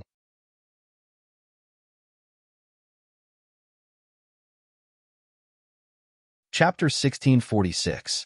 Long Fei's name turned golden, resplendent, and dazzling. It seemed to bear witness to this first person in 10,000 years. The golden light illuminated the entire city for a long time. As the golden light shone, the entire city fell into cheers. This was a historical moment. Long Fei, who had occupied 1st place for 10,000 years, was finally going to be replaced by a newcomer. Long Fei's name faded in the golden light, representing the end of an era. Zichun's name jumped to the top, heralding the arrival of a new era. A new generation would replace the old. Zichun, 1, 2, 3, 5, 4. This was Zichun's contribution. He had surpassed Long Fei and directly reached the top. At this historical moment, the entire city was cheering. The 1st place name was so eye-catching. It meant that there was a successor, and the future generation had potential that was not inferior to the previous generation. However, on the list, other than the dazzling Zichun, the rest of the rankings were terrible. If one said that Zichun had become the beginning of an era and that he deserved to be first, then everyone below Zichun, except for Wharton, was a joke. At the very least, they did not deserve to be on the list for now. However, the beginning of an era was like this. As time passed, the rest of the positions would be occupied by some experts. After witnessing this historical moment, more than 80% of the cultivators had to retreat. Among them, all the 8th-tier cultivators had to leave, while some 9th-tier cultivators stayed to guard. The situation had stabilized, and Su Ho was about to leave. No one cared about how he felt. At this moment, everyone was talking about Zichun. After creating a historical beginning, everyone was looking forward to Zichun's future development. In the Dax plane, Zichun welcomed another breakthrough. With the help of the Divine Seal, he finally raised his battle strength to the peak. Now, his Thunder King physique had reached 7 stars, and his knife-drawing technique could be transformed into 79. He broke through to the late 7th tier. It took him an entire day to break through. After calculating that his contribution points were as high as 1st place, he gave up on the idea of going deeper and turned to walk to the periphery.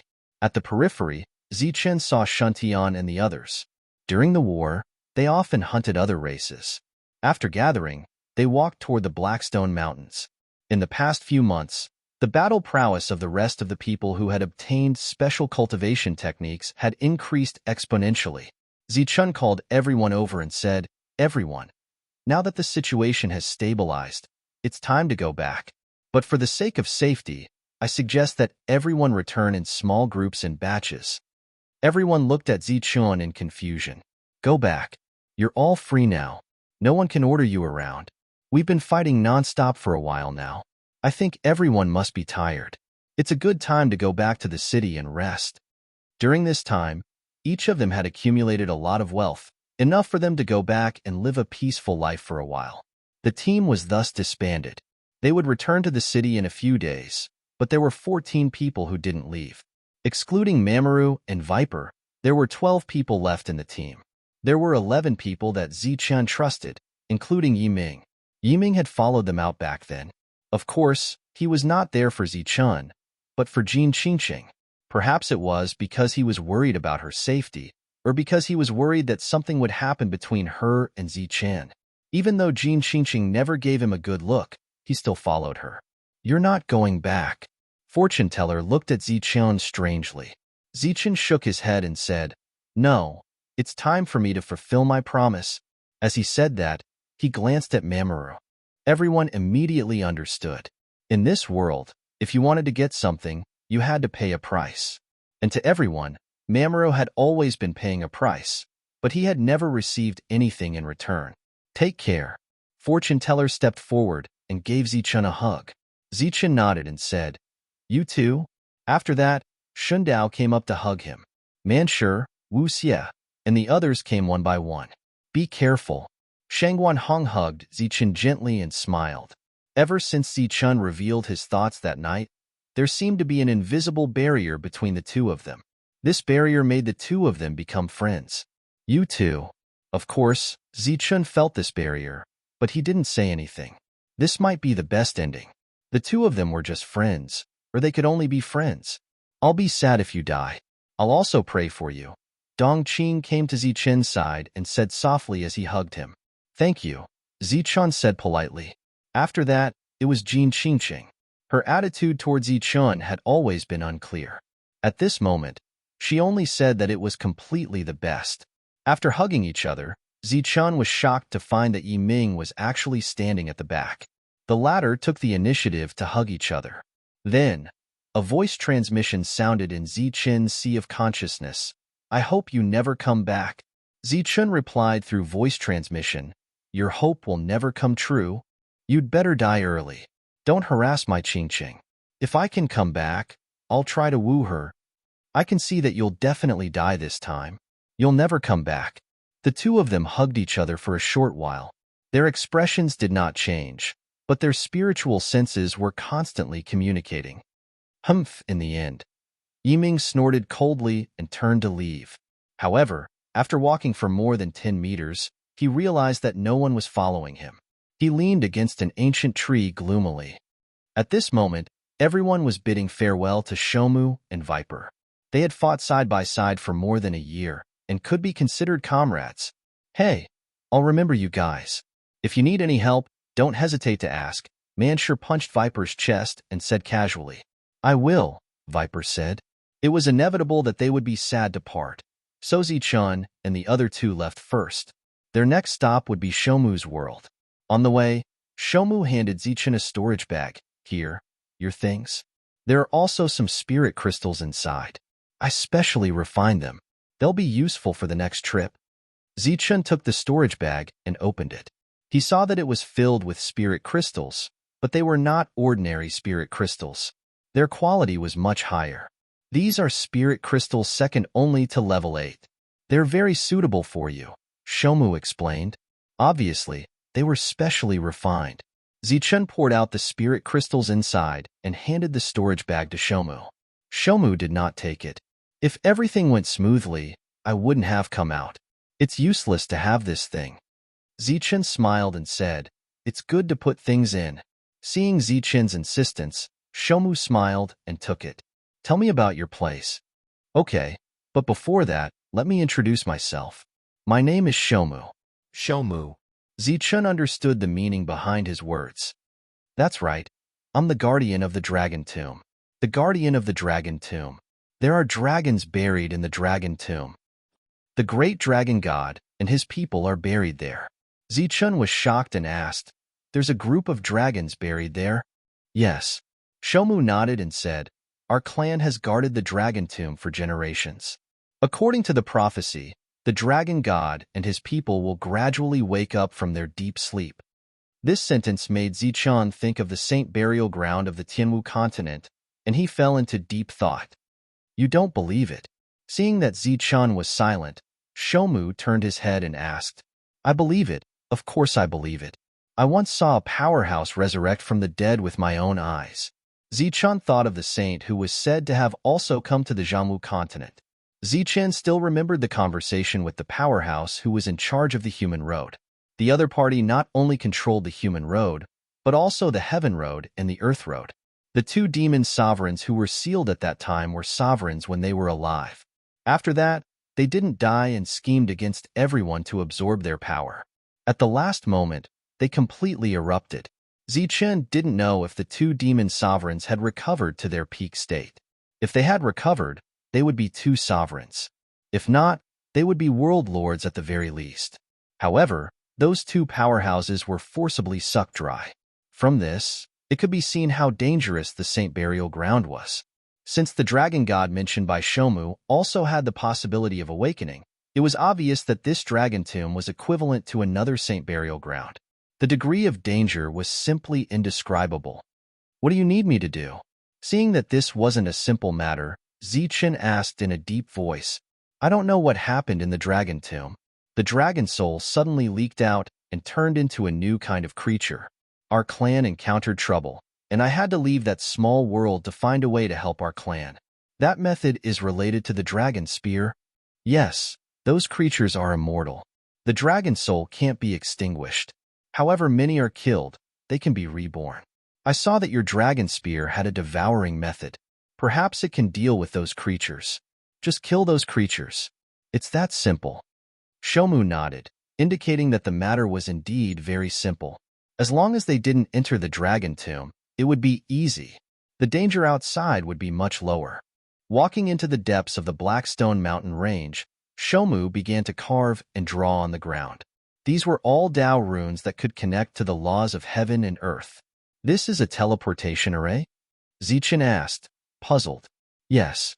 If we had to walk, we might not be able to reach the small world in 10 years, Shomu said without raising his head. Viper was beside him helping. 10 years? How long have you been out?"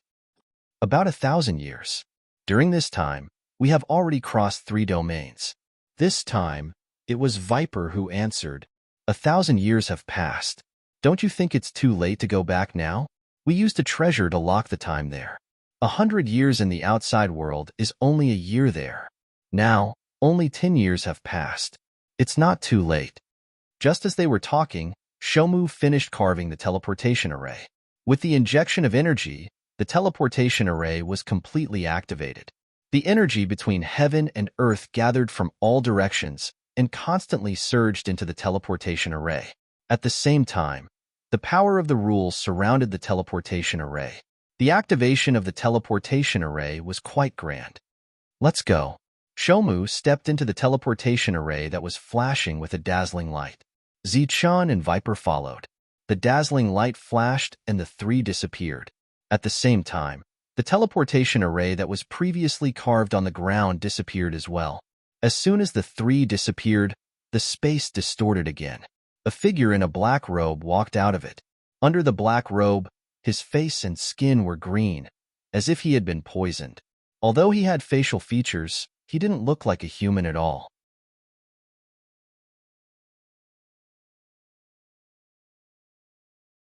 Chapter 1647. When they reappeared, the three were already far away from the Imperial Sky region. Walking out of the tunnel, the three landed on the ground. As soon as they steadied themselves, Viper and Tombkeeper turned around and looked at the spatial tunnel behind them cautiously. "What's wrong? Is there danger?" Zichen looked at the two in confusion. There's a race that can sense the movement of teleportation portals through spatial fluctuations. They can also sense our presence. They can even sense our specific location through the tunnel and follow us. However, we teleported very far this time. They might not be able to track us, Tombkeeper said in a low voice. "There's a race like that?" Zichen was very surprised. "They're like the Dax race. They belong to another race that likes to devour souls." Tombkeeper's tone was clearly filled with hatred. Even after the traces of the tunnel disappeared, they still didn't see the Soul Eater race. Tombkeeper and Viper let out a huge sigh of relief.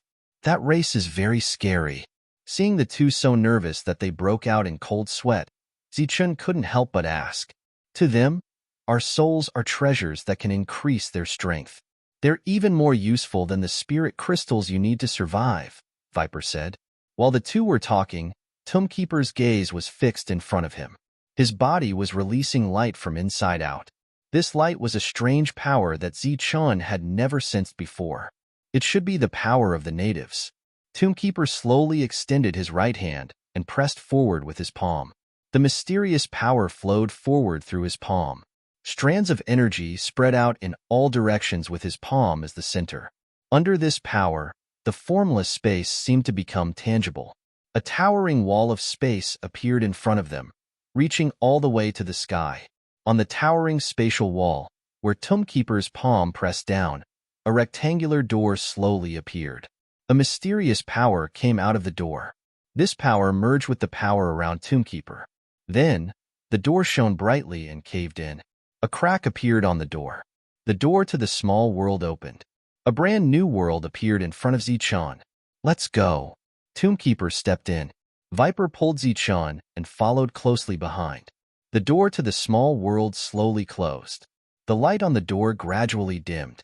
It merged with the spatial wall and disappeared. The surroundings returned to normal.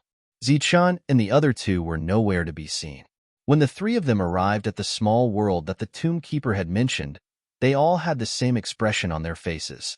Their mouths were wide open, and their faces were filled with shock. Behemoths flew across the sky one after another. The smallest one was more than 10 meters long, while the largest was more than 100 meters long. They had wings like large birds, but there were no feathers on their wings. Instead, they had palm-sized scales. Apart from this, their entire bodies were also covered in scales. There were 2 claws under their abdomens that shone with cold light. The most shocking thing was that the aura they emitted actually contained the might of a dragon. "These are all dragons," Zichun said as he looked at the strange creatures flying and crying in the sky. "It is formed from a dragon soul. It is a type of dragon. We call it the Western Giant Dragon." Tombkeeper looked at the Western Giant Dragons in the sky and said in a daze, "That's what you're talking about," Zichun said in a trembling voice. This was because in the sky, there was a black mass of Western dragons, almost to the point of blocking out the sun. Every one of them had a formless draconic aura spreading out. With so many draconic auras gathered together, Zichun felt extremely pressured. "This seems like something has happened." Tombkeeper was also very surprised. "You originally wanted me to take a dragon spear and kill all the giant dragons here." Zichun looked back at Tombkeeper. "There weren't so many at first, at most a few hundred. But now, it seems that there are more than 10,000. Tombkeeper was a little embarrassed. Just as they were talking, a giant dragon flying at low altitude suddenly noticed Zichun and the other two. In its eyes, humans were too weak, like ants. A cold light flashed in the giant dragon's large eyes.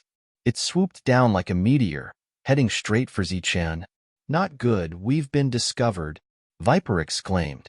A hurricane swept out first, and the surrounding space began to distort.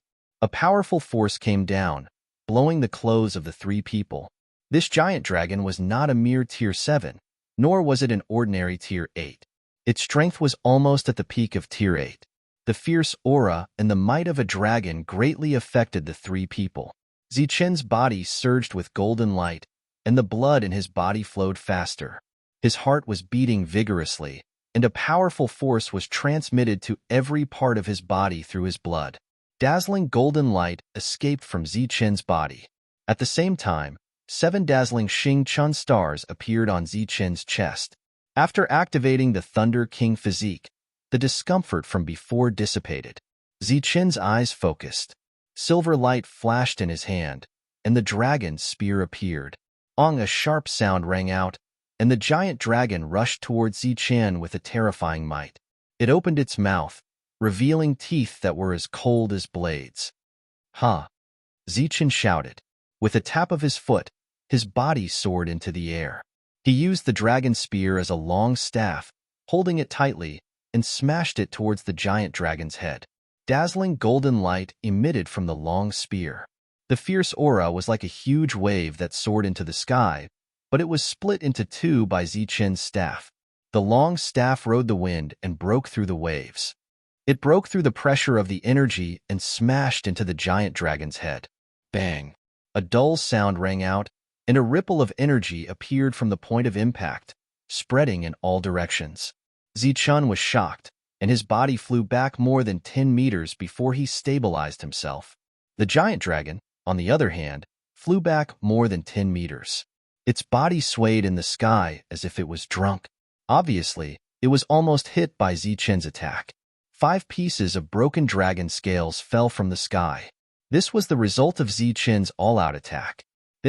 Seeing this result, no matter how strong Zichen's willpower was, he could not help but change his expression.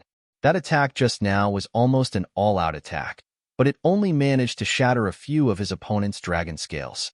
If every giant dragon had such a defense, Zichen would be daydreaming if he wanted to kill all the giant dragons with the dragon spear.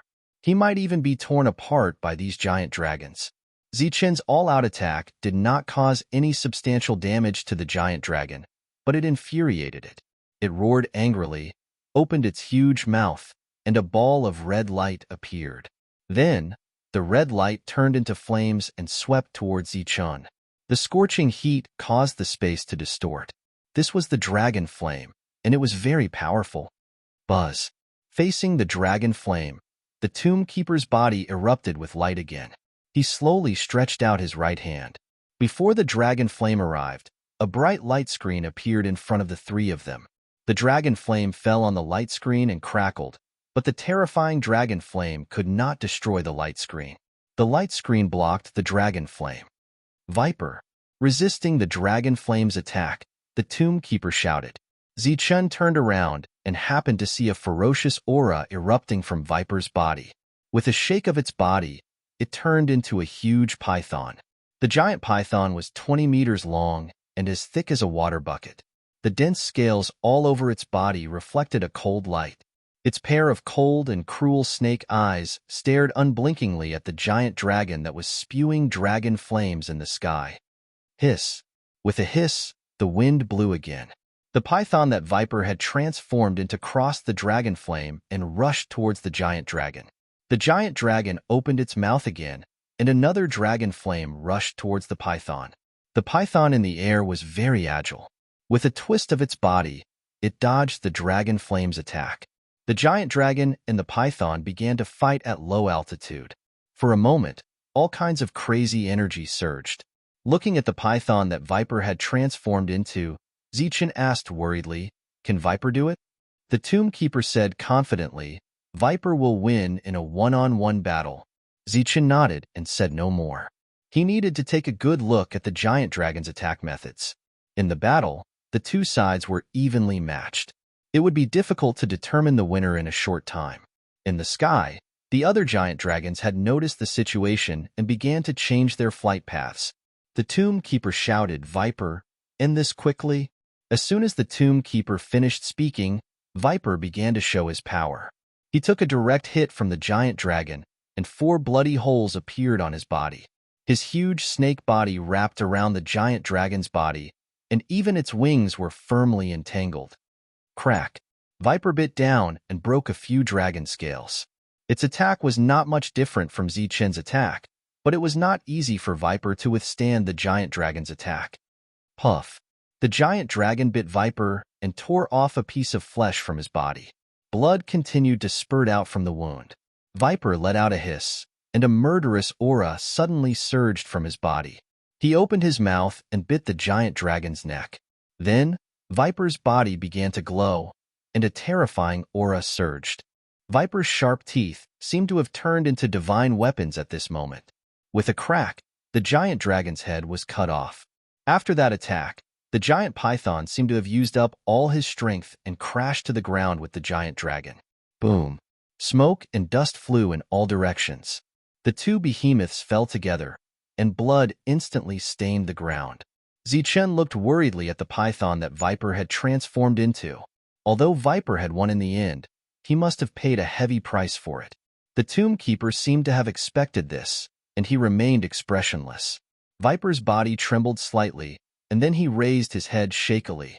Then, his body flashed and he turned into a human again. Viper, who had turned into a human, had many wounds on his body, and his face was almost devoid of color. Viper had paid a heavy price to kill a giant dragon, and it was obvious that he could only deal with one giant dragon. If there was one more, he would die without a doubt.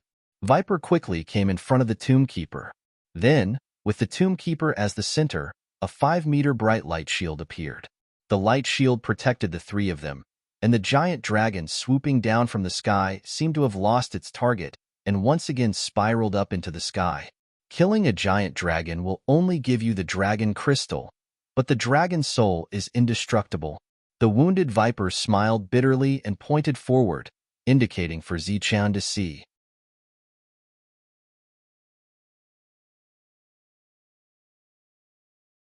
Chapter 1648.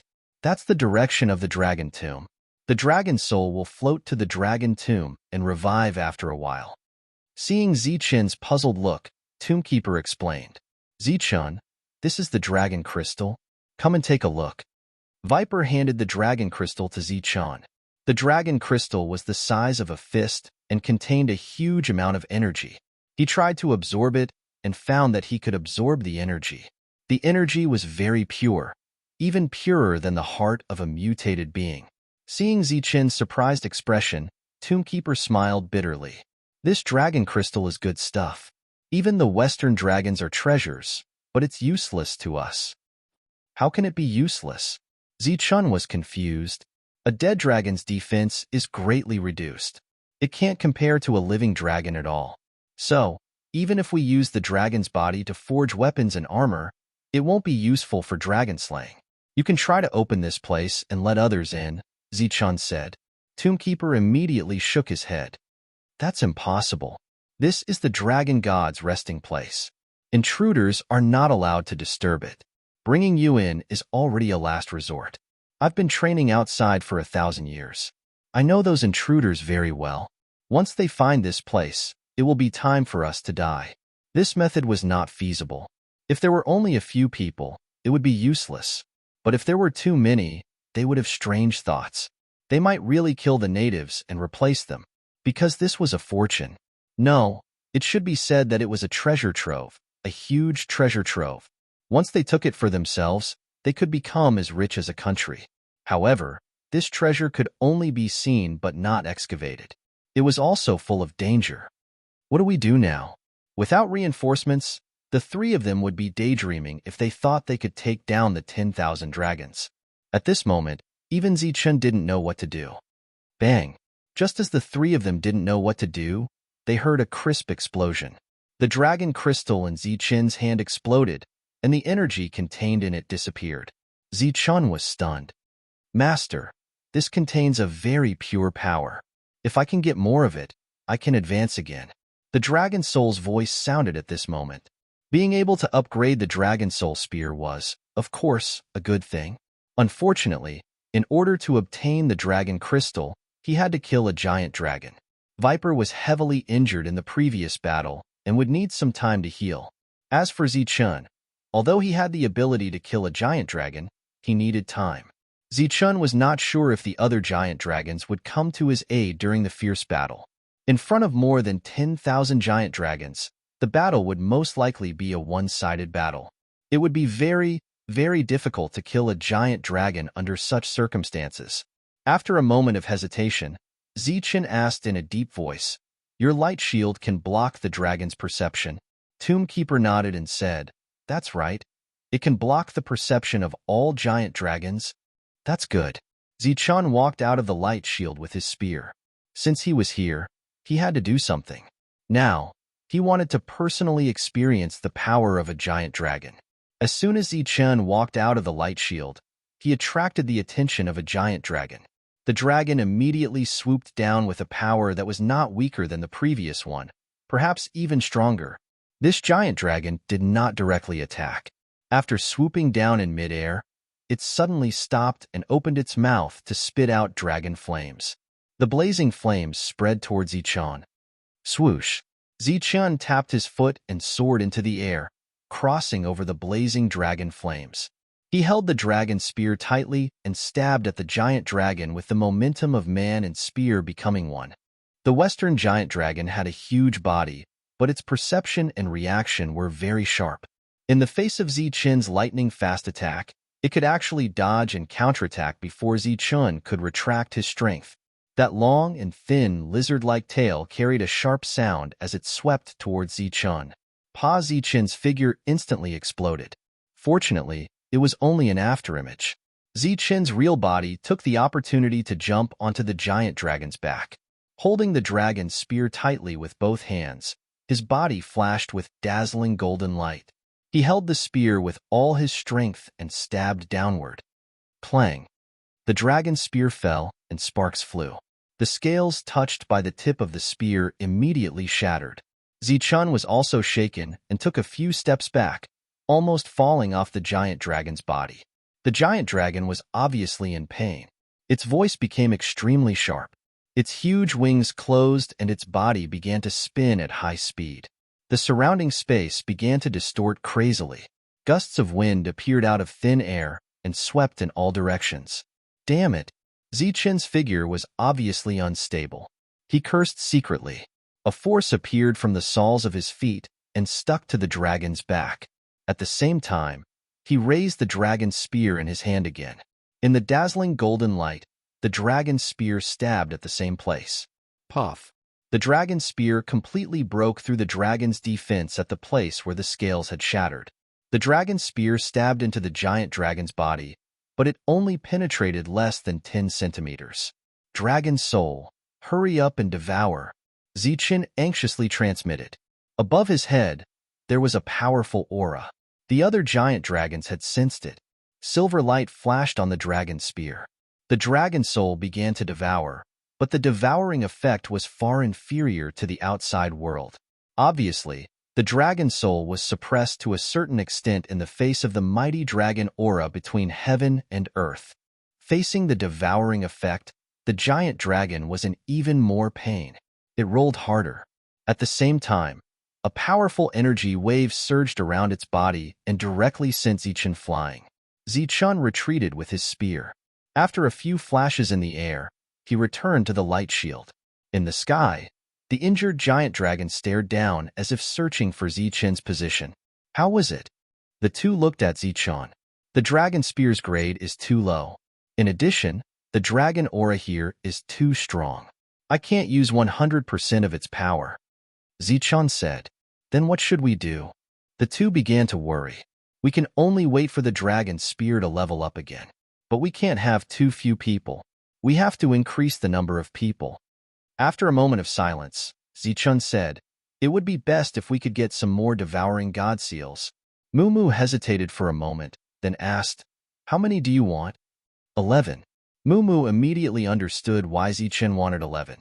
It was obviously because of Manshur and the other 11 people. Speaking of which, these 11 people were indeed worthy of his trust. I can't make the decision on this matter. Come with me. Where are we going? I can't condense devouring god seals anymore. I can only find other clansmen. Zichen followed behind Tombkeeper, and just like that, they continued to advance for dozens of kilometers. During this period, Zichen saw groups of giant dragons. Previously, he said that there were more than 10,000 of them. It was simply too flattering. Zichen, who was already uncomfortable, suddenly felt suppressed again. This time, even the dragon soul and the dragon spear seemed to be restless. A towering mountain peak appeared in Zichen's line of sight. The oppressive aura was coming from this mountain peak. At the peak of the mountain, there was a large group of dragons flying around. The tomb keeper pointed at the peak and said, that is the dragon tomb, the place we have guarded for generations. It was like a dragon tomb on a mountain peak. The middle part of it might be hollow. It was a bit like a volcano. Giant dragons constantly flew out from it. Tombkeeper did not bring Zichen into the dragon tomb. Instead, he brought him to the foot of the mountain, where there was a large open space. With a burst of energy, a portal appeared out of thin air. Tombkeeper was the first to enter, followed by Zichen and Viper. The moment their figures appeared, several shining weapons landed on their throats. Silhouettes appeared one after another around the three of them. Their gazes were cold and filled with killing intent as they stared at the three of them. Bali, it's me. Tombkeeper looked at one of the muscular men and said, it's the Patriarch. The Patriarch is back. It's the Chief and Viper. It's the Chief. The Chief is finally back. Recognizing Tombkeeper and Viper, the hostility on the surrounding people's faces disappeared. Their faces were filled with excitement. But there were still a few people who looked at Zichen cautiously. Young chief, he should be an intruder. In the group, an old native stared at Zichun and said. The words intruder made the others' faces change instantly. They raised the weapons they just put down, but this time, they were all pointed at Zichun. Their eyes that were just filled with joy were now filled with hostility. He is my friend. Don't be rude. Tombkeeper stepped forward and stared at the crowd. Although it was the first time they entered the land of despair, the crowd did not dare to meet Tombkeeper's eyes. They lowered their heads and put down their weapons. Where is Uncle Wong? Tombkeeper asked. Elder Wong is in the meeting hall. Follow me, chief. The muscular man from before, Bali, said. Zichun, follow me. Tombkeeper gestured for Zichan to follow, while Viper walked behind subconsciously. Obviously, he was guarding against the others.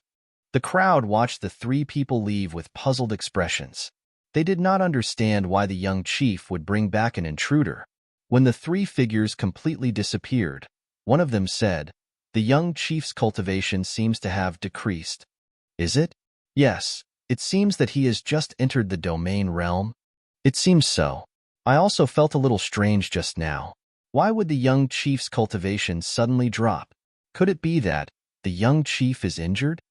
Hearing the discussion around him, the old man from before seemed to have thought of something and whispered, Soul Guard. What do you mean? The crowd heard the whisper and turned to look at the old man in confusion. The young chief's cultivation level would not drop for no reason. There is only one reason for this. The intruder has extremely high potential and thus obtained a devouring god seal, the old man said. Devouring god seal? What is that? It was the first time many people had heard of it. A seal refined with a special secret method that can break the curse on the intruder. It is a real treasure for the intruder. Then the old man sneered and said, however, the intruder would never expect that as long as he refined the devouring god seal, he would become a soul guard.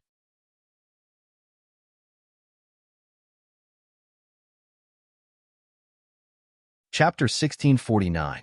Zichun hadn't eavesdropped on their discussion, so he didn't know what this soul guard was. With Bali leading the way and Shomu in front, Zichun and Viper walked side by side.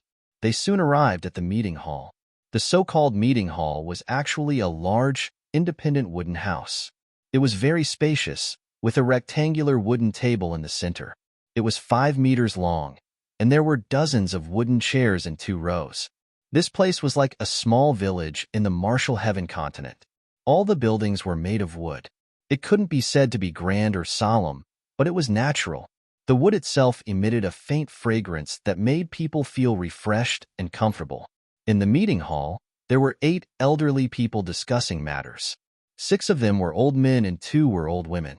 They had been standing the entire time and hadn't sat down. Some of them were quite excited. Seeing the appearance of the dragon's tomb, the 8 people who turned around were all stunned. Astonishment appeared on their aged faces. Patriarch, you've returned. One of the old women looked at Longmu in disbelief. Longmu nodded. Yes, Aunt Zhou. I've returned. It's the Patriarch. The Patriarch has truly returned. The old voices were filled with excitement. One by one, the old people trembled as they stepped forward. They were overjoyed. As for Shomu, he was also calling them uncle and auntie. His mouth was very sweet, and his face had a childlike smile. Shomu was very young, but these people were very old. In fact, Shomu couldn't even call them grandfather or grandmother, but Shomu was calling them uncle and auntie. This made Zichun feel a bit strange. However, it could be seen that these old people were very fond of Shomu. The old man Shomu, called Wangwa, quickly noticed Shomu's abnormality. He said in surprise, Patriarch, how did your cultivation realm drop? As he spoke, 2 dazzling rays of light shot out of the old man's eyes. They first swept past Viper, then fell on Zichun. He said in surprise, your cultivation realm dropped because of this intruder. You took him as your soul guard. The light in the old man's eyes disappeared, and his expression became benevolent once more. It seemed that because of Shomu, even the old man looked at Zichun like an elder sizing up a junior. The other elders were also sizing up Zichun, their eyes full of kindness. At this moment, Zichun couldn't help but frown when he heard the word soul guard. That's not right. Even if it's a soul guardian, it shouldn't have fallen to the 7th level. This should be one of the soul guardians. It seems like its potential isn't bad. The light in Aunt Zhou's eyes dissipated. Little guy, what's your name? Uncle Wang looked at Zichun and asked kindly. Zichun, Zichun said slowly. Not bad. Uncle Wang nodded in satisfaction. As an invader, you can become Xiao Mu's soul guard. This is your good fortune. Your loyalty no longer needs to be tested. You must protect Xiao Mu well from now on. Loyalty, test, protection. Zichun frowned, then turned to look at Gravekeeper in surprise. Looking at Zichun's questioning gaze, Gravekeeper smiled apologetically, then turned his head and said, "You've misunderstood. His name is Zichun. He's my friend, not a soul guardian." As his words fell, the eyes of the previously amiable and benevolent old men all burst with a sharp light. Originally, they all looked like they were about to die, but now, their bodies were surging with powerful auras, as if they were awakened ferocious beasts. Cold murderous intent flashed in the eyes of one of the elders. He said bluntly, "Xiao Mu, do you remember the ancestral teachings?" Gravekeeper smiled bitterly and said, "Uncle Lu, listen to me." The elder shook his head stubbornly and said indifferently, "There's no need to explain. The ancestral teachings are the ancestral teachings. Invaders who come here either die or be enslaved. He refined the devouring god seal, so we can use this opportunity to enslave him." The elder nodded and said, "That's right. If we join forces now, we can still enslave him. Invaders are not qualified to come here. This is the ancestral teachings and also the rule." Hearing the indignant voices of the elders, hearing the words enslave and kill, Zichun did not do anything extreme. He just rolled his eyes. That's right, he rolled his eyes. Because the auras surging around these elders were only at LV8. They were not at the peak of LV8, nor were they at the middle or late stage of LV8. They had just entered LV8 and barely managed to stabilize their LV8.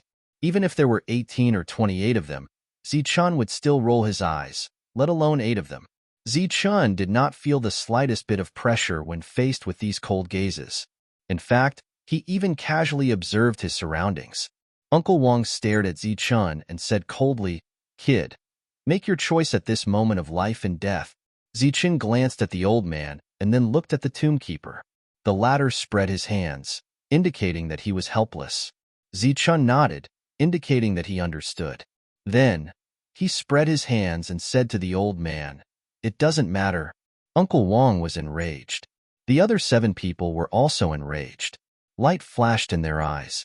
One of the old men shouted, "Bali, take him." Zichun thought that the other party was going to make a move directly.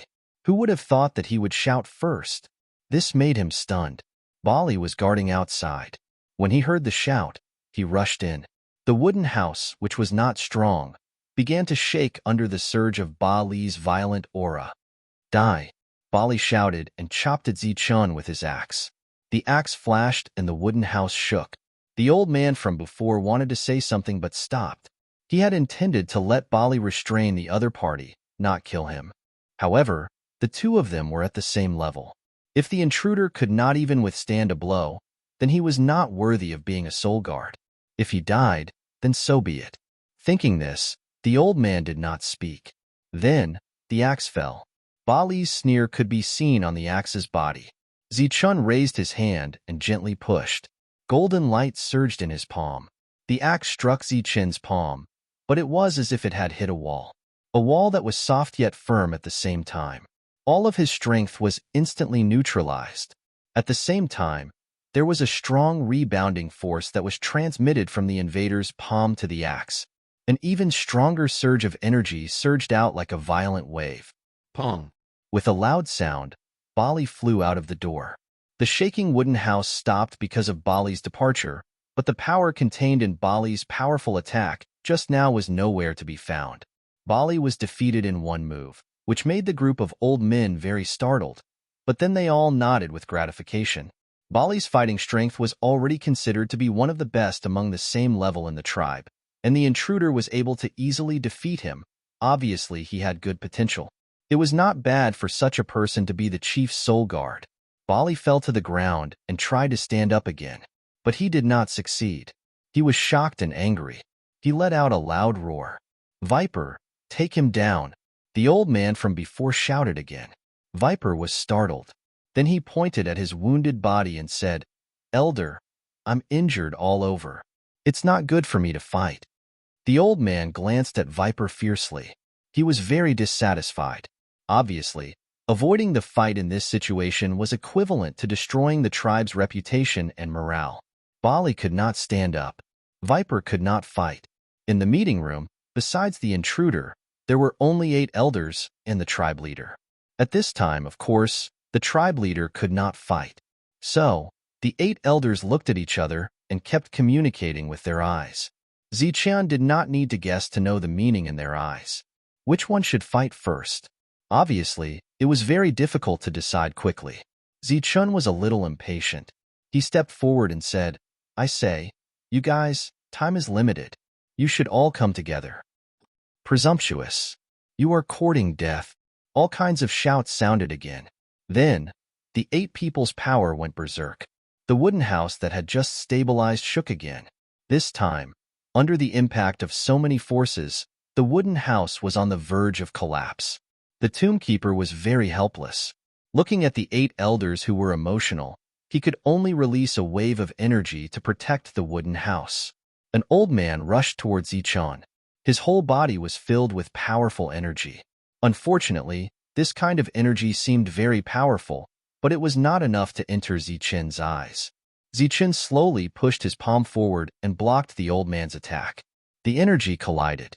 There was no vibration wave, only a dull sound. Pong!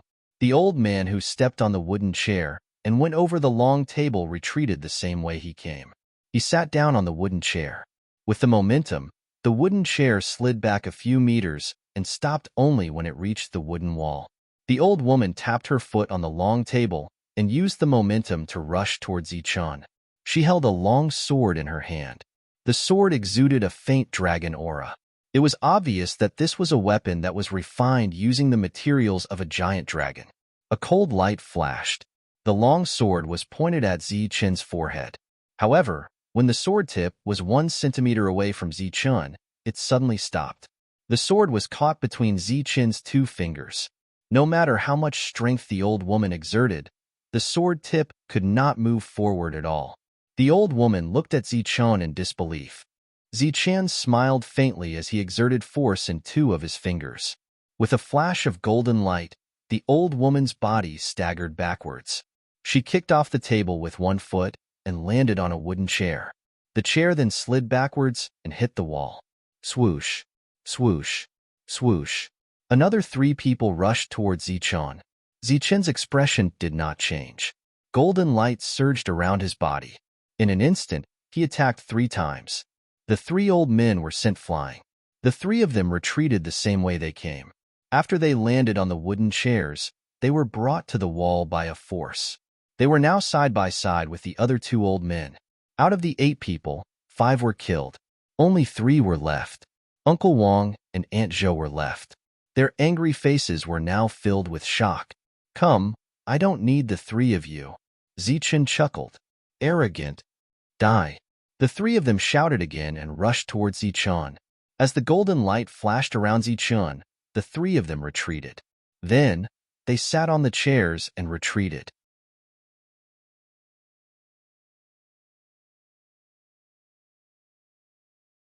Chapter 1650. The 8 shocked elders' expressions kept changing when they heard Zichun's words. They believed that they had done things flawlessly, but they didn't understand what went wrong that allowed the other party to see through them. Although Zichun didn't kill them, the strength he displayed was enough to shock them. Outside, Bali, who staggered to his feet, was completely stunned. The 8 elders attacked as quickly as lightning, and the end of the battle wasn't slower than lightning. As Bali stood up, he saw the 8 elders retreat in defeat. They were defeated cleanly.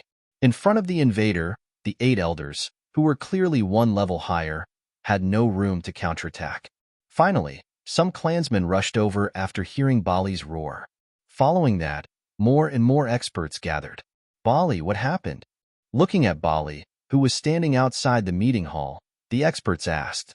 At this moment, the door to the meeting hall was completely closed. No one dared to enter rashly. It's fine. The elders are discussing something with the patriarch. Bali shook his head.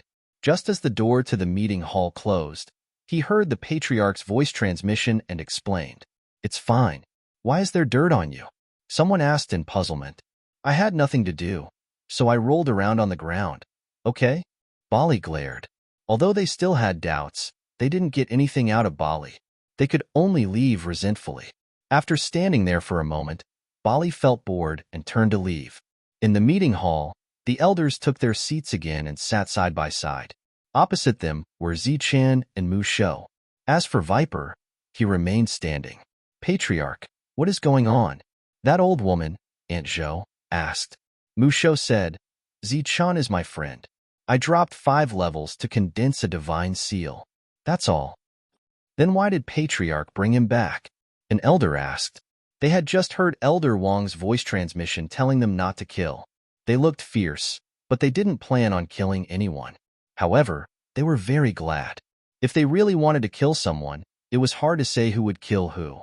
With his perfect body completely activated, Zichan's spiritual perception was extremely sharp. He could easily sense if there was any killing intent. Tombkeeper couldn't help but smile bitterly. I originally wanted to ask Zichan for help, but who would have thought that there would be so many dragons in the sky? He's only at the 7th level. He can help us.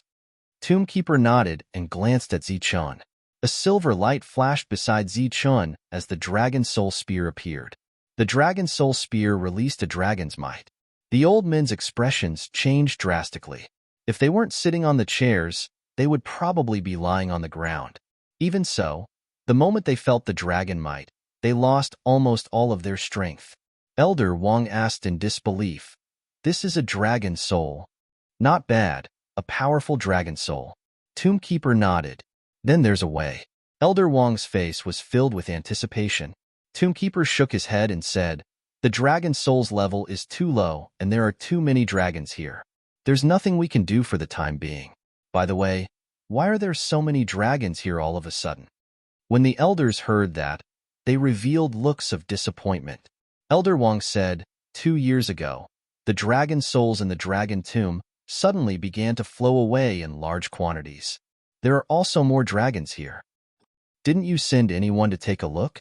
Tombkeeper asked. Yes, we even sent an ascetic, but to date, no one has come out alive. Elder Wang shook his head and sighed. There must be a reason for the large loss of dragon souls. I'll take a look. Clan leader, you mustn't. That place is filled with danger. Even ascetics can't return. Clan leader, your strength is now reduced, so you can't take the risk. The elders hurriedly dissuaded him. Tombkeeper turned to look at Zichan with a pleading look in his eyes. Zichan didn't hesitate and shook his head. Forget it. It's already difficult to deal with a single dragon. If we encounter a group, I'm afraid not even our bones will be left. But there are strange movements in the dragon tomb. Tombkeeper was a little reluctant. So what? Even if we find the reason, do you think we have a way to deal with it? It's just adding to our troubles. Zichan said lightly. Sigh. Guardian Mu let out a heavy sigh. He then looked at the 8 elders and said, Elders, to be honest, we have come back this time for the devouring god seal. The elders were puzzled. Only Elder Wang seemed to have thought of something, and his expression changed a few times. You still want the devouring god seals? Yes, I want 11 complete ones. Tombkeeper nodded. The 8 elders' expressions changed again, and they all looked at Tombkeeper in confusion. If they didn't have some kind of secret method to distinguish between the truth and the lies, they would definitely think that Tombkeeper was a fake. The outside world is far from what you know. I have great use for the 11 devouring god seals, and I know those 11 people. They are very trustworthy, just like Zichan. Although Tombkeeper explained it clearly, it was still difficult to accept. The 8 elders didn't give an answer in person, and the meeting ended unhappily. Bali arranged a small independent courtyard for Zichan, and Viper went to treat his injuries first. As for Tombkeeper, as the clan leader, he naturally had his own residence. Zichan didn't ask why this room was so far away from the clan leader's residence, because he knew the reason very well. If he guessed correctly, at least 4 of the 8 elders were guarding the tomb at this moment. In fact, Zichun was wrong. It wasn't 4, but all 8. Obviously, there were some questions that couldn't be asked in front of Zichun, the intruder. Looking at the 8 elders in disbelief, Tombkeeper couldn't help but think of himself when he left this place. At that time, he was so high-spirited and full of confidence. But in the end, after being away for 1,000 years, he and Viper gradually lost their spirit and fighting spirit. In the end, they were even in despair and muddled through. Thinking of what he had felt and seen for 1,000 years, and thinking of his downfall, he couldn't help but smile bitterly. After a while, he said, "The intruders are far from as simple as we thought. They are not the stupid existences recorded in the books. They are very smart, very cautious, and very cunning. It is as difficult as ascending to heaven to trick them." The 8 elders listened quietly. It was said that in their lives, this was the first time they had seen an intruder. The first time, I fell by 2 realms and condensed a divine seal. Not only did I fail to resist the intruders, but I was also almost killed. I paid a huge price of falling by 1 realm before Viper, and I were able to escape. In the following 1,000 years, we constantly dealt with the intruders. Now, among the intruders, only the ones from the Zhanwu continent can still maintain a trace of kindness to us. As for the others, they can only fight to the death when they see us. Tombkeeper paused and said, "There is also a race among them called the Soul Eater clan. They are our natural nemesis. In the past 1,000 years, I have found at least 3 small worlds that were destroyed by the Soul Eater clan. In history, there were some records of the Soul Eater clan. Although they were not comprehensive, they mentioned that the Soul Eater clan was very, very dangerous. They didn't expect that such a race really existed in the outside world." The elders' expressions changed. "I am very lucky to have met Zichun because he values friendship and promises. When I made up my mind to give him the 2nd divine seal of devouring, it was a gamble. But I won the gamble. The dragon soul in Zichun's hand is very complete and very powerful. It is of great use to us. It can get rid of the giant dragons here, but I didn't expect that when I returned this time, there would be so many of them and so many powerful ones. Those 11 divine seals of devouring were obtained for Zichun's friends. I know those 11 people as well. They are as trustworthy as Zichun. Moreover, each of them is a genius with extremely powerful combat strength. With their help, I think our chances of resolving this crisis will be greater." The 8 elders frowned and pondered. One of them said, "Since his weapon is of great use to us, why didn't he leave it behind?" Tombkeeper said, "That's impossible. Nothing is impossible. I think that for a dragon soul weapon, our people will not fear death," Elder Wang said in a deep voice. "For the peace of the dragon's tomb, I also believe that our people are not afraid of death. But being not afraid of death and courting death are 2 completely different things. I don't want to see our people die in vain." The elders' expressions changed. Elder Wang asked, "Is he that strong?" "If he wants to, everyone except the ascetic cultivator will die. Don't expect to exhaust him with human lives. It is useless. I once saw him charge into an army of tens of thousands of invaders and slaughter them.